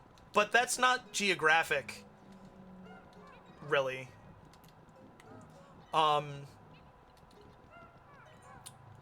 I have not felt like Nintendo have been kind to me as a consumer over the last couple of years. The Mario 3D All-Stars release felt... I mean, I was glad they did it, and I love that release, but the way that they went about limiting it felt unreasonably controlling and like a little bit exploitive. And by a little bit, I mean exploitive.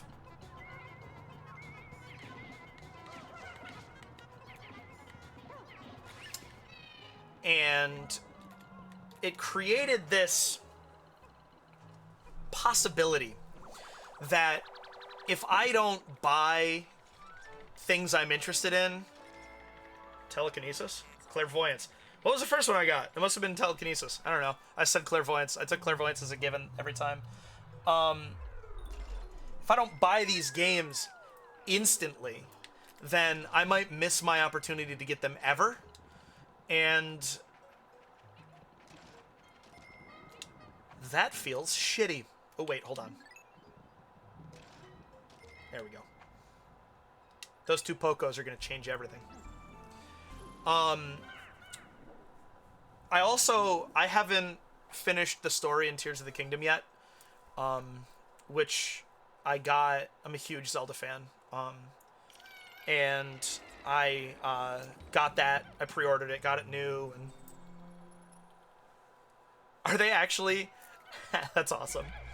Good, like, ugh. It was a shitty thing to do to us.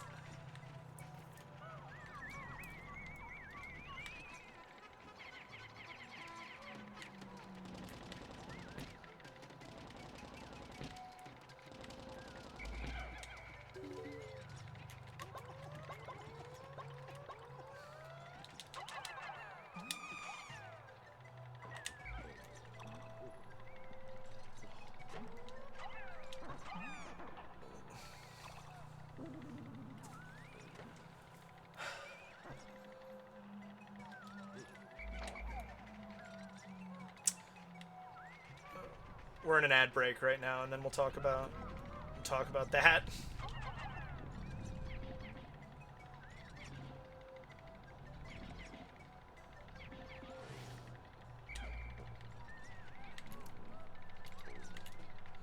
Oh, it's a queen. Yes.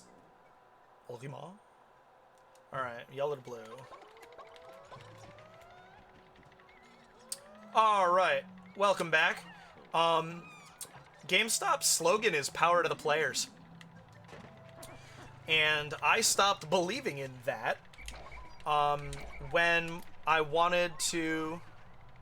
It's your proximity to treasure meter there, Chronic. Right now it's all wonky because of, see that? That bug is messing it up. When I wanted to get the Wii, my parents made me pare down my PS2 selection to basically only things that I was actively playing, like, concurrently. And so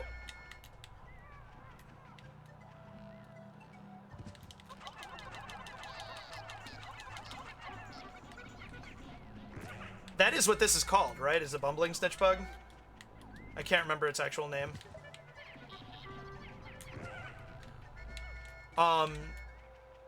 So I got rid of a whole like most of my PS2 games. Oh, that's right. I forgot about them. Jeez, it's been a very long time since I played this game.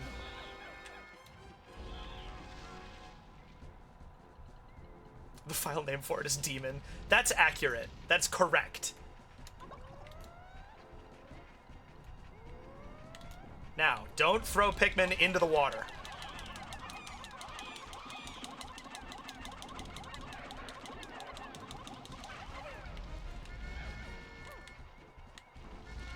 There's the slow one, and I missed it.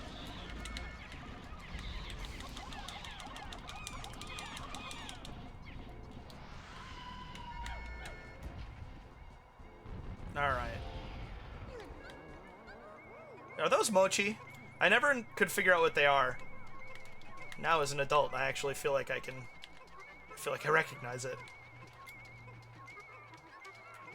And like, so it was most of my PS2 games. And granted, I kept all the really, really great games, but yeah,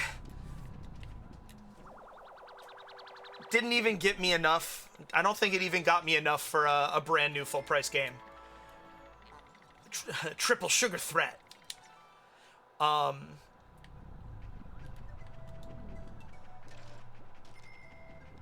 And only in GameStop Fun Bucks. So it was only like, you know, 40, 50 games, and I wound up with like $30 to spend at GameStop. Like, oh yeah. And since then, I kind of haven't been very motivated to spend money at GameStop. And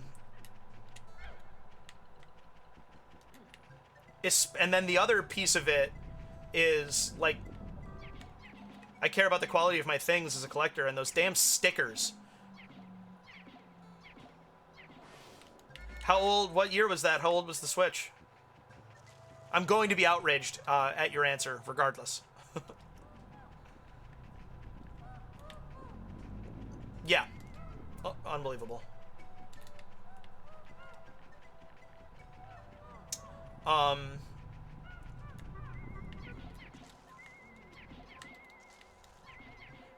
so, yeah, since then I have not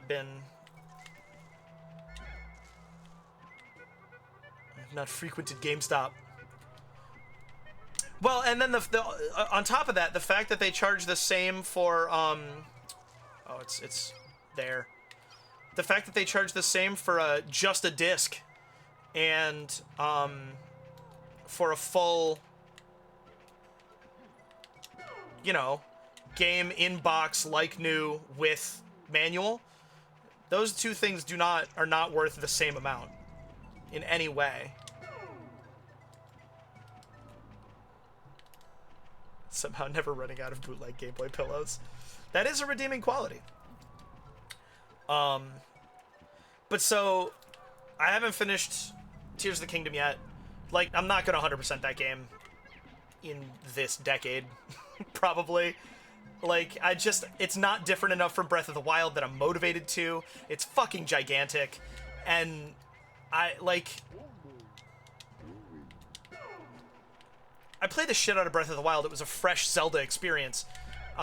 Tears of the Kingdom is excellent and has a lot of the pieces that I kind of felt like Breath of the Wild was missing, but it's not... I wouldn't call it a fresh Zelda experience.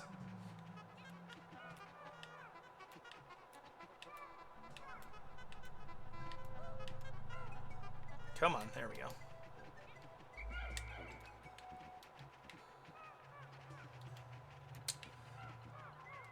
And then Metroid Prime Remastered. That's one of my favorite games of all time. And I didn't know if it was going to be another limited release, you know?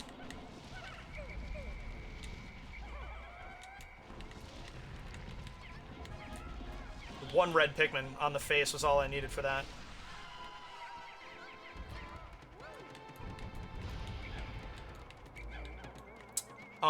And so I almost got into a car accident driving from Best Buy to Walmart to pick up my copy. Let me know what you guys think of this in terms of, like, responsible consumer etiquette. I pre-ordered it at Best Buy because I knew I wanted it. Again, one of my favorite games. Like, it's important to me as a storyteller, not just as a gamer. My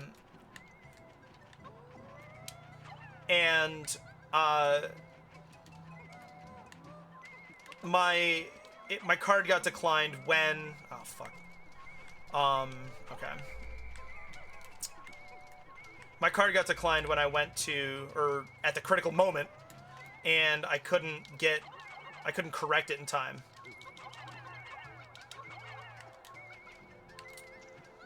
So... Alright, let's see here. Then all of the Best Buy copies were spoken for.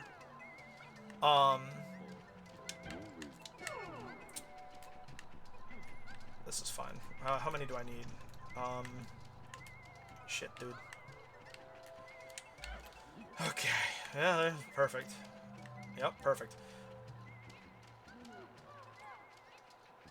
And so I went to GameStop, and their shipment hadn't come in at all. And so then, Science Project, I knew it was something snarky.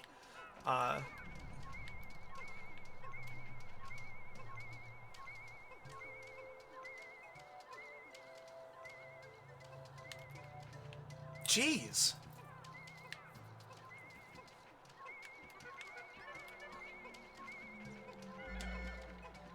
Wow, GameStop are failing you on Amiibo?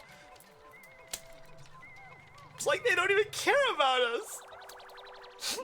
I'm sorry, I'm smiling while I do that. Look at the lens! Look at the lens doing lens shit! Stupendous! Dude, we're gonna do it. We just hit 95.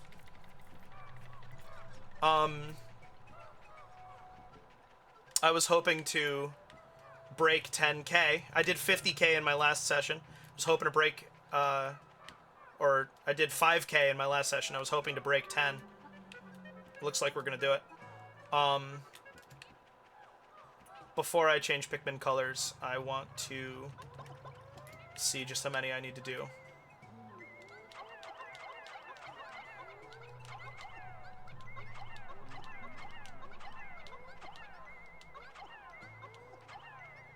Oh, look at that. Oh, look at that. I'm lucky, and I love being lucky. None of you help now. Stop it. Sit here talking about how lucky I am while I don't pay attention to what's happening around me.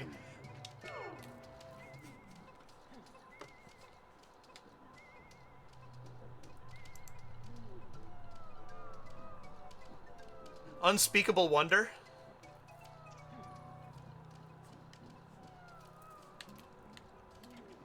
I imagine that's a name of a treasure that I'm just forgetting to attribute to it.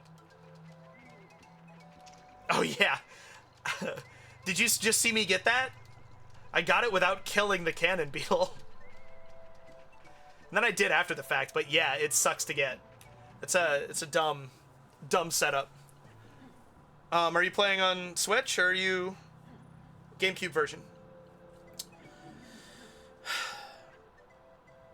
So in order to, because of how powerfully Nintendo marketed Pikmin 4, I decided that I wouldn't rush to get it because I feel confident that they're going to continue to, like, you can still buy Breath of the Wild and Mario Odyssey.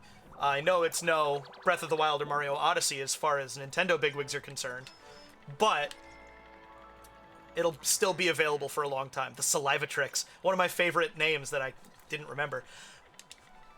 I'm disappointed that the brands are gone. I'm disappointed that that wasn't a Danon lid. There's no, like, Royal Crown and, Squirt. They're all gone. It's so sad.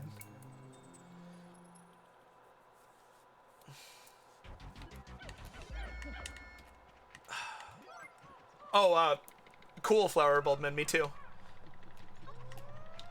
Already playing on Switch. Yeah. Like, that was a huge part of this game's character and, like, the story that it was telling. And so, like, I understand shit costs money, but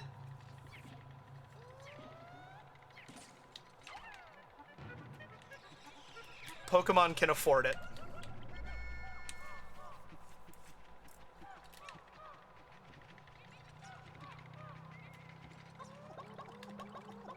And I wouldn't have anything to say about there not being any product placement like that in 4. New thing. Gets to have its own identity. Doesn't have to do everything that the old ones did.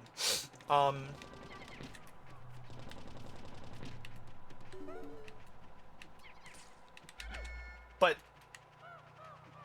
I think that it was fairly central to the identity of this game. Well, okay, here we go.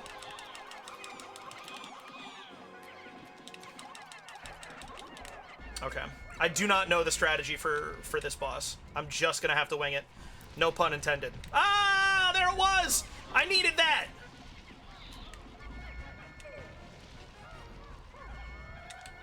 Welcome back, Corvus.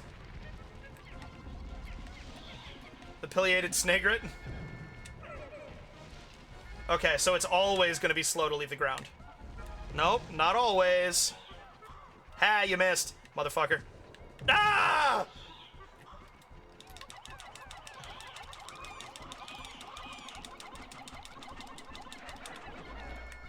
Eat one of the white ones, they taste the best. Hey, give me 2 good ones in a row, and then...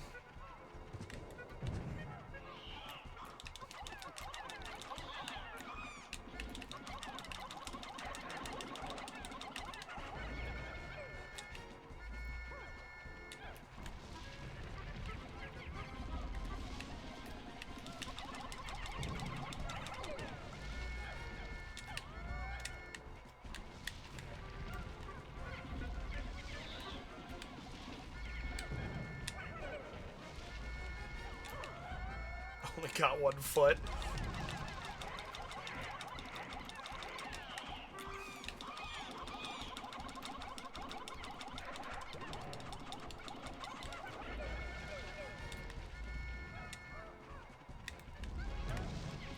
Yeah, I really hate that. Oh no! Clicking the right stick is the sleep button. That's too easy to do accidentally.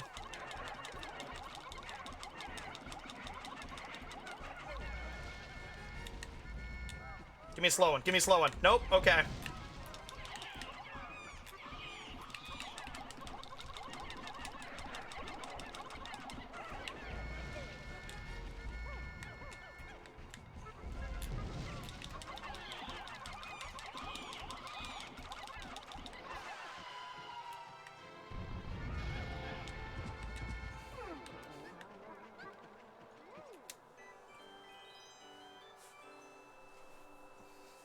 A tad bitter. You've done it! That bird beast will trouble you no more! Processing. How curious. What's that impressive mechanized masterpiece?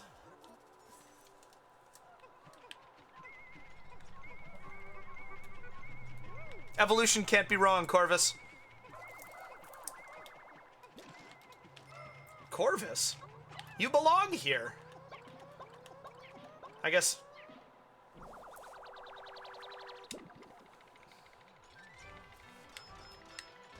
It's a different kind of bird, isn't it? The Justice Alloy. Is this one defense? Brrr, does not compute. A metal this dense defies the fundamental laws of physics. And yet, If I use this to rework our president's treasured spacesuit, is that the spare one you've been monkeying with this whole time? Processing complete. Fabrication of the metal suit Z is now concluded. This suit is extremely durable. Getting gnawed on or stepped on will now produce minimal pain.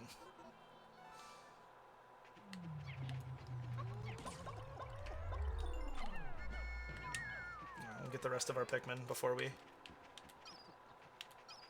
do that.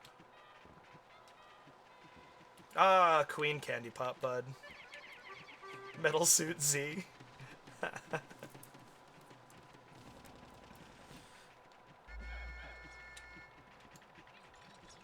Yeah, there you go.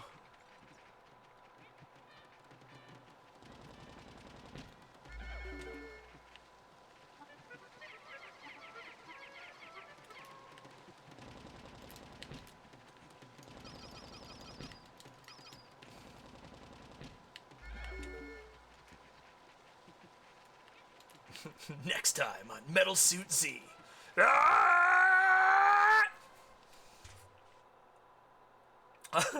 Let's see here. I should probably do yellow Pikmin. I should probably turn a red Pikmin into a yellow Pikmin. Oh, where are you?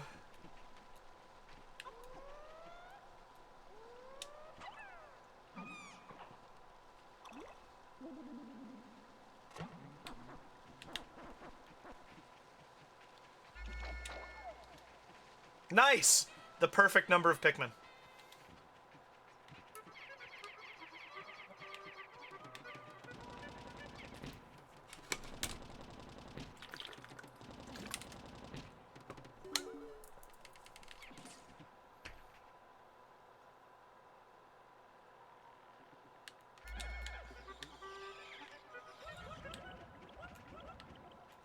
I should watch a Pikmin 2 speedrun, though.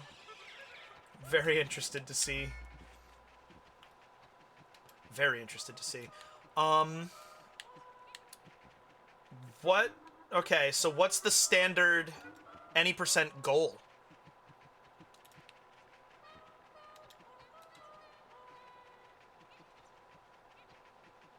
Oh, is this also a queen? Fantastic.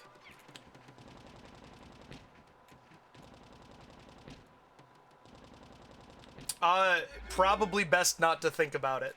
The Queen Candy Pop Bud has to do with... Oh, interesting. I guess I assumed that you were a speedrunner.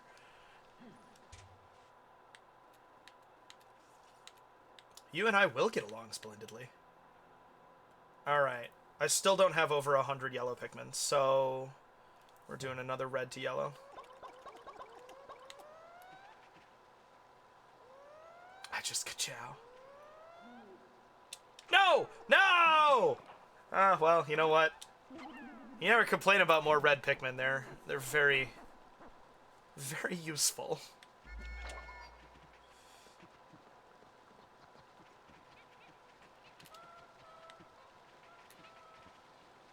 I think 100% speedrun of Pikmin would be the most interesting thing to me. That honestly makes a lot of sense. Have you seen the endings of... Yeah, well, exactly. Have you seen the endings of Pikmin 1?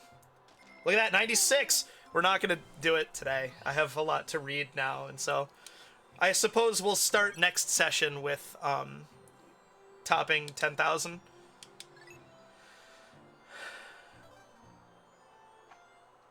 I need to go in there and update that and find different things.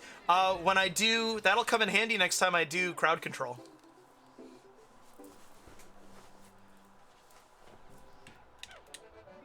"90% of debt recovered!" I for sure thought that that was gonna send us over 10,000. But yeah, this is modify single emote. Yeah, I'm not good at the Twitch of this. I'm good at the gaming, and I'm good at the being fun. I'm not good at the managing a channel.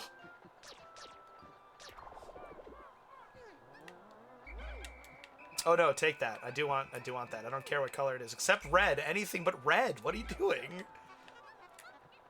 I guess odds are it'll be red. That's good. I need yellows.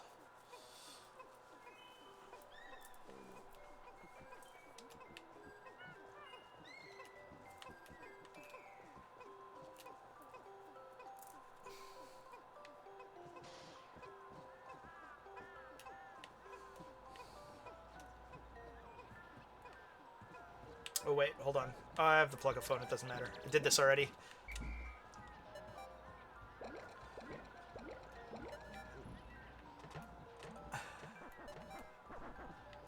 Urple like the Bickman. Alright.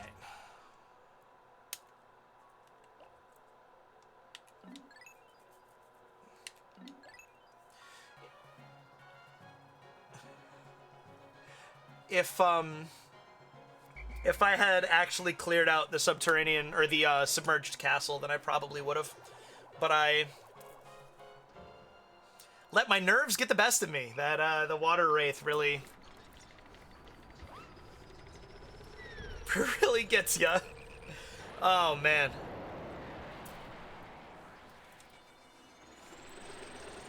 I think you did. I'm so sorry. I think you might have dropped out and dropped back in last week around it.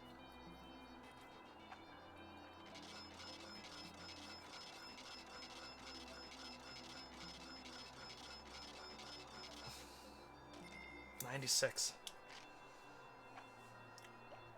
Not exactly a clean day of Pikmineering, but my special Pikmin all went up. +2 purple Pikmin. Oh my goodness. 1 to water and 2 to electricity. None to sunset. That's the one I take most importantly. No Pikmin left behind. Olimar, you'll soon be promoted to manager. Only a small bit of debt remains. You've done great. As have I. No one dodges debt collectors like I do. I'm a pro. I love that that's his voice. Oh my goodness. All right, here we go. First, the orange Bulborb. Oculus Kageyami orangium of the Grubdog family. This Bulborb species boasts a garish color pattern with a deep orange body and black spots. The orange Bulborb's yellow, bloodshot eyes make it clear that this Grubdog is excessively edgy and high-strung, making it much easier to wake from deep sleep than other species in the Bulborb family. The iridescent glint beetle. Pili auricus. Oh, because gold. Auricus. This Bulborb is emo. Glint beetle family. This variety of beetle consumes subterranean minerals. Due to the fact that it rarely emerges above ground, sightings of this particular species are extremely rare. While minerals are this beast's primary source of food, the beetle itself does not have the ability to digest these minerals. Instead, metabacteria living inside the beetle's stomach chemically break down the minerals. Same minerals again. The resulting purified metal is discharged, but rare metals, such as gold and platinum, crystallize onto the iridescent glint beetle's shell, resulting in the beautiful laminated shimmer.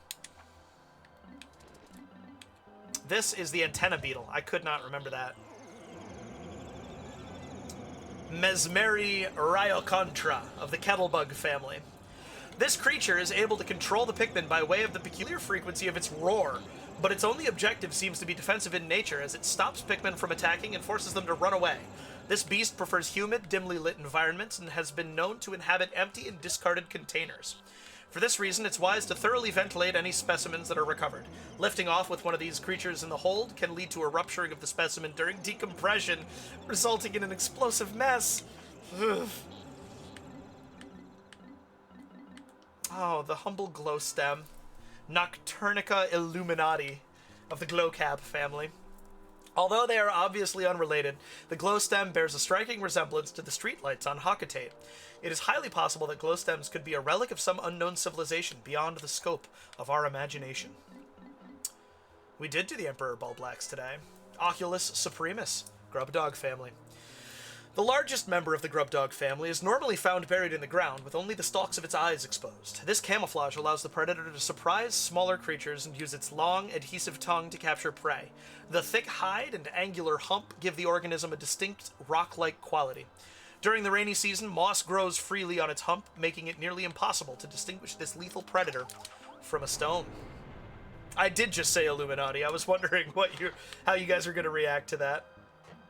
The pileated snagret. Chiropodtes ambulatria. Snavian family. This variety of snagret has the ability to both burrow underground and walk above it. Its earthy red coloration and distinct yellow ear and eye markings make it immediately recognizable. Despite featuring a chimera-like merging of serpent and avian features, the pileated snagret has poor eyesight for a bird, perhaps due to extended periods spent underground. To compensate for this, its nose features a thermal sensing organism common to many snakes, making it a dangerously effective hunter. There you go. You've collected the Gourmet series. These classy flavors will delight the snootiest gourmand. Shouldn't it have said even? Alright, so we'll start with the sales pitch for the Meat of Champions.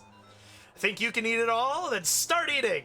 That is the goal this giant piece of meat incites. It has just the right texture and a thick slab of fat that will make all gourmets, epicures, kings of the table, and queens of the buffet howl with delight. Or so I have assessed. The consistency of the half-cooked yolk says, good! It is packed with nutrients, too. I can sell it, but I have never eaten it. I am unable to eat it. Not even a nibble. This meat satchel.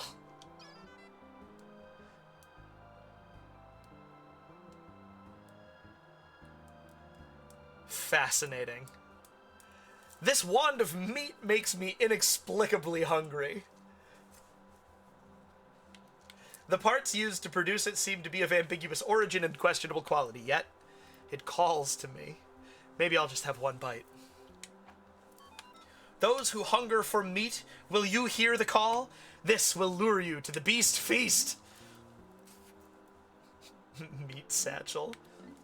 Get out of here, you meat satchel. Oops. Some things on this world can't be understood, no matter how much I analyze them. For instance, this is the first time I've tasted this, but it has a nostalgic taste. It's inexplicable. It tastes like something my mom has made for me by hand. In this modern world of artificial foods, all things taste the same, despite your dear tongue buds. If that describes you, then this is for you. Its flavor is the balm to heal your wounded soul. And the triple sugar threat. I like to eat sweets from time to time. Well, to be honest, if there are any within my reach, I can't help myself. Strangely, Pikmin never eat snacks. I wonder where all of their energy comes from. This will satisfy any sweet tooth. It begins with savory softness, then fills the mouth with fluffs of flavor, and finally overwhelms with a river of sweetness. It is a three-pronged tongue assault. Pair that with a meat satchel, and you'll have yourself a wonderful evening. I think I'll take this plant back to my boy as a souvenir of my grand expedition. It'll make the perfect topic for his science fair project. Photosynthetic sugar. I just realized I completely forgot to put something in my latest expedition report. When carrying fallen creatures or pellets, Pikmin will take them to the onion of their same color. If a mixed crew of Pikmin are carrying spoils, the color majority dictates the destination. Carry pellets to same-colored onions to maximize Pikmin seed production. The combustion berry. I have. It's more days than not, but it's because of language and Latin. Like, I don't know. And also I watch a lot of history content on YouTube. So I felt called out when Morgan asked me. But I don't know. Like, it's a topic of discussion in my life. I've collected all kinds of edible objects, but the ship's sensors can't judge taste. To make up for the ship's shortcomings, I'm making a special effort to try everything. You've said this already in at least 3 different reports, Olimar. Cupid's grenade. What a perplexing fruit. This appears to be from a tree that produces two types of berries that look identical. But some inspire romance and others do the opposite. It's not easy to tell which is which. I'd better be careful with them. I should also warn Louis, or else he may try to bake this berry in a pie. We'll do the end. I either become not hungry or I fucking die. It's terrifying, isn't it? Really frustrating that human bodies are the way they are. I'm falling apart. I was talking about that earlier. This must be the fossilized remains of an enormous land-dwelling creature. I was unable to piece together the entire beast, but it certainly had a massive head. It's obviously quite different from the Pikmin and other creatures I've encountered. Perhaps it's an extinct creature that couldn't adapt to changes in its environment. This appears to be a huge bird feather, but I've never seen the creature it once belonged to. I wonder if I ever will. I've only seen a few airborne creatures on this planet. I wonder why. Maybe it's just because I haven't encountered them yet. Oh no. What if they saw me take this feather? They could be watching me, waiting for the perfect moment to take their sweet revenge! This fossil was dug up deep underneath the awakening wood. Given its shape and morphology, I suspect that it is some kind of prehistoric sea creature. If so, it's feasible to say that the whole region was once situated on the ocean floor. At first glance, this may look like just a pebble, but it's actually a crystallized life form. Okay, so I don't have any proof, but it's still an exciting scientific discovery. My son tells me that this type of figurine is all the rage with the kids. The strangest things amuse kids. When I was a kid, we were lucky if we were allowed to even talk about figurines. P.S. When I found this figurine, it had been placed so that it was protected by a wall of flame. My research isn't complete, but I think it may have been a shrine of some kind. Detailed analysis has revealed that this artifact is extremely ancient. It's obviously an important archaeological discovery, but the salesman in me is more interested in its monetary value. Maybe I'll get the best of both worlds by selling it to a museum. I've had an upset stomach lately. I'm not old yet, but I'm not young anymore either. Maybe I should start doing a better job of looking after my health. Perhaps basking in this contraption's magnetic rays will make me stronger. Sometimes it's difficult to tell if a treasure is natural or manufactured. The ship has concluded that this treasure is natural, but I'm not so sure. The ship sulks and gripes for days if I disagree with it, so I'll keep my opinion to myself. I've lived for decades, and yet there are still mysteries that are beyond my comprehension. For example, why are some people so crazy about things that sparkle? That's one enigma I'll probably never... What was it? Unveil? Oh, no! Welcome back. I'm forgetting what my buttons do in this menu. Unravel. One mystery I may never unravel. When I look at sapphires, I think about how I used to buy lots of jewelry for my wife to bring a little sparkle to a sad day, but that made me cry to see how hard it was on our budget.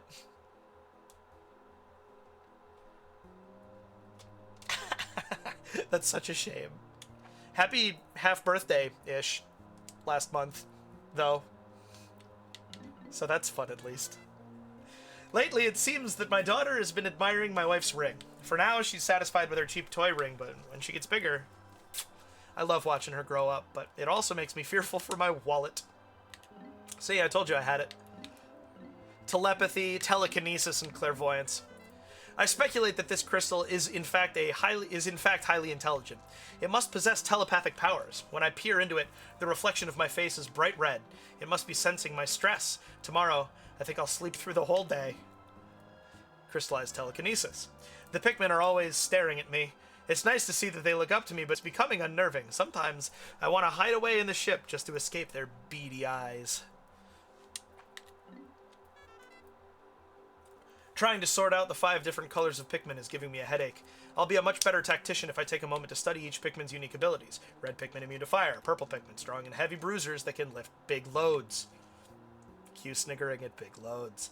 White Pikmin, fast and immune to the effects of poison, can also find hidden treasures buried underground and are poisonous if you eat them. Yellow Pikmin, highly agile and immune to electrical damage, also fly high when thrown.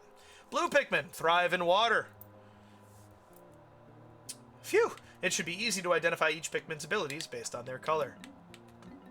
Stupendous lens! I have never seen such a huge lens. It must have been designed as a nanograde magnifier by a hyper-advanced society of alien megabrains! Ah! This object is far too complex for even my superior scientific intellect to comprehend. The saliva tricks. When I crash-landed on this planet, I got sick of eating only Hakatate noodles every day. This time is no different. We didn't have time to properly prepare some tasty provisions. I can't stop drooling when I look at this evocative object. Hungry explorers must learn to use their imagination in the absence of food. No way having a baby right now will fuck us over.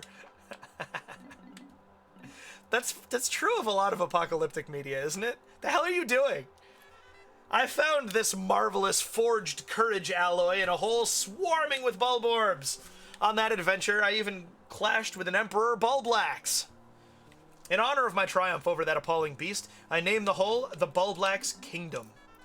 I found this Justice Alloy metal treasure in the gut of an avian snake. It took real courage to drop into that dark den, but danger's what I do best. In honor of my brave clash with that feathered serpent, I've named that den, the Snagrit Hole. Cool, that's everything. We're caught up. Hallelujah. Fantastic. Alright, so...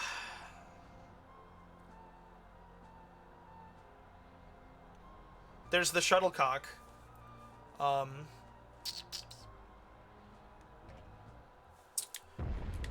Well, we met the beady longlegs a bit ago.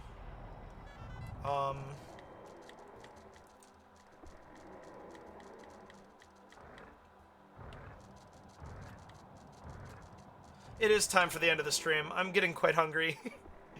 Oh my goodness. But you guys are awesome. Thank you so much. This has been fantastic. Normally I try to do these on Sundays. I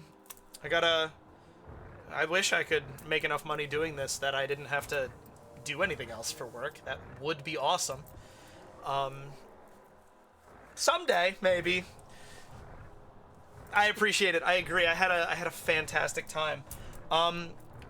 Like you were saying earlier, Evan, I'm 7 followers away from hitting that 150 mark to where I'm gonna reach out to sponsors, maybe be able to make more money that way. So following's free for you, but it could improve my income in the future. It was nice to meet you, Flower Bulbman. It has been a blast for me as well. I will be completing this playthrough, hitting areas I've never gotten to before. I'm excited. On Wednesday I'll be back. I'm probably gonna do a Oracle of Seasons randomizer using this Game Boy as my controller. I can't wait. I didn't realize I was on an ad break. Wait a second here. Let it finish.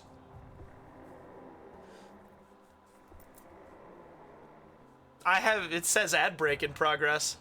Or are you wanting... Oh, fair enough. All right, if you can hear me, that's good. So, yeah, I'm looking forward to using...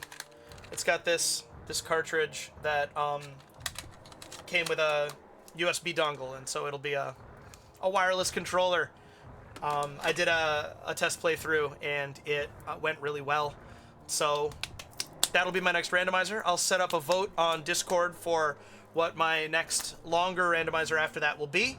That's on Wednesdays like usual. Excuse me. That's your stomach's empty. Go do something about it, burp.